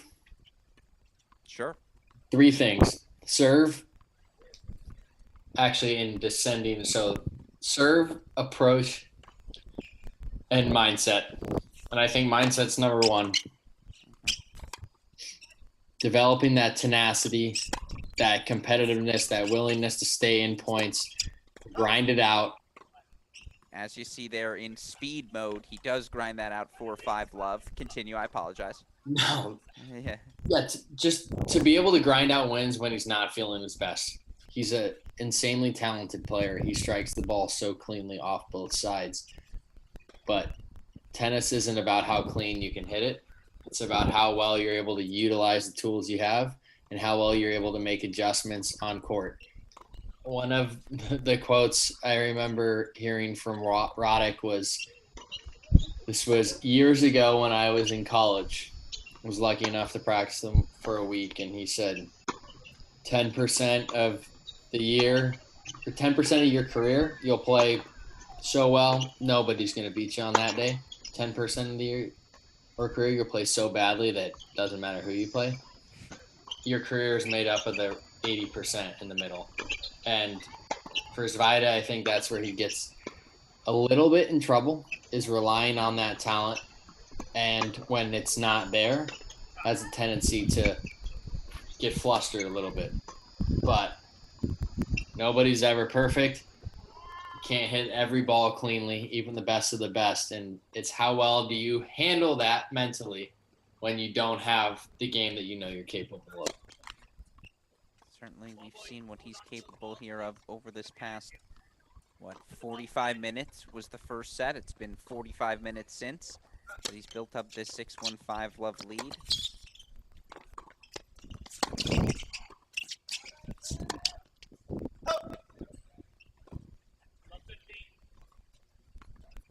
first pass dipped at the feet of Sekaguchi. Just give yourself a second look at maybe an easier passing shot. Great depth.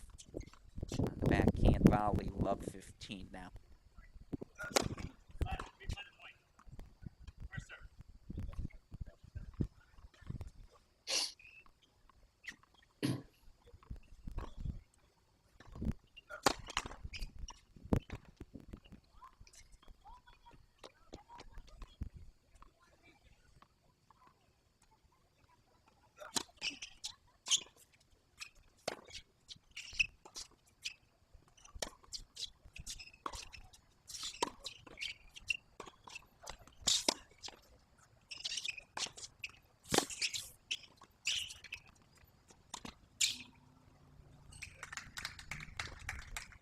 There he is. Just so difficult to put him away.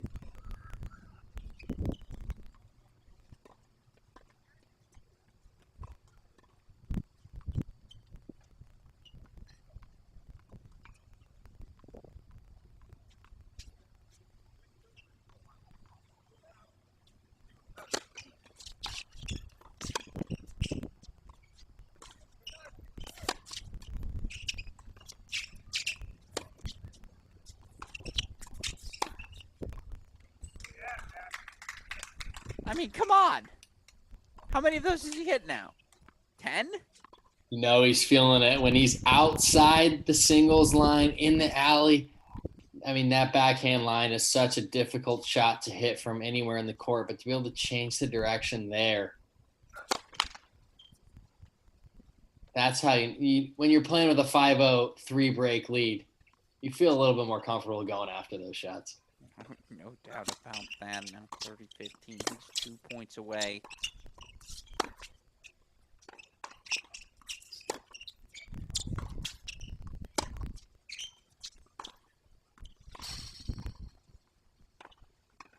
All right. I like that. Quick learner. He's like, that looked fun. Let me try. Backhand scooted up the line there.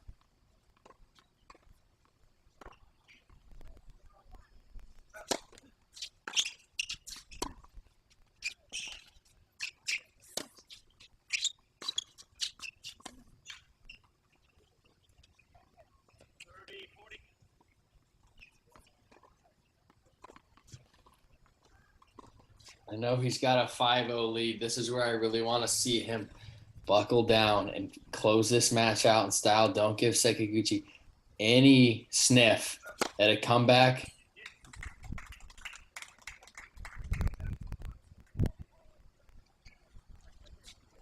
And not necessarily for this match.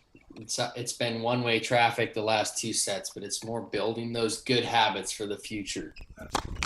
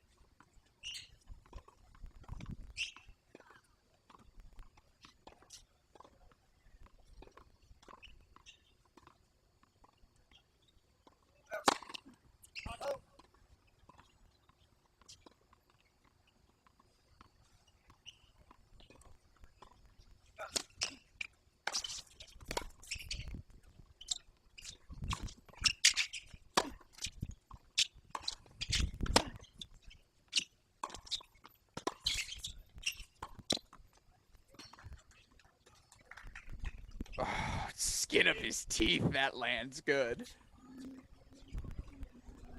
Woo-wee. All right. That's nice. That high backhand volley is the hardest shot in tennis, and you'll never convince me otherwise. Jumping, turning his back to the net, finding an inside-out angle. I was playing very recreational league doubles, and I will say I was probably one of 3 people who had 2 functioning knees on the court. And, you know, I spiked. Yeah, exactly. I spiked a backhand volley for the first time in my life. as we see match point here.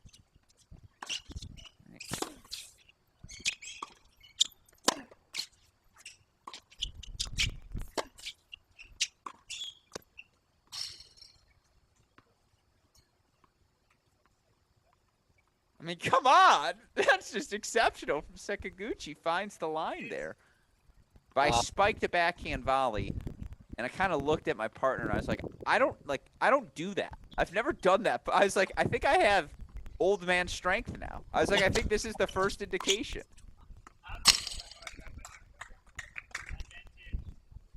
All right. Another match point chance coming up for Svajda. Credit to Sekaguchi. He has found the goods on these past few match points. Let's see if Svajda can get to pro final number 3.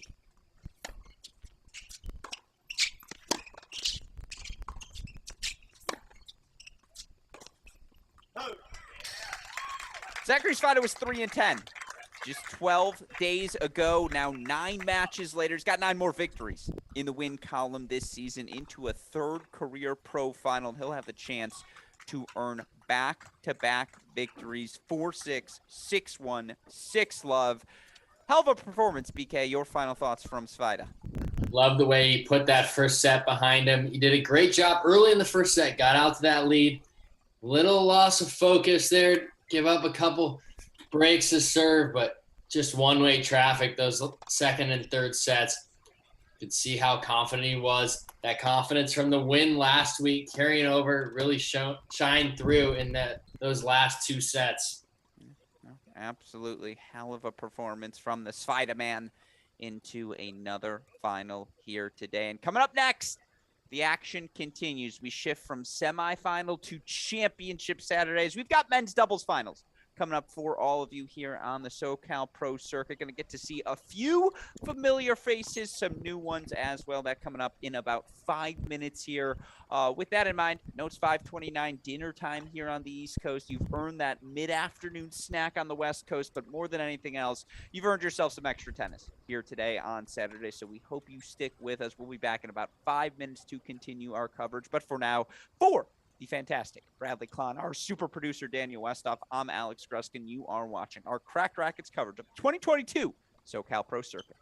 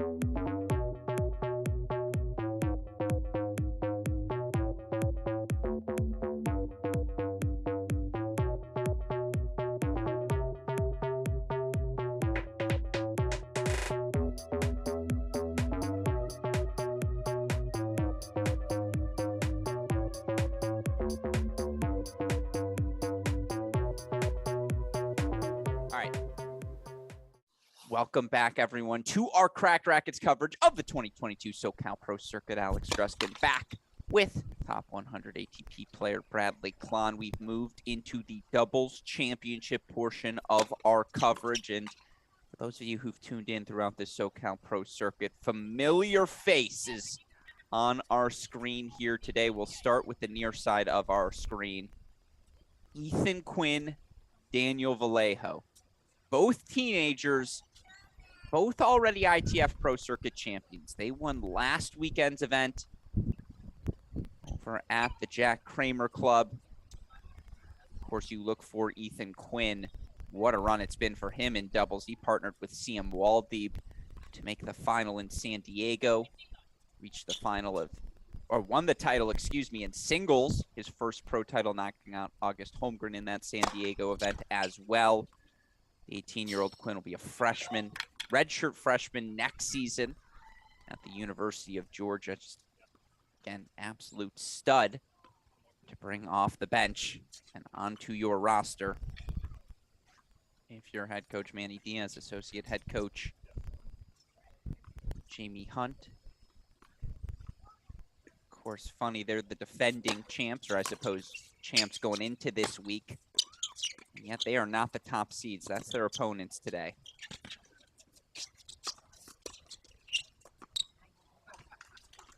I really love doubles.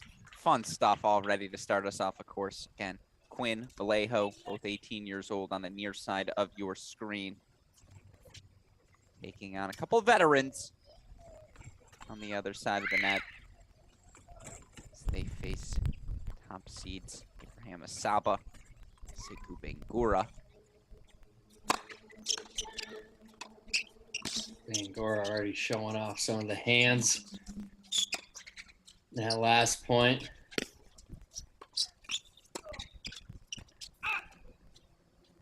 Of course, we mentioned it, Bangoura, 30 years old. Asaba, 25. Asaba also reached a singles final earlier on this SoCal Pro Circuit. Reached a doubles final, excuse me. He and his partner losing, I think it was 23-21 in a third set breaker in week one Lost to August Holmgren, Alexander Kozbanov.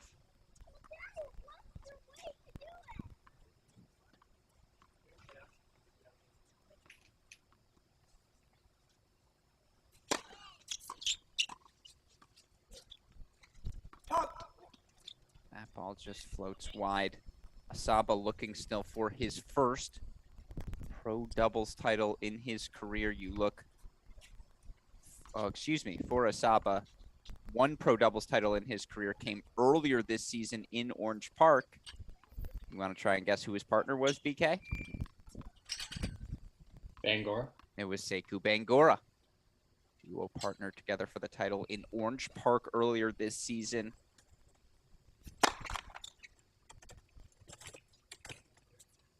Bangoura, 21 ITF Pro Circuit doubles titles in his career. You saw the hands, the fluidity on display throughout the course of his 3-set victory. And of course, always enjoy players looking for that elusive sweep at a pro event. You win the singles, you win the doubles. Of course, doubles, no ad scoring. Best of 3 sets, third set a 10-point tie break. Early deuce point here. They're going to send it to Bangoura. It's a nice serve from the 18-year-old Ethan Quinn. Gets himself out of a jam 4-1 love. Again, last week's title winners, Ethan Quinn, Daniel Vallejo.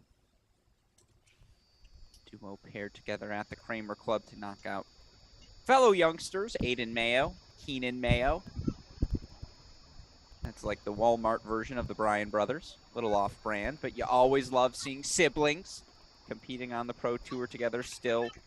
Obviously, Ethan Quinn, one of the young, talented players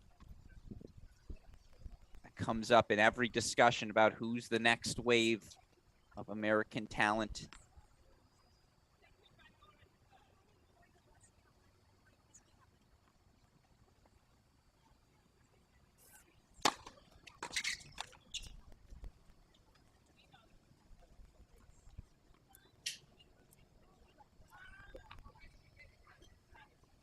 Got quite the crop of Americans currently.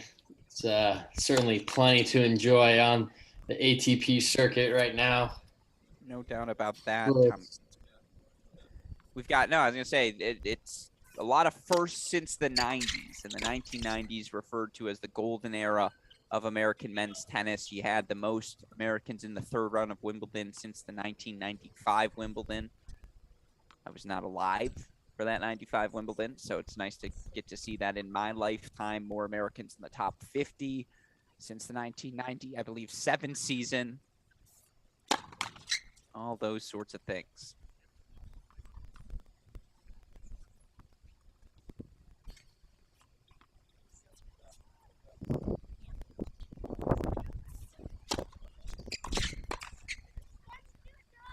Tough miss. You see Asaba rocking the all-black outfit. Bangoura going with the lime green. I think that's a lime green. Tough to tell. Close enough. Yeah, exactly. It's a big swing from Quinn. And obviously, I'm curious, BK, when, if ever, did you decide to stop playing doubles events during your career? What are the doubles events helpful for? Why play these? I always played doubles events. Well, one, it's fun. Yeah, sure. It's a little bit, as a singles player making my career in singles, doubles was a more relaxed way to work on my game in a competitive environment. It's hard to get those live competitive reps. It's not the same playing practice sets, just still having something on the line. Doubles is a lot more about the serve, return, first volley. So it really helped playing aggressive. We see an early break for Vallejo and Quinn. Fought off a bunch of break points. Now they get the break 4-2 love. Yeah, I guess, I assume it helps with the rhythm. Yeah, it gets you in the rhythm. It's especially when you haven't played a lot of singles matches, you're looking for some confidence. It's a great way to build confidence. It translates well to singles. Particularly for me, I always felt that I played better singles when I was playing more doubles. It always became a decision of managing my body as to whether or not to play doubles. If I felt healthy enough, I would play doubles most weeks. If the body can tolerate it. I just think it's a fun way to get out there. And, at the end of the day, we got into tennis because we loved it, right? That's why we kept playing through the juniors. Once you got to the pros, it did become more of a business, and that has an effect of taking some of the joy out of it from time to time. But why not play more tennis at a tennis tournament? As Brad Stein once told me, who's has worked with Ethan Quinn up in Fresno, actually, and current coach of Tommy Paul. That was a quote from him that stood out to me a lot as to why, being a proponent of playing doubles. Absolutely. And certainly for Quinn, first round exits for him in singles in each of the past 2 weeks to get those doubles matches under his belt, make these experiences worthwhile. Yeah, you're at these events here in LA, might as well play some tennis. We see 15-30, 18-year-old Daniel Vallejo serving.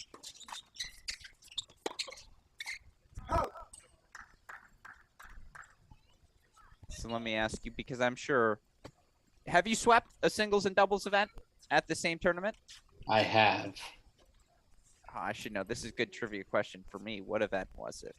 Futures, I'm going to say 2011.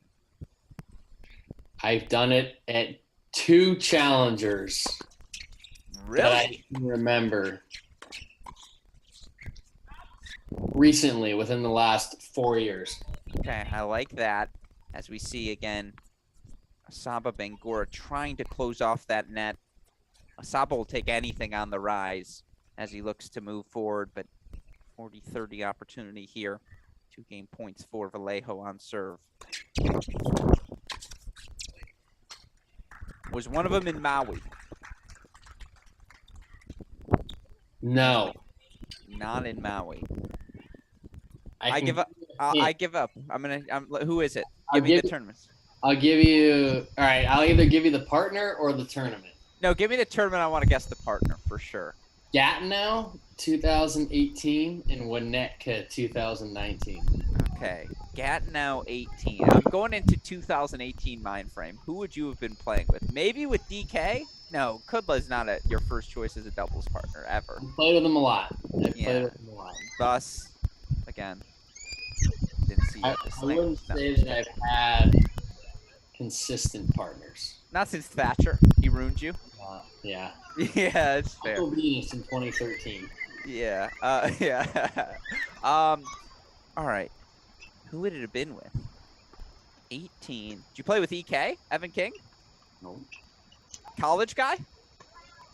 Did go to college. Might have been with Krajcek. Honest to God.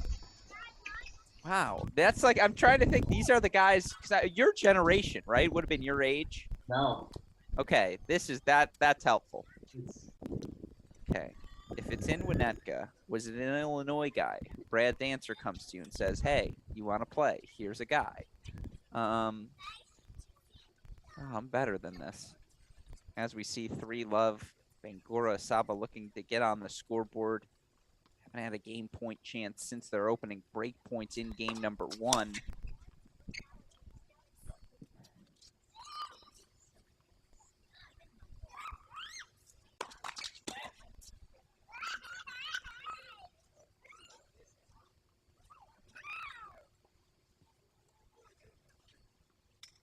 There's no way you played with Noah Rubin. You guys can't see my face here. We're watching the tennis. Obviously, I am searching all the crevices of my brain.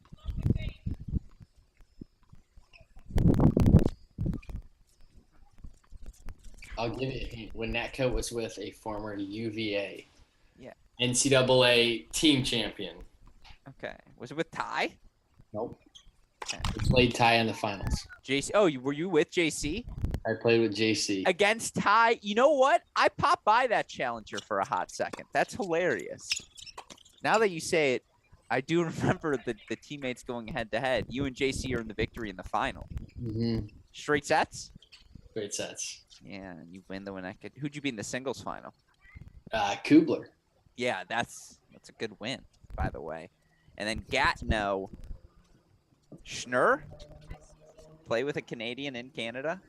Now, Schnur's most recent doubles partner. Tough. Also a college guy? College guy. Played in the South. Okay. Who's he playing with? Played at college in South Carolina. But that doesn't mean he played at Wait, South Carolina. No, actually, I don't. Was it South Carolina? You play at Clemson? Maiden? Now I'm blanking on where this college is. That does not look good to me. No, it's fine. Been there. As we see again, 1530. That is in South Carolina. You play at Charleston? Nope. Clemson? Nope. There are other schools in South Carolina? Yeah.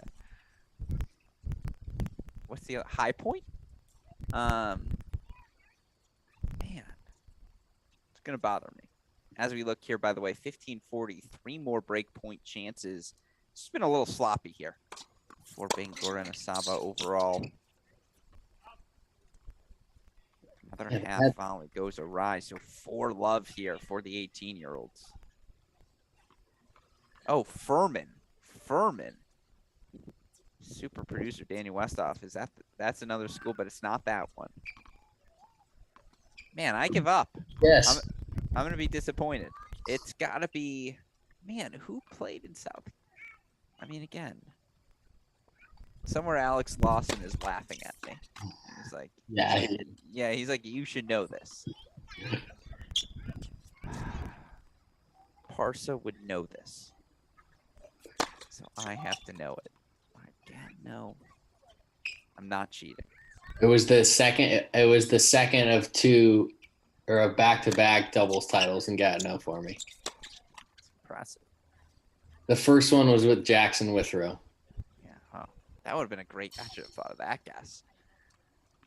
Hunter. It's not Hunter Reese because he's not playing with Schnur, but he's another guy in that mix. Jeff Etterbeek. Not Etterbeek, Efferding. Oh. Yeah, Jeremy Efferding, by the way. Man, still on the pros, still out there. Mm-hmm. This is good. This got you. Oh, Galloway? Galloway. Oh, shout out to you, super producer Daniel Westhoff, who helped me. I had no idea Wofford was in South Carolina. If you'd have said Wofford, I'd have gotten Galloway right away. That's my bad, Robert. Yeah. Oh, that's my guy. Love Robert Galloway.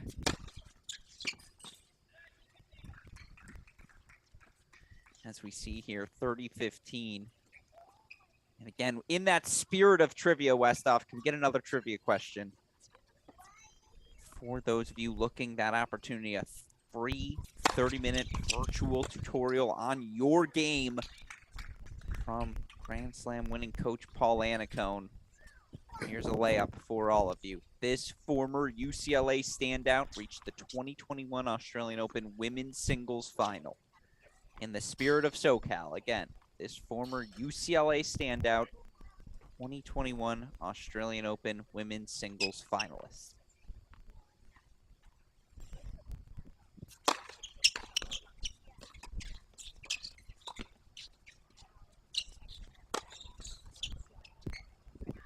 Man, Quinn and Vallejo are cruising. 5-love lead here in set number 1. I don't even think Bangoura and Asaba are playing poorly. They're just not really doing much right now, BK. Yeah, you saw those early looks for them. First game didn't capitalize. And it's amazing how quickly momentum can shift, especially in doubles with this shorter format.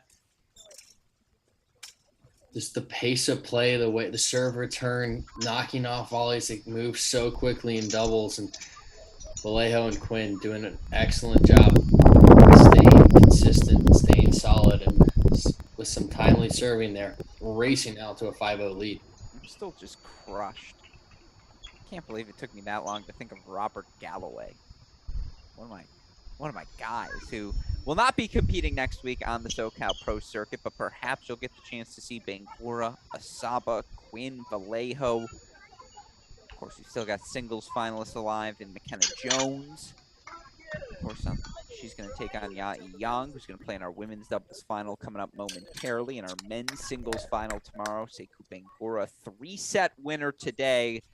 He's going to take on the Svajda man. Zachary Svajda looking to make it back-to-back titles for him in back-to-back weeks. For now, Sekou Bangoura serving on the near side of your screen. Love 5 for the top seeds here.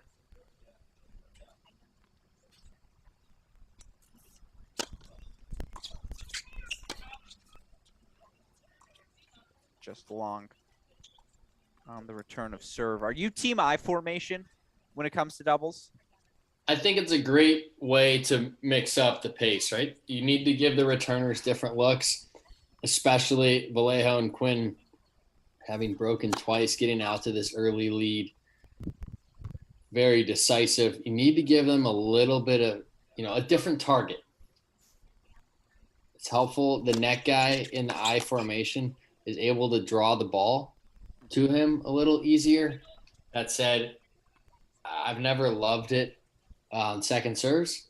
I've always played, I think, I'm sure the doubles specialists would probably argue otherwise, but I think also just need to improve the second serve. As we saw there, Bangoura offered up a weak second offering, and Asaba was a little bit of a sitting duck there at the net. Quinn taking a full crack at that forehand.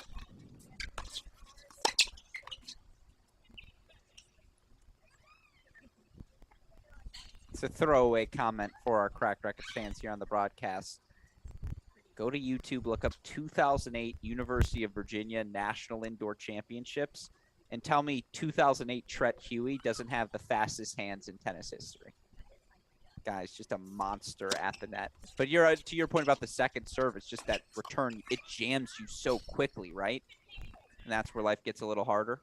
Yeah, and obviously as you see the top guys playing it more and more as the hand skills develop, it's still a good way to draw that ball to you. Like you said, you got to give the returner a different look. You can't let them get grooved in on one particular sight line.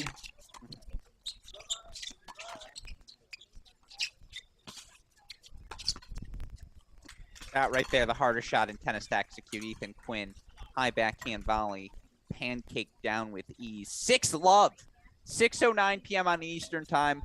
Not too late for a bagel. That's exactly what we get from our friends Vallejo and Quinn, looking to make it consecutive titles in consecutive weeks. 6-love first set, BK. If nothing else, 20 minutes. Welcome to Pro Doubles.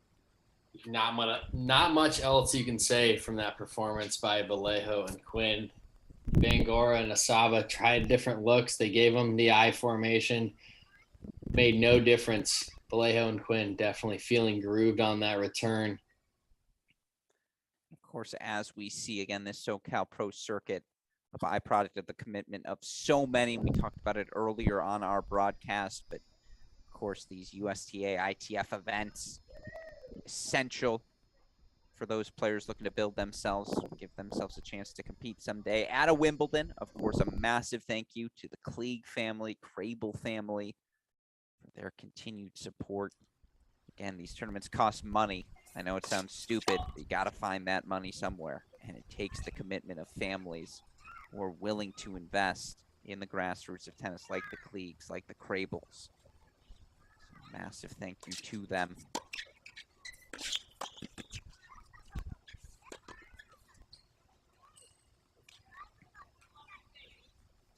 A slow motion high backhand volley from Sekou Bangoura for love 15. What's the mindset here for the top seeds? Just a complete reset? Yeah, I think the beauty of doubles, it's such a fast format. Things can change quickly. You just need to get one set, That's all you're really telling yourself now is you need one set and then it's a 10-point tiebreaker. It's a race to the finish. They got up that early start.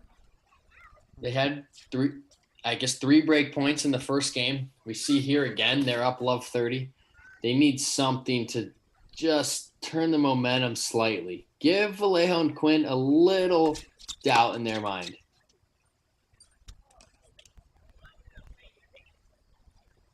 So now all of a sudden, talk about that doubt. 4 break points.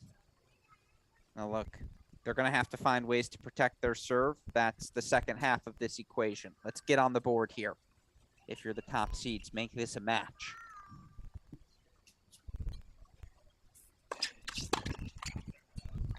It's hard to win a set 6-0 and then continue to back up that momentum. If you win a set 6-0, you have to expect that your opponents are going to come out with a little bit more of a chip on the shoulder. And there it is. Bangoura, Asaba. New match, folks. 1 love they break. 2 open set number 2. For the record, still waiting on our women's doubles final to get started. I believe we have movement on our doubles final, but court 2 camera down for the moment. We'll work to get that back up as soon as we can. That women's doubles final. Again, going to try and show as much coverage as we can. Yai Young still alive in singles, still alive in the doubles as well.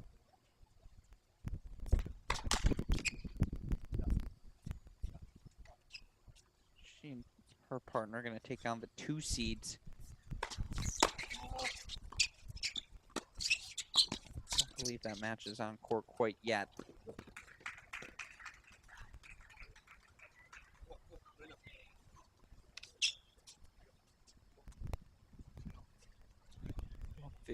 Here, and for those of you who watched the singles portion of the match, you may have heard some of this commentary. Of course, it's Asaba currently serving on the far side of your screen.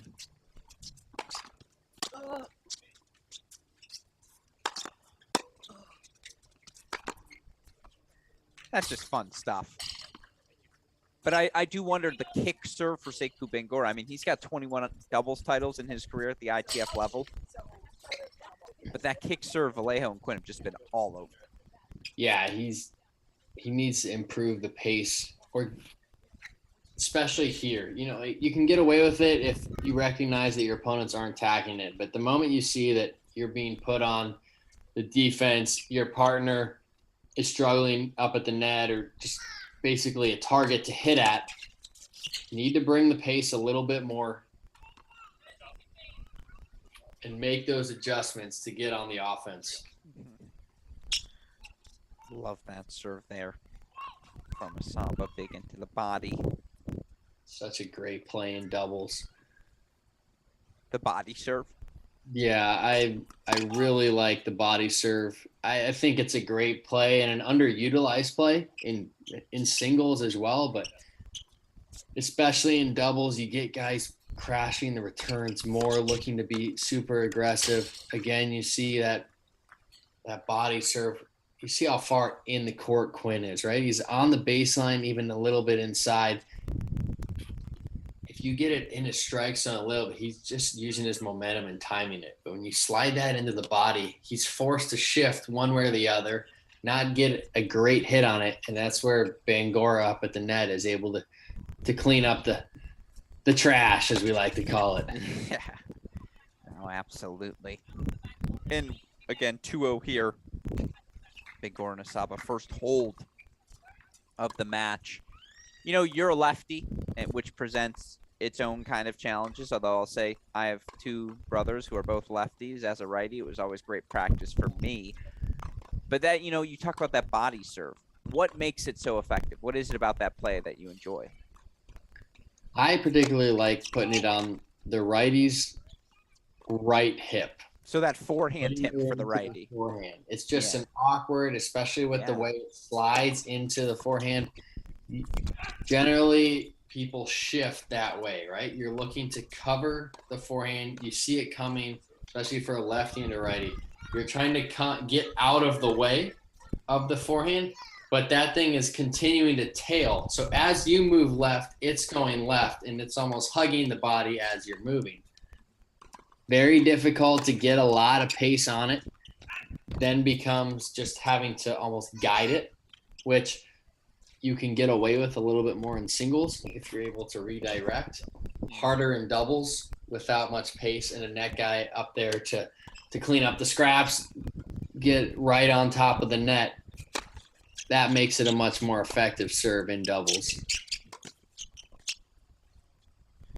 Boy, Ethan Quinn's just putting the ball on a string right now. Inside in backhand. Little flick from him. Finds the cross-court angle as well. Again, Ethan Quinn, one of the top juniors in the world, still redshirted his freshman year at Georgia. It has paid dividends. The results we've seen for him here on the SoCal Pro Circuit.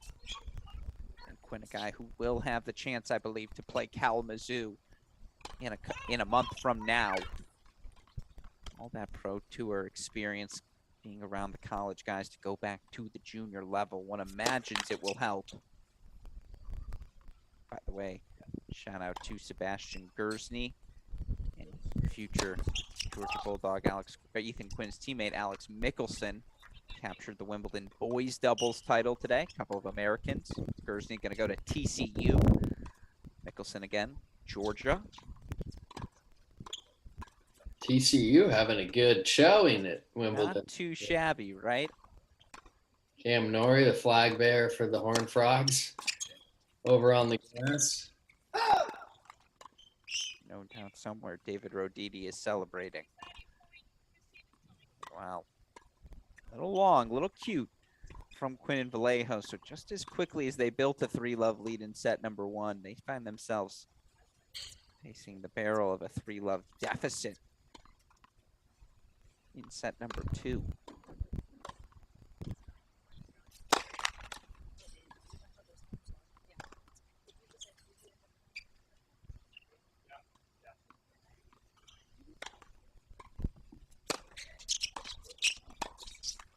What are you doing?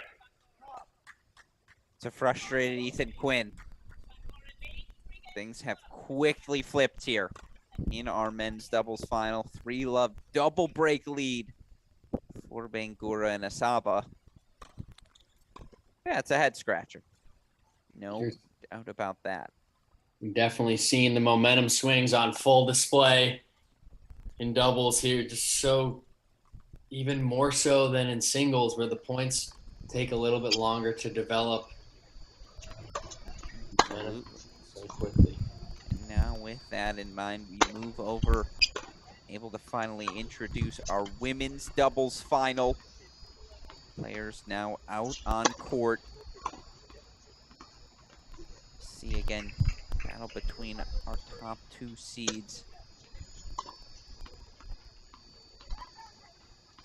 Top seed Ya Yang.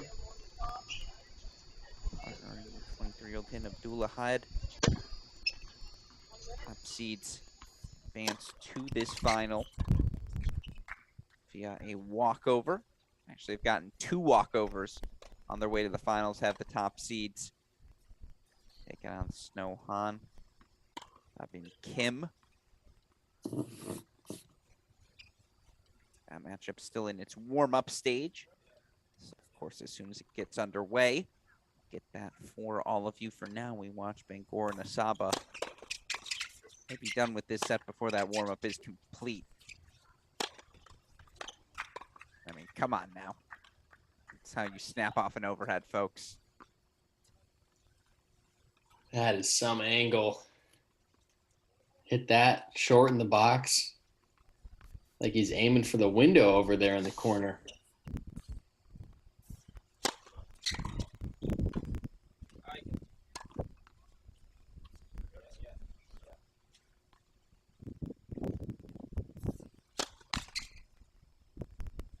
All right, 3-love, 30-love. Might as well go for something big. Just looking for that slice body into the net for 30-15.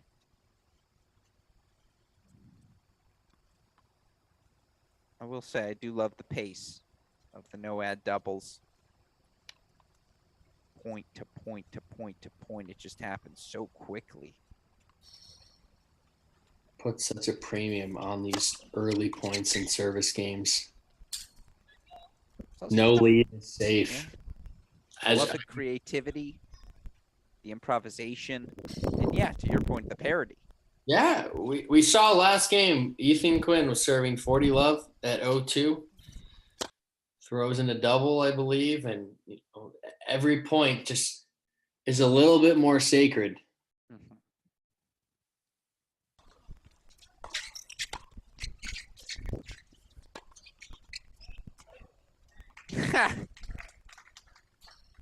That's why you always have your hands out in front, folks.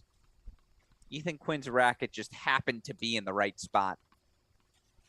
And by the way, another example of the difficulties of that high backhand volley. Bangoura unable to put that ball away.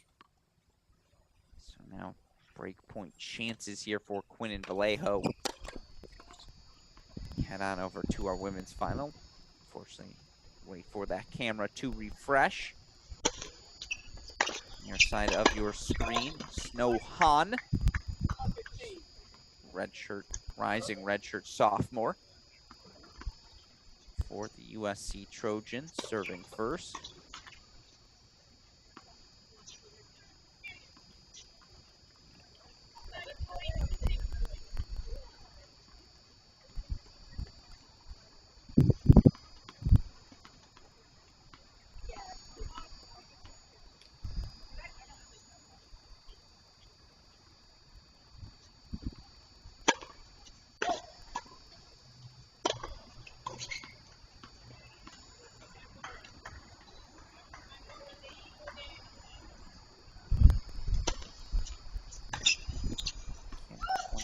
Years old.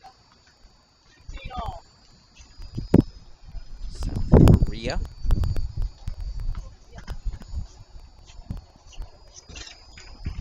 First time these two have played together. Resulted in 3 victories. 2 for 3 in straight sets this week.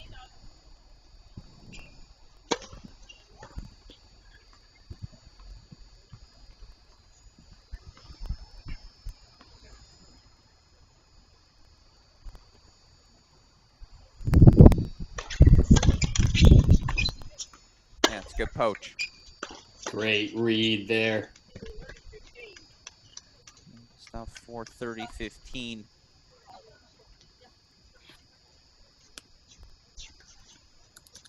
A little conference here.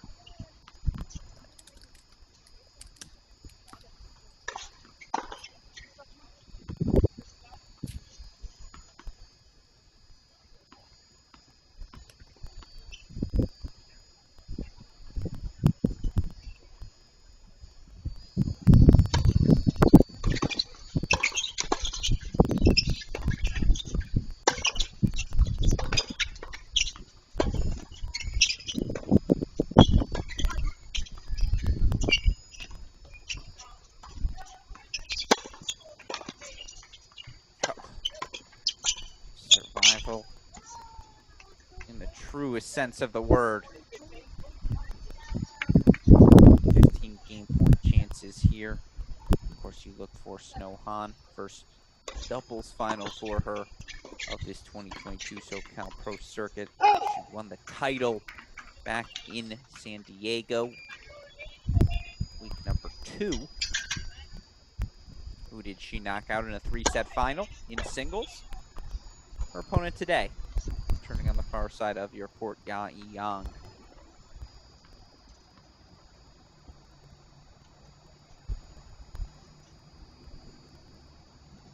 Nice little sneaker up the line from Yang. That firepower going to be as effective certainly here, right, BK? Yeah, we saw that in the singles earlier. Just her effortless power, ability to get on that front foot. And the second serve, Han's going to have to bring it with a little bit more variety there, or else Young's going to be able to start grooving that forehand. Of course, yours previous snow pond matches will know she dealt with a major shoulder injury. Of course, these past couple of years, as such, that service motion still a work in progress. Good hands from Kim at the net, though. Let's stick the volley. Draw the error on the board. 1-love for the number 2 seeds. We'll go back to our men's final now.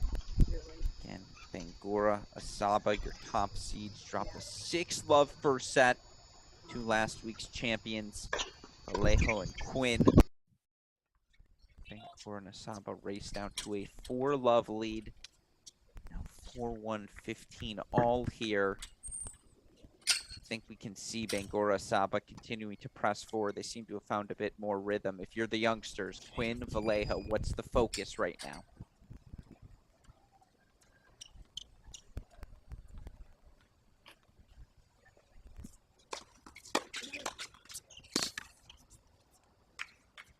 Yeah, if you're Vallejo and Quinn, you're just trying to regain some of that momentum that you established in that first set. You had such a good start. You have to expect that Bangoura and Asaba were going to raise their game after that bagel in the first set, and anything can happen in doubles. Look, Bangoura and Asaba have a 2-break lead, a point away from 5-1, but if we're looking ahead for Vallejo and Quinn, you're just trying to find the game again, find that energy and aggression going into a potential 10-point tiebreaker, which is really a sprint for that final set in the championship. Do you like the 10-point breaker? I do. I think it's a sprint, right? It's it's long, obviously longer than the 7-point breaker. There's more swings in it. Adds for a little bit more drama, but for a third set in doubles, I think it's wildly effective. I think it's very helpful to bring in some more of the singles guys to encourage them to play doubles, knowing that the matches aren't going to be quite as long. It's less taxing on the body. Certainly when you're faced with another 2 out of 3 set match, you played a long 3-setter in singles. Might not, it'd be harder to get up for it, but it's like we talked about earlier, just the importance of playing doubles for the singles game. I think the format has proved to be very effective in getting some more singles players to play. No doubt about that. I do like, again, that sprint, as you mentioned, kind of epitomizes everything that is doubles. I'm also a fan. I'm a fan of that. Nice little pass from Quinn there with the forehand up the line. Had a small opening, but no doubt confident on the forehand side. And when you're feeling confident, even those small little alleys look quite large.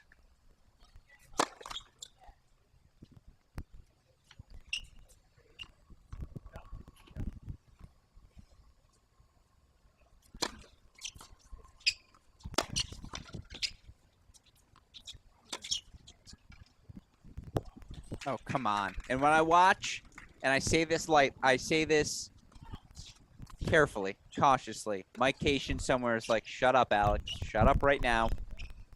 I know what he's like. I know what's coming next. I see a little Jack Sock in Ethan Quinn. Just one of those rubber shoulders where, I mean, I like the Quinn backhand a little bit more. Obviously, doesn't quite have the Jack Sock power or butt.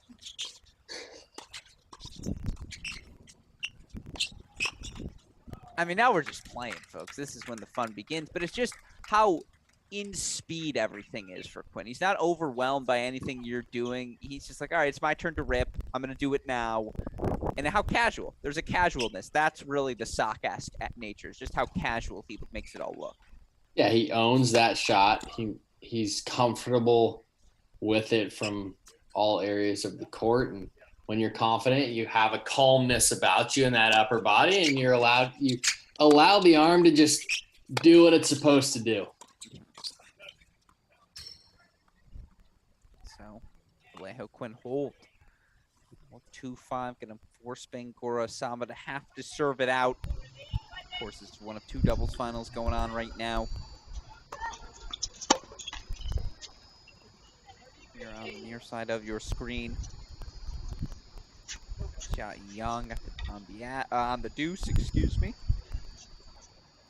Wahid on the ad.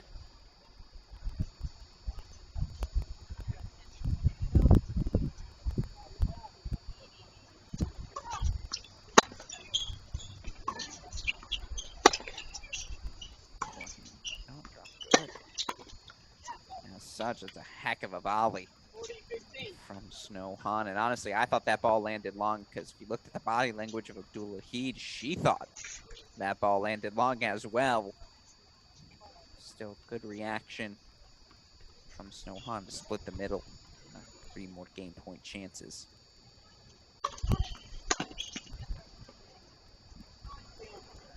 All right, we stay on serve. 2-1 here early. 2 seeds leading the number 1 seed. Meanwhile, this was a layup. The former UCLA standout to reach the Australian Open women's singles final last season. BK, you got that answer for me? Do. Jenny Brady. Yes, Jennifer Brady, of course. Succeeded by Danielle Collins from the University of Virginia the next year. College players on the rise everywhere. With that said, we've got another trivia question for you here as Bangoura Saba try to force a 3rd set. Only one men's or women's player has ever won 6 consecutive women's singles titles. Tweet at us at Crack Rackets, at Alex Gruskin, at Bradley Klon for a shot to win. Free 30-minute virtual lesson from Paul Annacone.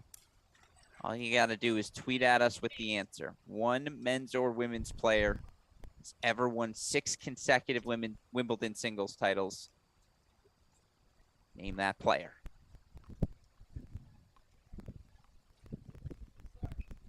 You got it yet, BK? No. Let's see. Let you do some brainstorming here. He sent me his first guess. Incorrect. Incorrect. The player you guessed won 5 in a row, not 6.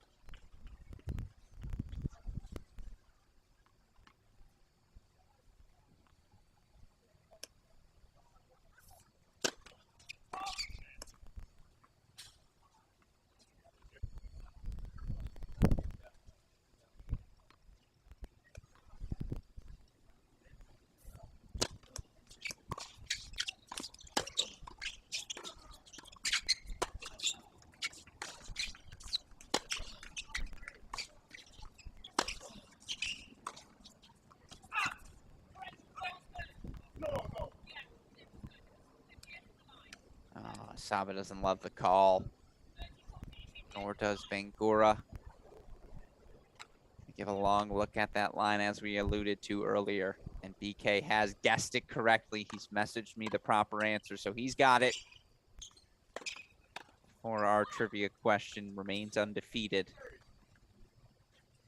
As we look again, break point chance here. Now, this is the luxury of that double break.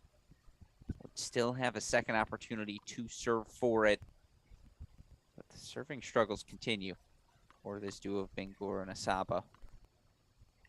I mean, this second set has been far more competitive than the first.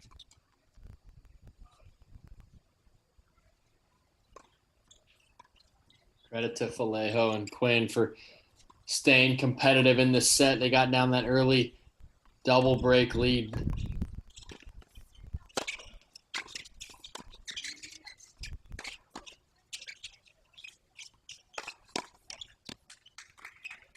Managed behind some big Ethan Quinn forehands to get one of them back. And we've seen the momentum swings in doubles. This set is far from over. One break of serve here, a blink there. 3-5 now for Quinn and Vallejo. Let's go split screen. Haven't had the chance to do that in a while. We show off both of our doubles finals. I bring you to that split screen. We've got break point chances here. Snowhan returning. Right side of your screen. Meanwhile, that forehand volley from Sekou Bangoura. A little extra oomph. No hand up, no apology necessary.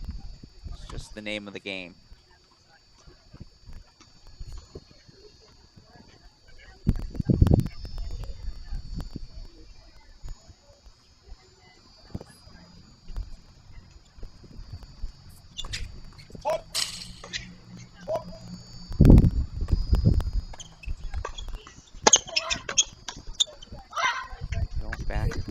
Let me ask you this, PK, because everyone knows, and it's the typical talking point, oh, the hand wave, it's insincere. But let me ask you the flip side of that equation. Has there ever been a time you've been hit on a tennis court, pegged by a ball, where you were actually upset that the opponent did it, that you thought it was intentional and unnecessary? To where, like, you were like, you better apologize, because, like, that was BS. Nothing comes to mind. Yeah, I'm trying to think of genuine, like, like, I think of, like, when Almagro and Burditch, right? Or whatever that incident was where he got hit and Burditch didn't shake, or was like, I'm not shaking your hand or whatever after the match. That's, like, the one incident I can think of. Or Stepanik and anyone. Yeah. I was trying to think of there was a world team tennis match years ago with Pays, McEnroe, Robert Kendrick. SBC, by the way, set point for the men's. We'll go full screen there. And I'm forgetting the fourth. But it was juicy enough to make ESPN. Okay, good. And I think it was somebody got hit off a serve. Ooh. That was fully intentional. That's always a bold play. Also bold, obviously. Hand over the break when you're serving for the set. Get the break back. Very next game, 6-3 top seeds Asaba Bangoura. We're going to a third set breaker, and we'll go full screen and stick with that third set breaker from start to finish. So whenever they start, super producer Daniel Westoff, just take us there. We'll then have our women's doubles final for you the rest of the way. Yeah, you can put it, it's on one hand. And with that in mind, you know, I show the Wimbledon 6 consecutive singles titles. Djokovic could become the 4th man ever to earn 4 consecutive Wimbledon titles with a victory tomorrow. Your thoughts on what should be a volatile, well, I don't know if you've seen the Twitter exchanges between them today where they're saying, hey, loser buys dinner or winner buys dinner, and let's go out afterwards and let's have fun. A friendship buddy-buddy seems to have emerged between Djokovic and Kyrgios. Now, that'll end. Yeah, awfully friendly between the two of them. It hasn't always been that case. You saw Kyrgios coming to Djokovic's defense earlier this year in Australia when Novak was going through the legal issues getting into Australia, but nice to see some playful banter before a big moment for both of them. Absolutely, and you know, we'll get into that momentarily. Third set breaker got started even quicker than I expected. Already an early disliked call. That'll happen. Again, if you're Abraham Asaba, currently looking for a second pro title of his career, second this season with Bangoura. First week, SoCal Pro Circuit. He and his partner lost a 21-19 third set breaker in the final. But the mini break is handed right back. This time he's with Bangoura. Yeah, that'll certainly very much.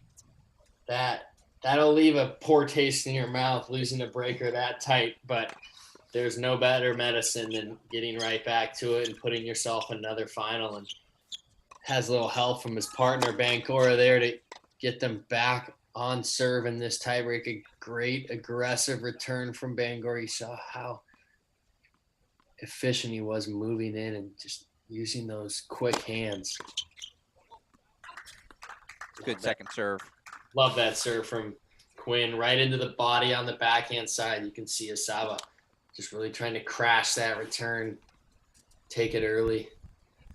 Yeah. The best defense against an early returner, a hard slider right into the body. So 2-1 now, back on serve here. And this breaker played to 10, win by 2. Switch sides every 6.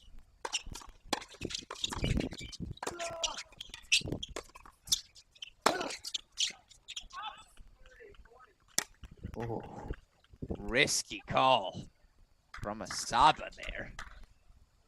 You let your partner just smash that one, or if you know, you know? That's a 50. That's a judgment call. You have to.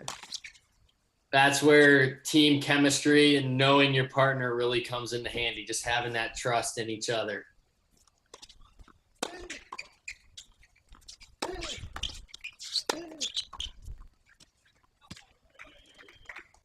That's nice. That's just really nice. I love that exchange. All 3 volleys from Masaba. Fending off the first one, just playing that smart, deep, pushing Vallejo back. Uses the middle of the court nicely short, forcing him to come up. And then as he retreats, again, that high forehand angle off the court. Good defense of the family jewels as well on that first one. It's a little scoop. A human cup there was the racket.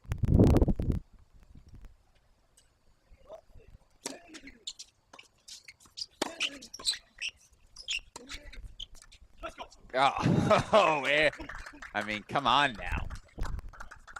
Vallejo with a little magic there from Daniel Vallejo. You know your opponents are closing the net tight when you flip that lob a few feet past the service line, and it is a clean winner. It's the worst feeling in the world as a net player when you're like, God, you caught me. You got me. Well done. Yeah, caught on the balls of your feet, moving. Caught leaning. So 3-all as we make the turn again. Play to 10, win by 2. Winner of this breaker will be your Fountain Valley Open men's doubles champions. Asaba returning on the near side of your screen. Vallejo serving on the far side.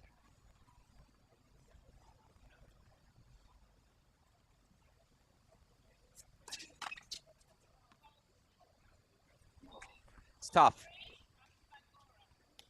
Now again, Vallejo and Quinn have had plenty of opportunities as returners.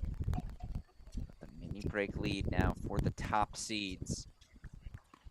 We've seen plenty of breaks of serve throughout the first 2 sets, so both of these teams have to feel confident returning, but never want to give a freebie. Ooh, in? Caught. Wow. Well, okay. That's, again, if I'm Daniel Vallejo, fries are on me tonight. It's a nice forehand. But, of course, still plenty of time left in this one. I'll say, just impressed by how smooth Vallejo seems to be. Oh, and another gift. All right. 5-4 mini break lead now. Vallejo and Quinn. How quickly things can change. Get these 10-point breakers sprints to the finish line.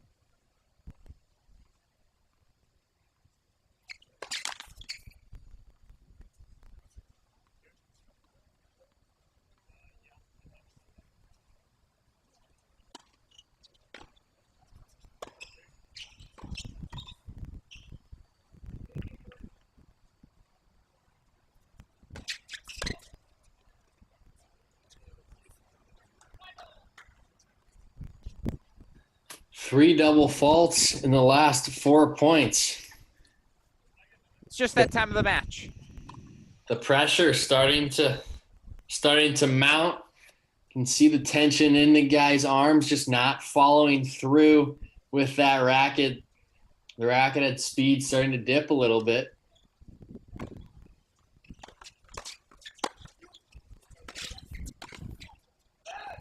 All right. able to protect the serve, at least there, 6-5. And fourth continues. Alex Gruskin, Bradley Klon. Final 2 matches here. Fountain Valley Open.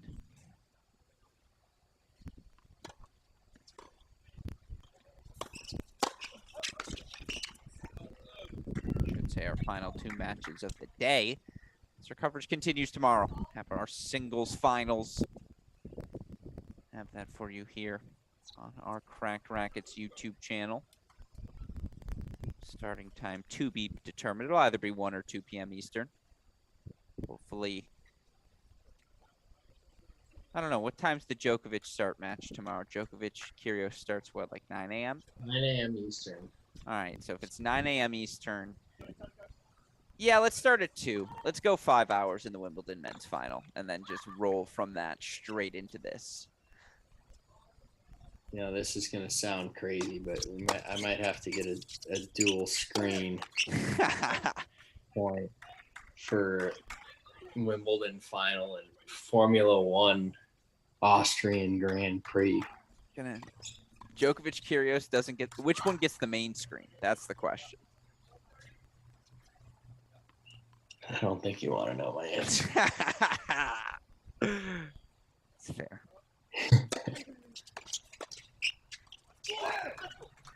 All right. Nice serve there from Daniel Vallejo. Good reaction from Quinn. 7-all now. Again, if you're Abraham Asaba, you're just like, are we doing this again?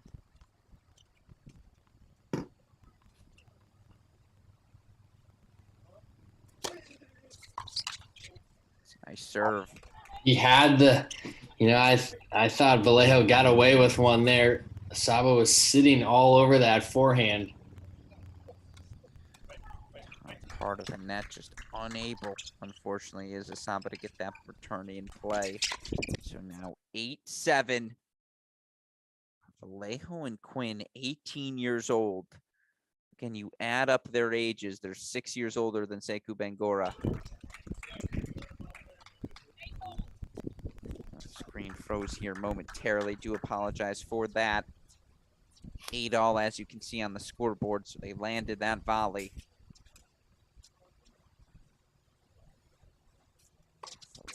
Quinn, back-to-back titles. I venture to ask, who was the last set of 18-year-olds to capture back-to-back futures titles? Certainly in doubles. Certainly it's happened. But those of you out there tuning in, let us know. If you need to pop over to our women's doubles screen. Oh, okay, we see the camera back here. Just in time for a match point. And it's going to be Ethan Quinn. 18-year-old American. He and Daniel Vallejo. 18-year-old out of Paraguay. Opportunities to go back-to-back. First 2 doubles titles for each of these players.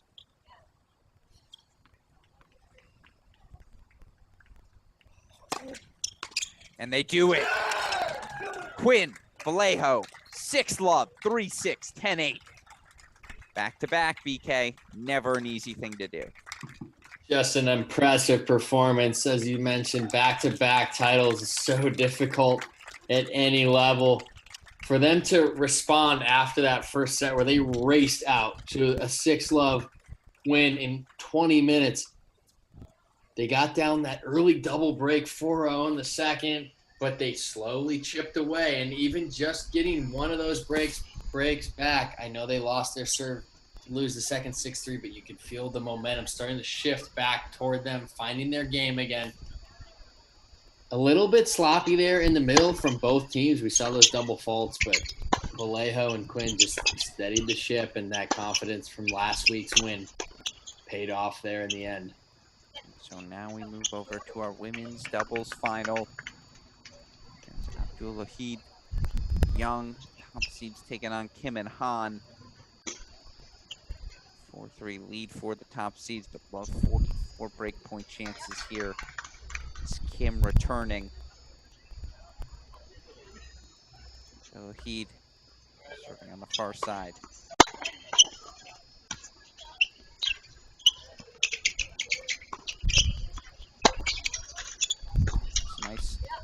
pinch by Snohan to just apply that extra pressure. The break has gotten back 4-4 all. So let me ask you this, because we know college tennis teammates, we're all competitive.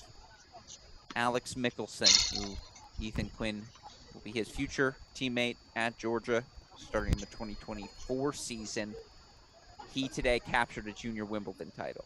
Ethan Quinn, back-to-back futures doubles titles. Which would you rather have, BK? The junior Wimbledon boys doubles titles or the back-to-back futures titles? Junior Wimbledon. Right? I think that's the easy pick here. That Wimbledon trophy, that photo lasts forever. Yeah, it's Wimbledon. I don't care, juniors, pros. It's Wimbledon. It's, a future, and don't get me wrong, a futures title is still, it's a big, it's exceptional moment. Yeah, it feels great for you, and winning back to back it's so difficult to win 1 week, let alone back to back weeks. It just goes to show you how well Vallejo and Quinn are gelling as a team. But I mean, come on. Yeah, winning something at Wimbledon. Yeah, you're in the history books at Wimbledon. That's very, very fair. Say that. I was gonna say, give this SoCal Pro Circuit 25 years, and then the comp will be fair. Wimbledon, you get an invite to the Wimbledon Ball. Let me just say this: the SoCal Pro Circuit Ball not out of play yet. It's not out of play. Again, like, we got to do something to honor all the wins Yae Yang has accumulated. So we'll do some sort of ball for her. By the way, speaking of Wimbledon success, only one men's or women's player has ever won Wimbledon 6 consecutive times in singles. That player, you want to guess it, BK? I know you know it now. Martina Navratilova. Martina winning it 6 years in a row, I believe, 78 to 83. Was that all singles? All singles titles for her consecutively. Also won the doubles a handful of times during that stretch. The lefty just exceptional, obviously. Her serving volley game so perfectly on those grass courts. Nice return there from Young. You talk about that second serve I formation. That's there in a nutshell, right? I mean, that 100-mile-per-hour forehand coming at you while you're trying to leap up, not much you can do. Yeah, that's tough. That's a great return placement from Young. Just picking that big target right up the middle. You got a lot of room for air there. It helps when your opponent's standing right there as well to give you that target. Tough to get out of the way.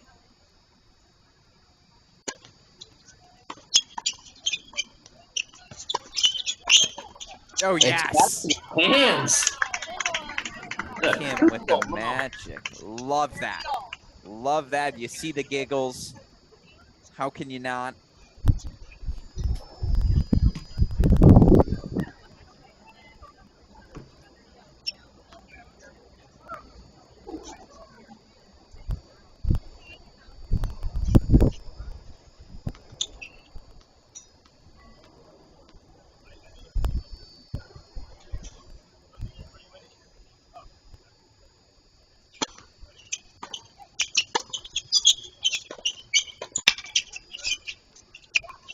That volley dropped good. It does. Good stretch from Kim. It's been so solid up at the net. Game point chances here for Kim Han to take a 5-4 lead.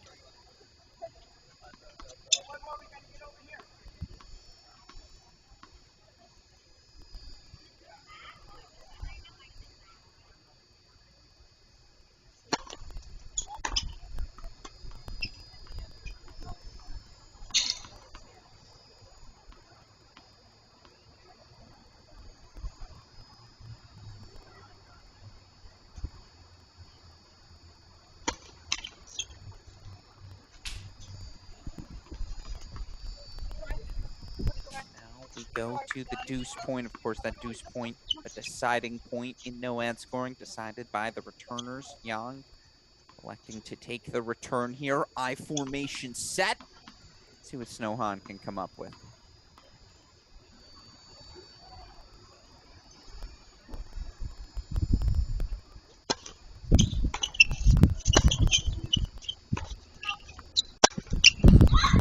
so much pace.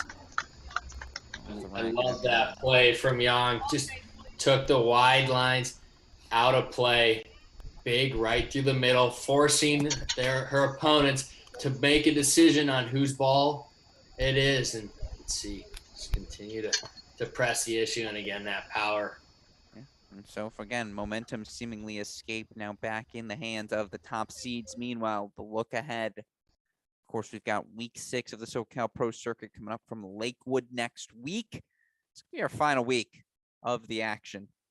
As we look again, it's been so fun here. 6 events in 7 weeks, men's, women's, singles, doubles action, that nexus, college players, pro players, junior players, a little bit of everything here on the SoCal Pro Circuit. And of course, tomorrow still have our singles finals to go.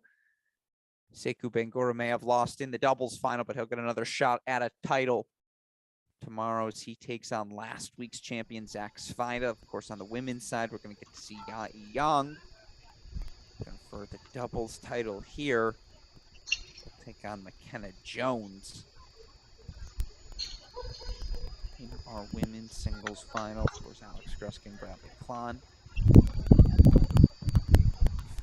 5-4, Yang serving on the near side of your screen.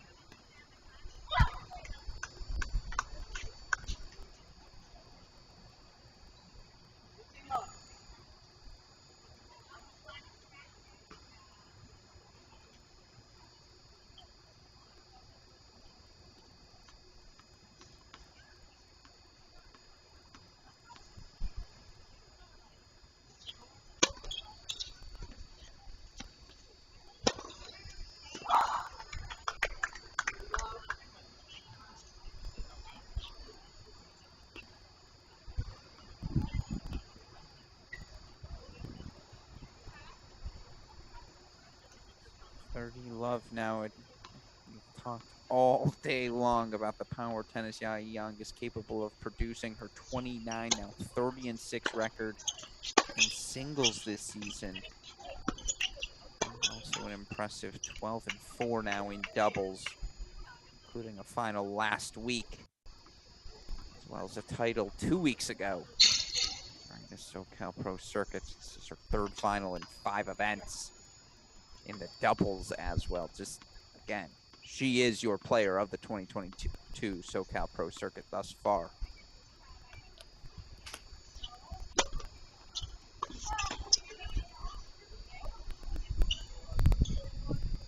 Think about that. She's played 10 total events, BK Yang has. She's made 2 singles finals, now 3 doubles finals. Has a shot at a 2nd doubles title here today. It's a pretty nice 6-week run. You're gonna need another suitcase to It's exactly. She's like, which trophy do I pick? San Diego or Rancho Santa Fe? It's tough. I only got room for one. You think about all the extra baggage fees too. That's a hard decision. The shirts. Good problem to have.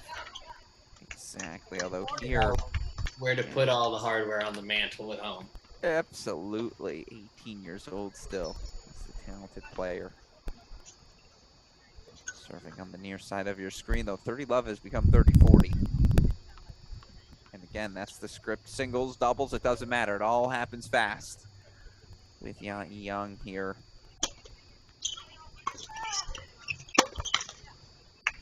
Yeah, forehand errors pile up, and now 5-4 becomes 5-all. That was a missile, by the way, at the net. Just full speed there from Yang on that forehand.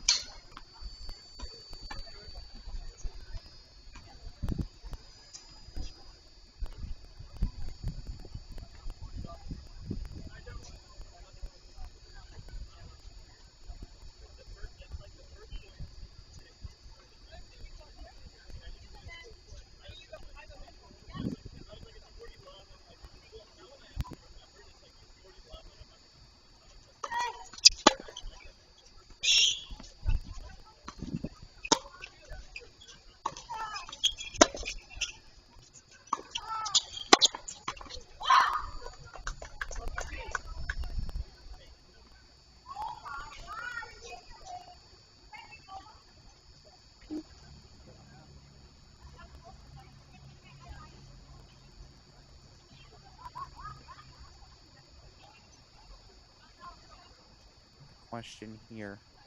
We saw some holds early, but breaks piling up now.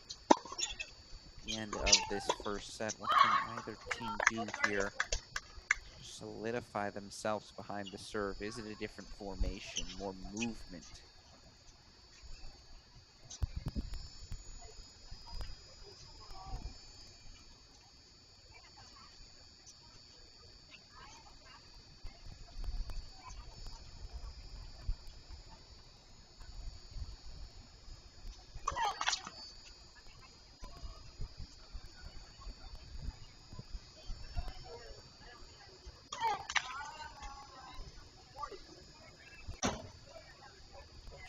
Like that. No more breakpoint chances for the top seeds here. Again, in doubles, getting to the net, being the aggressor, so critical. Just all of these players so comfortable on the return of serve right now. The returning team so clearly the aggressor. That's a nice little sneak. You're not getting passed down the line, you're not playing doubles right. So I don't hate the move. But obviously, hand that break right back to Kim and Han. Top seeds will serve 6-5 lead here in set number 1. Meanwhile, now the perfect opportunity again to thank our sponsors, whether it be the ITF, USTA, of course, Wilson. I feel like everyone plays with a Wilson at some point of their career. Whether it was the early days, the N codes, the K factors, the blades of the world, whatever they're using now, the zebra racket, all those different frames, strings, clothing, shoes, you name it, Wilson's got it. Shout out to them for their continued support here, buying into this SoCal Pro Circuit. Of course, the Bryan Brothers, Southern California Tennis Association Foundation, just two of the behind-the-scenes groups helping to make these events possible, facilitating with the various facilities, volunteers. Again, it takes so many people to make these possible, whether it be Chris Boyer, the entire USTA SoCal team. That's what this was, BK, right? Just a team effort through and through. Yeah, totally. It's been a complete team effort, just from the fundraising to getting people to buy into this idea that the U.S. and Southern California need more pro events. We need to provide more opportunities for our young players who are trying to establish themselves, gain the experience on the pro tour, just see what it's like, continue to develop their games, to be able to play 6 straight weeks, all within the nice confines of Southern California, being able to travel a short distance away, everything's within 2 hours. It makes such a difference just to give these players a little bit of comfortability. All the wild cards going to Southern California players, just to showcase them and to give themselves the chance to work their way up. If you leave Los Cab at 11 a.m. on a Sunday, how long would it take you to get to the University of San Diego as we go back to our doubles final? I would want probably an hour and 15. Okay, so that is, again, that's where our events are, folks. Look, that was my childhood, waking up at 5 in the morning and driving up to Los Cab for 8 a.m. matches. Sounds delightful. As we see 7-5 first set taken by the top seeds. Now, talk to me, again, for these Southern California players and for you growing up in that area. Was the LA Open still a thing back in that day? It was. The LA Open was last played in 2012. Okay. My first year on tour, my first summer on tour was actually the last year. Played it in 10, 11, and 12. And just, it was a great event. It's so nice to have a pro event. We see you have Indian Wells in the desert, and having the Masters event is huge, but having more ATP events in California as well. Used to have San Jose up until 2013. That went away. Grew up playing that when I was in college and my first year on tour. And you've just seen some of these opportunities for Americans slip away. Those tournaments got sold, I believe, the LA Open was sold to Bogota, which then went to Los Cabos. The San Jose week went down to Brazil. I think it went to Sao Paulo. So you started seeing this outflow of tournaments from the States, and it's a real shame. And it's why even at the lower levels, what the SoCal SCTA and the SoCal Pro Circuit Committee, why their goal has been so important.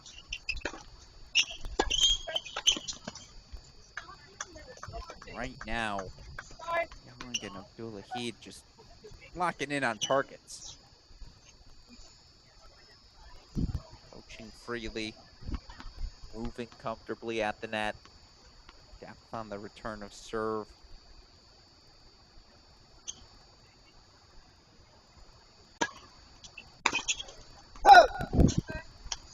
See 15 all. So BK, our latest trivia question.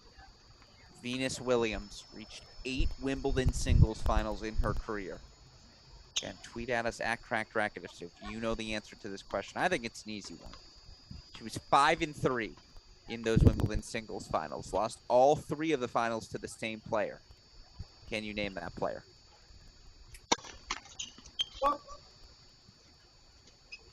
The answer is yes. He mouthed it to me very, very simply. He can name it.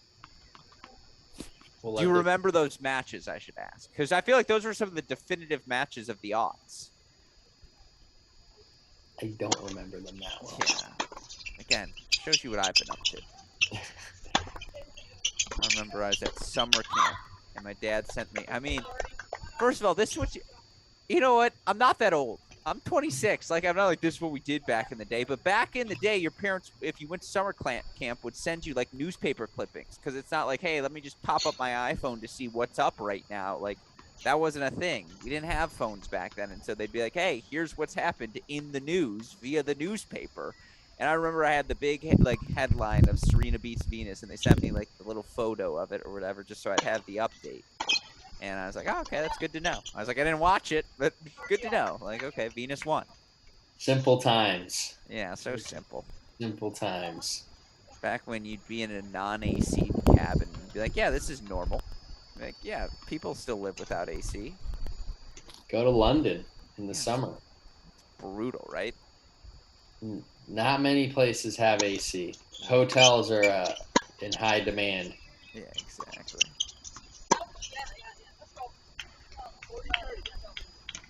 Looks like it just missed. Certainly, again, the explosion off the Young ball. You're like, did that skid? Did she miss it? Sometimes tough to see here. 40-30. Can Snowhon get herself out of a jam?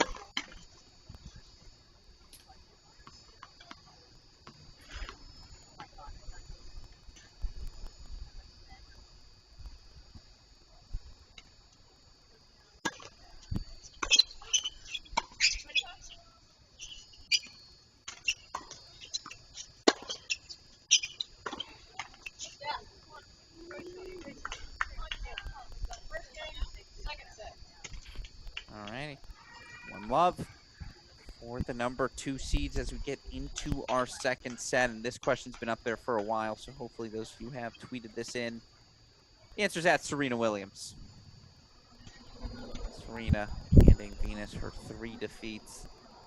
All in that, again, aughts, 2000s range. I can only imagine what it would be like to play their sibling in a Grand Slam final.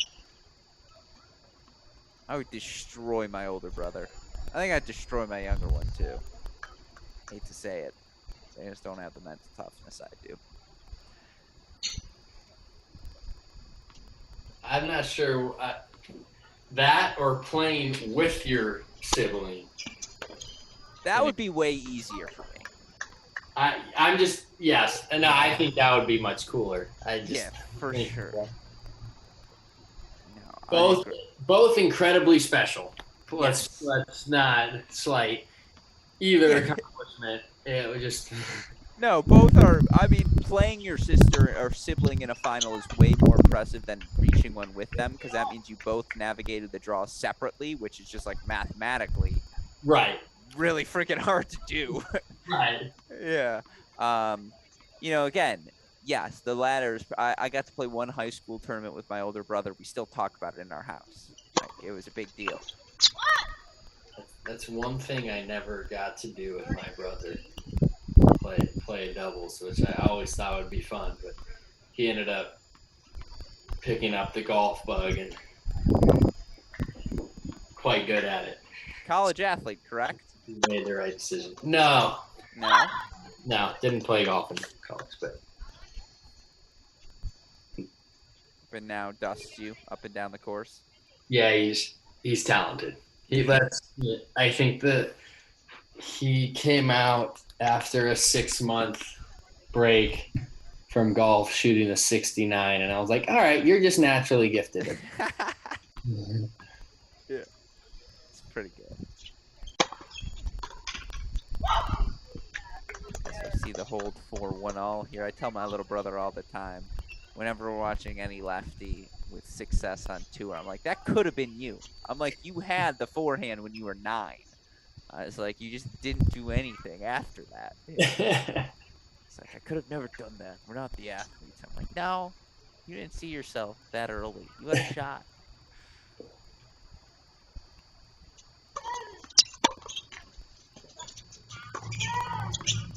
Oh my, long? No, that couldn't have caught. It did catch. Oh, wow. A bit of a generous call. Hard, our super eyes from afar. I don't know. Still nice Close. sneak there. There's no space out open, and just again able to. A great shot, regardless. Hands from Young. That low volley so difficult to deal with. 4-15 all. Meanwhile, our latest trivia question on the board, including this Wimbledon. Novak Djokovic now has the Open era record. Most men's singles finals at the slams in the Open era. Question to all of you. How many has he made? What number is this now record extending final for Wimbledon? How many has he made at the slams? That's a good question. That's a stumper. That's a tough one. It's a number. Numbers are always hard.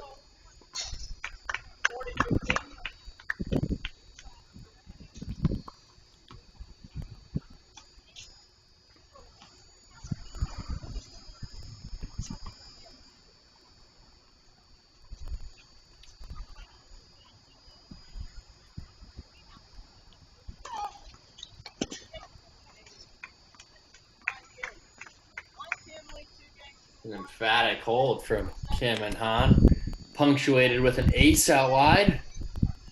Keeping things competitive here in our second set. And 2-1 on serve. Of course, again, we're going to get the chance to see Ya Yang compete tomorrow as well. Can we bring up graphic for the 18-year-old Ya Yang, as I've mentioned, throughout the course of the day with her win today, a 3-set victory for Yang in her semifinal over Malika Rapalou. Look for Yang, 30-6 overall now on the season in doubles. Reached a final, also won a separate title in Cairo earlier this year. She came straight from Cairo to this SoCal Pro Circuit, where again, quarterfinal, semifinal, semifinal, final, and now another final for her. Her 5 results in singles. She's also won a doubles title, reached another doubles final, and a 3rd doubles final here today. And currently at the net right now for the top seeds. Abdulahid serving on the far side.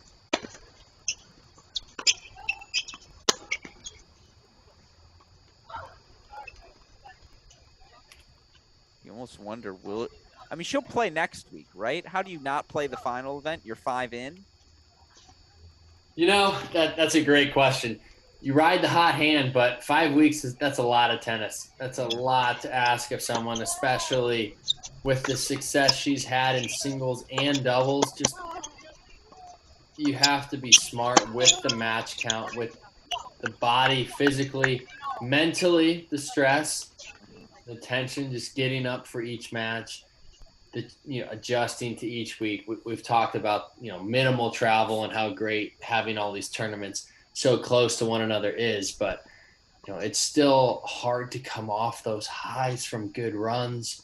Mentioned a couple finals and resetting and getting ready for the next tournament. So certainly we'd love to see her continue this incredible stretch she's been on, but you understand both sides. So Yang took a 2-week break from May 16th to the start of the SoCal Pro Circuit that first week of June. She's played now. If she plays next week, that would be 6 events in 7 weeks.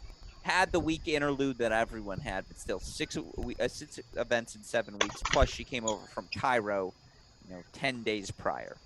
What's the longest trip you've ever gone on in your career? Talk to me about some of the difficulties of navigating it. Yeah, I think the longest trip I've done, well, I did a stretch of, I believe it was 22 events in something like 24, 25. Sorry, I shouldn't laugh. That's crazy. I let's just, I'm going to preface that by saying I don't recommend that at all. I definitely fatigued down the stretch, and some weeks were not as good as others, to put it mildly. I think probably the craziest stretch I did was in 2013, probably 2014, where I played Brisbane, Auckland, Melbourne, flew back to Maui, played the Challenger in 2014, won that, then got on a plane and went back to Australia for what was supposed to be 2 challengers, but I actually couldn't get to the first challenger in time. It was physically impossible without some help from a private jet. Or something, yeah. And so had to pull out. I arrived in Australia when all second rounds were being played. Mm-hmm. And that was the stretch that got me to my career high. Mm-hmm. And it's, in the moment, it's fun and exciting, and you're on that high. But I would just advise any young aspiring professionals to really watch that balance. And it's important to have a good support team around you to rein you in, because it's very easy to get going on emotion. And I was someone that could certainly play with adrenaline and push through a lot. And it led to some incredible runs, but also to my body breaking down, truthfully, and ended up needing more time off than I would have liked. No, you look for Young, who played her first match of the season, first week of May 2022. So I mentioned the 30-6 record. All of those matches coming since the start of May. In 2 months, she's played 30-plus matches. Right. It's a lot of tennis. It's a match every other day. Yeah. It's just a lot to put on the body. I mean, again, it helps be 18, where it's just like an 18, she could probably eat McDonald's every day and it would still be working out at this point. But it's definitely, that's why I wanted to ask your opinion, because to your point, the stove is hot right now. The mic is hot. Keep playing those tunes. If you're young, you've made 5 finals. At the same time, too hot, the house burns down. Right. Yeah. It's a fine line, and like you said, she's young. She's 18. She recovers a lot better. I did that stretch when I was 24. I did another stretch I was 23, and that was the beginning of the year. And to end the year, I did a stretch of 2 weeks in Australia, 1 week in Korea, and 1 week in Japan, where I was playing every day, even with all that travel. And about going deep. I was going deep in events. I made a final, won a title, and a semi, and also one that I was playing doubles 3 out of those 4 weeks too. And you come back and you have a week, 2 weeks off, and then you jump right into preseason and go again. And you get on this hamster wheel that never stops. And what stops you is your body breaks down and you're in pain, and you pay for that later in your career, right? Like it doesn't seem like it in the moment. You're young, you're fresh, it's all raw and exciting, but this is a journey. It's a long career. If you're lucky, fortunate enough, lucky is not really the right word because you do have a lot of control over it, but just being able to take care of your body, being smart with it, recognizing the long view goes a long way. We see here, Ken, we'll get Young competing in the singles final tomorrow. She's looking for that second SoCal Pro Circuit doubles title here today. Right now, Han and Kim keeping pace. 3-2 keep us on serve here in the second set. Alex Gruskin, Bradley Klon. So excited to be joining all of you today. And it's been now hour number 7 of our coverage here. Started off earlier on the day. Sekou Bangoura, 3-set win over Nate Ponwith. Bangoura now take on Zach Svajda. Svajda winner last week. 3-set win today to advance to his third professional final. Any preliminary thoughts on our men's singles final, BK? Svajda versus Bangoura? Yeah, Svajda has been playing exceptionally confident tennis. Coming off that win last week, was lucky enough to call that match with you against Brandon Holt. And we talked repeatedly about his ability to control the court with that backhand line, and we saw it on display today, especially in those last 2 sets. Bangoura is an experienced player on the tour. He's been in a lot of finals, very calm.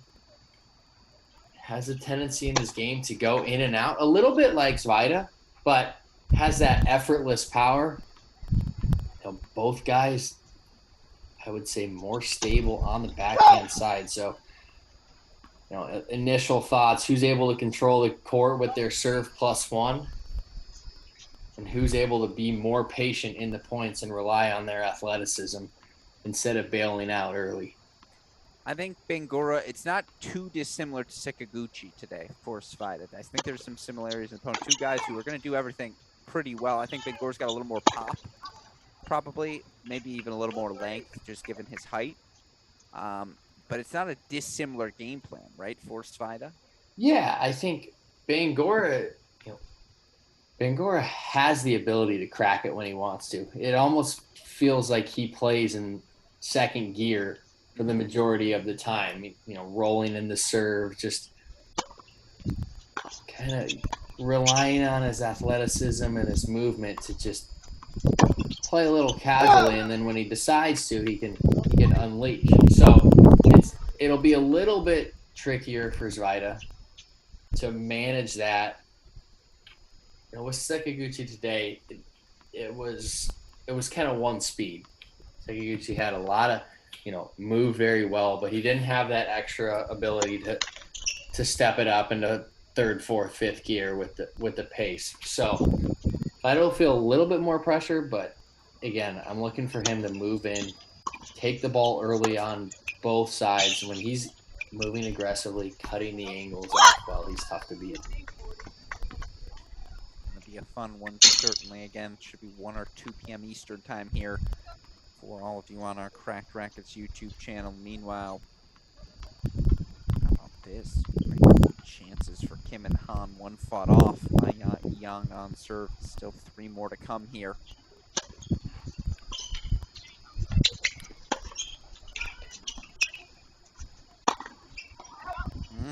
The overhead goes awry. So 4-2 lead for our number 2 seeds. Might we have 2 3-set finishes to end our day? Would be fitting in the competition we've seen across the board. Now again, will that break of serve perhaps be the little kick in the derriere these top seeds need to get their form back together? Certainly has gotten a little slap happy for the top seeds.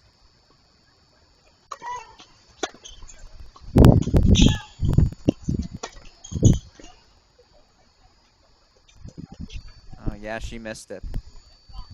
It's back-to-back misses on the overhead. Good play to just question that. That overhead, right? It's such a confidence-based shot. If someone misses an overhead, I'm going right back to it. Throw it up. You don't know how to sun it. Hard for us to get a read on the conditions out there, but you know, regardless, like you said, more air starting to creep into the play of the top-seeded duo.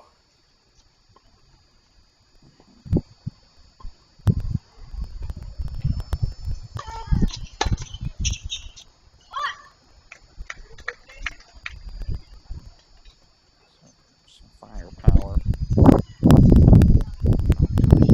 We just connected on a couple of forehand returns in this game. It's still 30-15 instead.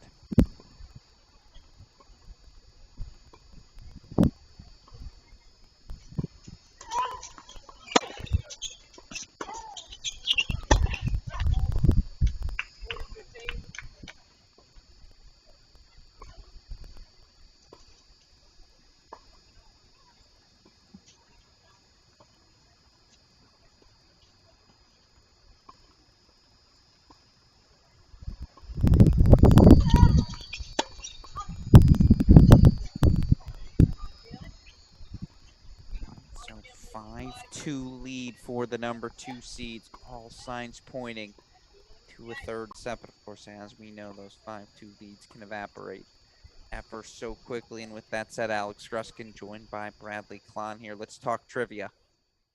Again, including that meant our trivia question right now on the board for everyone, including this year's Wimbledon. Novak Djokovic now owns the ATP Tour record for most Grand Slam final appearances. How many has he made? Here's my hint to you, Bradley Klahn. You can tweet at us at Cracked Rackets, at AO Gruskin, at Bradley Klahn. My hint to you, he's played 68 total Grand Slams. 68 total Grand Slam main draws in singles. How many finals has he made? 68 total. So he's 120. How many has he lost? Which, by the way, let's start there. He's won a third of the Grand Slams he's played. If you play 20 slams in your career, you've made money, you have a happy life, you're good to go. He's 120. It's just like, come on now.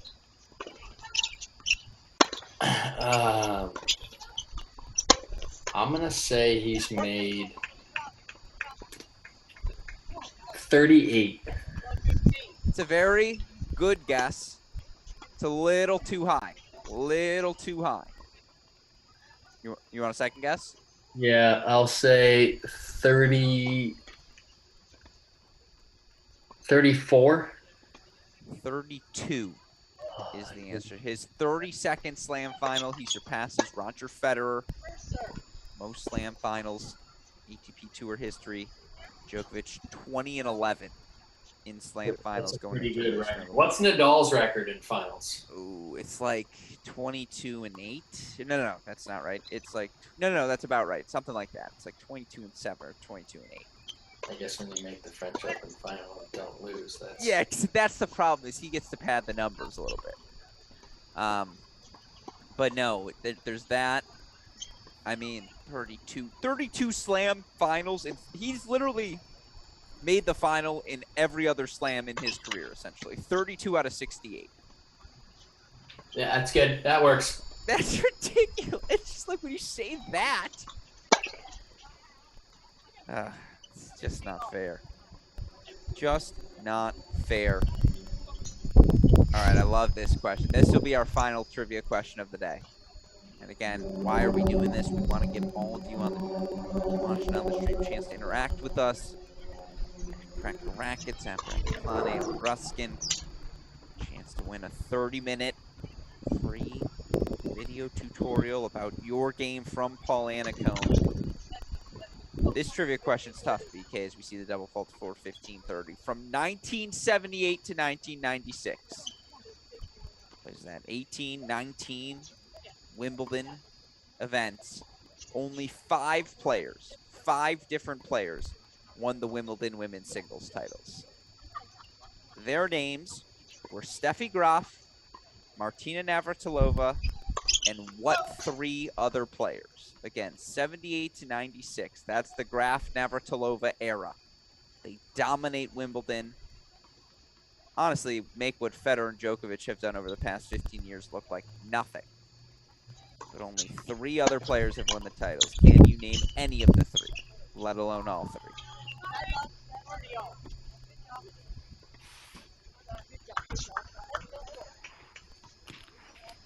From 78? From 78 to 96.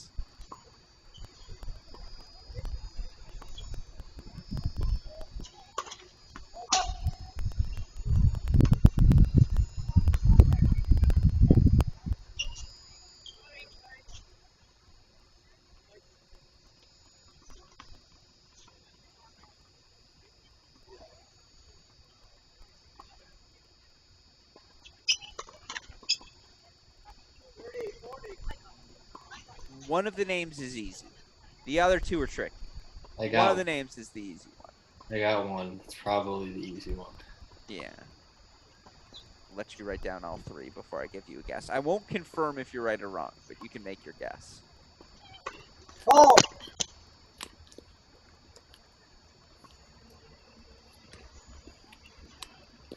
Yes, he does have the easy one, folks. As we see again, set point here to force the breaker.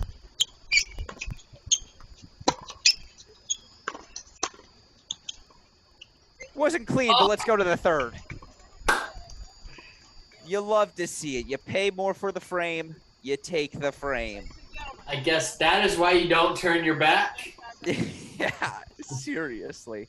Take the tattoo, it's worth it.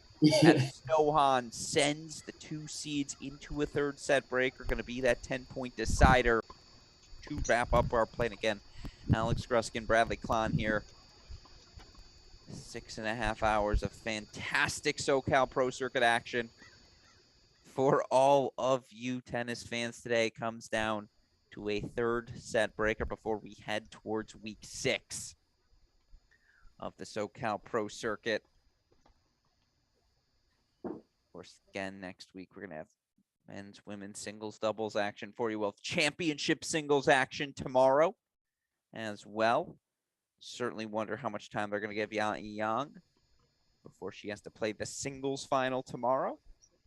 She'll take on McKenna Jones. That match currently scheduled. Unclear what time they've scheduled. Yet to be scheduled. The men's and women's singles finals. Of course, worth noting, 9 a.m. Eastern time tomorrow. Djokovic, Kyrgios, Wimbledon final. You may have heard. We'll be on after that match. 1 tiebreaker to go. Again, you play to 10, win by 2, switch sides every 6. No Hans to serve first on the near side of your screen.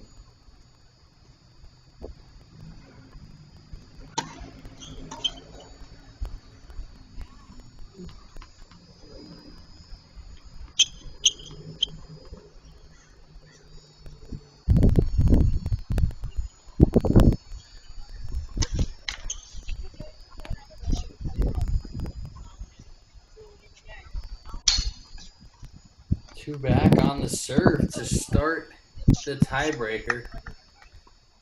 Well, we're getting all the stumps, right? We're pulling it all out at this point. Not the success they were hoping for with that play to start this 3rd set decider.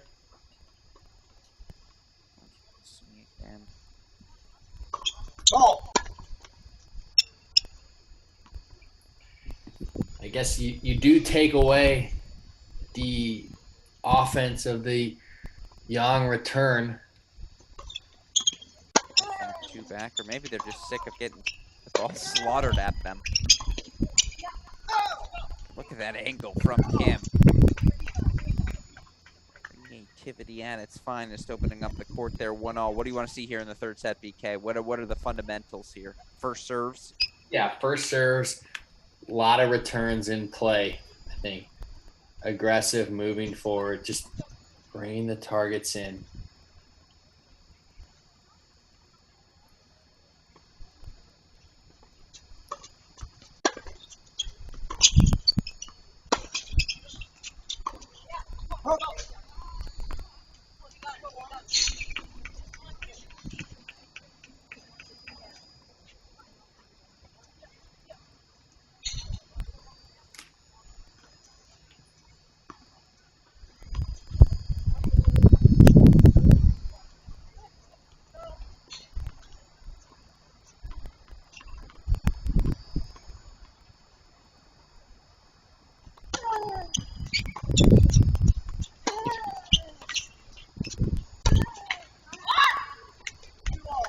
Like to press forward. Want to be the team on the attack here. Make your opponents do something special down the home stretch. Lahid Young getting into that 2-up position. 2-all now here. We're back on serve.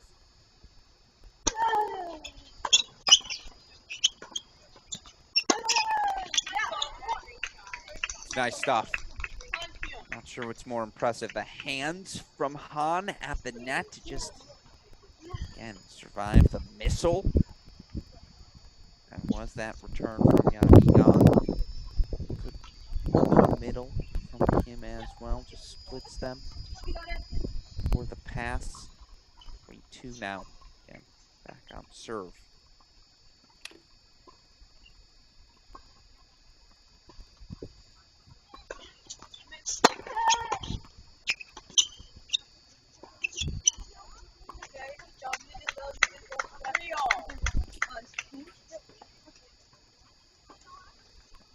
All right, let's make the turn here. As we do, again, a reminder, Championship Sunday continues tomorrow. BK will be joining me. All new host, trivia questions, topics, things to discuss. Of course, Yang gonna bounce back tomorrow for that singles final. Side of your screen here, 3-0. What does that 12 hours look like for Young? Just meal, recovery, rest? Yeah, get the stress levels down as quickly as possible. Immediately get some food in the system. Good night's sleep.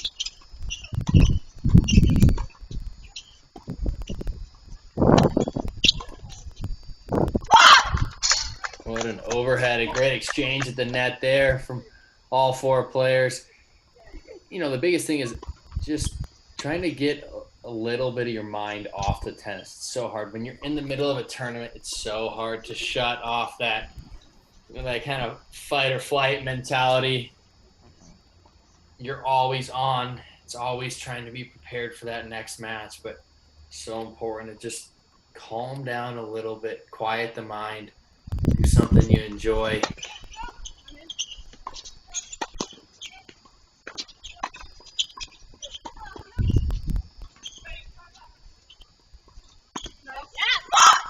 Just long. Snow Han is everywhere, but our tennis. Now we're going to do a Heat winning out, so 5-3, they take the mini break lead.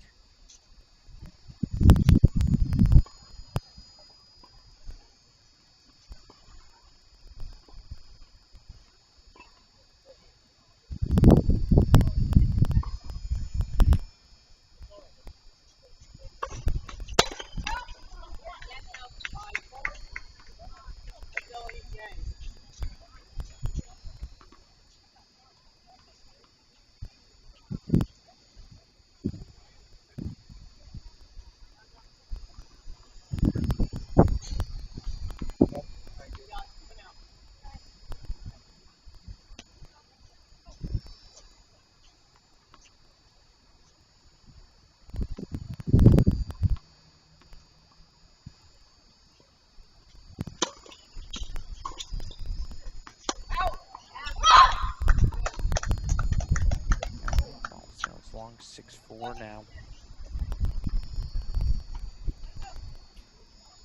Again, so tough here. Not any overwhelming theme in this match. 3-point has been shaped a little bit differently.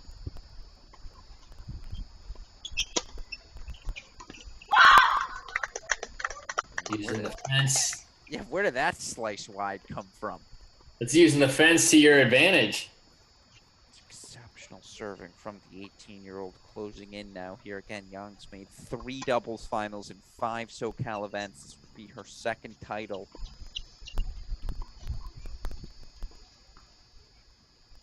The 18-year-old does go on one of these 6-week runs on the WTA Pro Tour. You can say, I saw her compete first on the Cracked Rackets channel.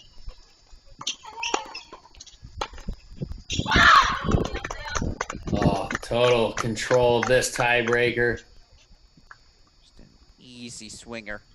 So 8-4 now, 2 points away.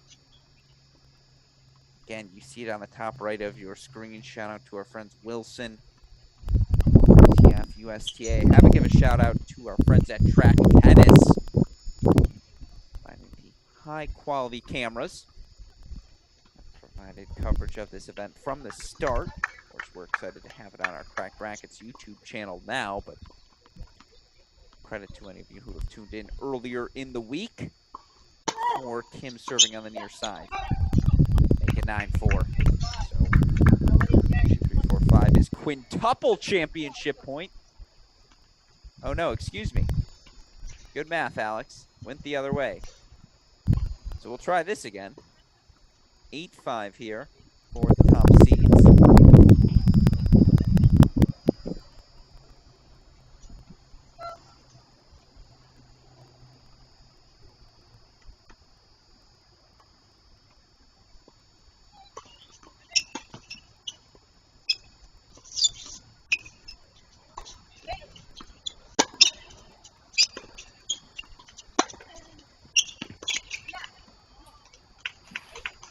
Who doesn't love the bump flop?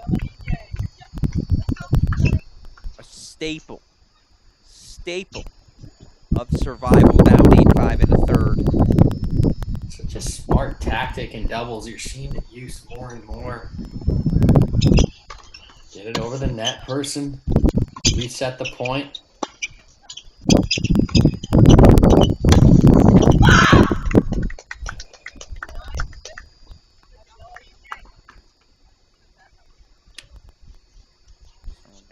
Championship points. Coming up.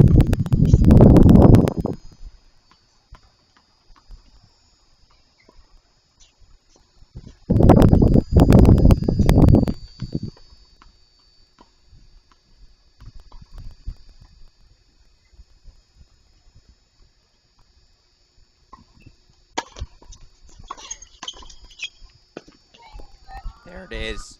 Title number 2 for Ya Young of this SoCal Pro Circuit in doubles. She and her partner, Hin Abdullahid, 23-year-old. Now ITF Pro Circuit doubles champion. 7-5, 2-6, 10-6.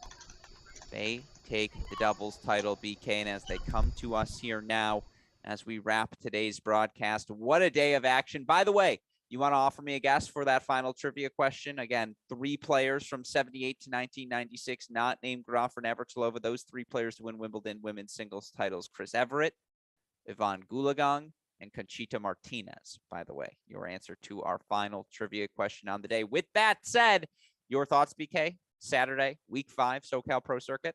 Yeah, what a super Saturday it was from Los Cab and Fountain Valley. Some great matches, a lot of 3 sets. I believe we had 5 out of the 6 matches went the distance today. So definitely seeing the competitiveness all around. Sets up for a great final Sunday. We have 2 exciting singles matches tomorrow. Yeah, shout out to McKenna Jones. She's like, am I left out because I only played straight sets? Like, what did I miss the memo? What's the deal here? But no, again, fantastic day of tennis. And yeah, As BK pointed out, it continues tomorrow. We'll have coverage for you here at Cracked Racquets starting no earlier than 1 p.m. Eastern time. Our men's singles final, Sekou Bangoura versus Zachary Svajda. Our women's singles final, Yang taking on McKenna Jones. All of that coming up tomorrow. Of course, a massive shout out to our countless sponsors who helped make this event possible. Shout out as well to super producer Daniel Westoff on the ones and twos, the best in the business. With all that said, for the fantastic Bradley Klon, our super producer Daniel Westoff, 1 p.m. Eastern time, by the way, he confirms. And for all of us here at both Cracked Racquets and the SoCal Pro Circuit, I am Alex Gruskin. You've been watching our Cracked Racquets coverage, and we hope we see you all tomorrow. Thanks, everyone.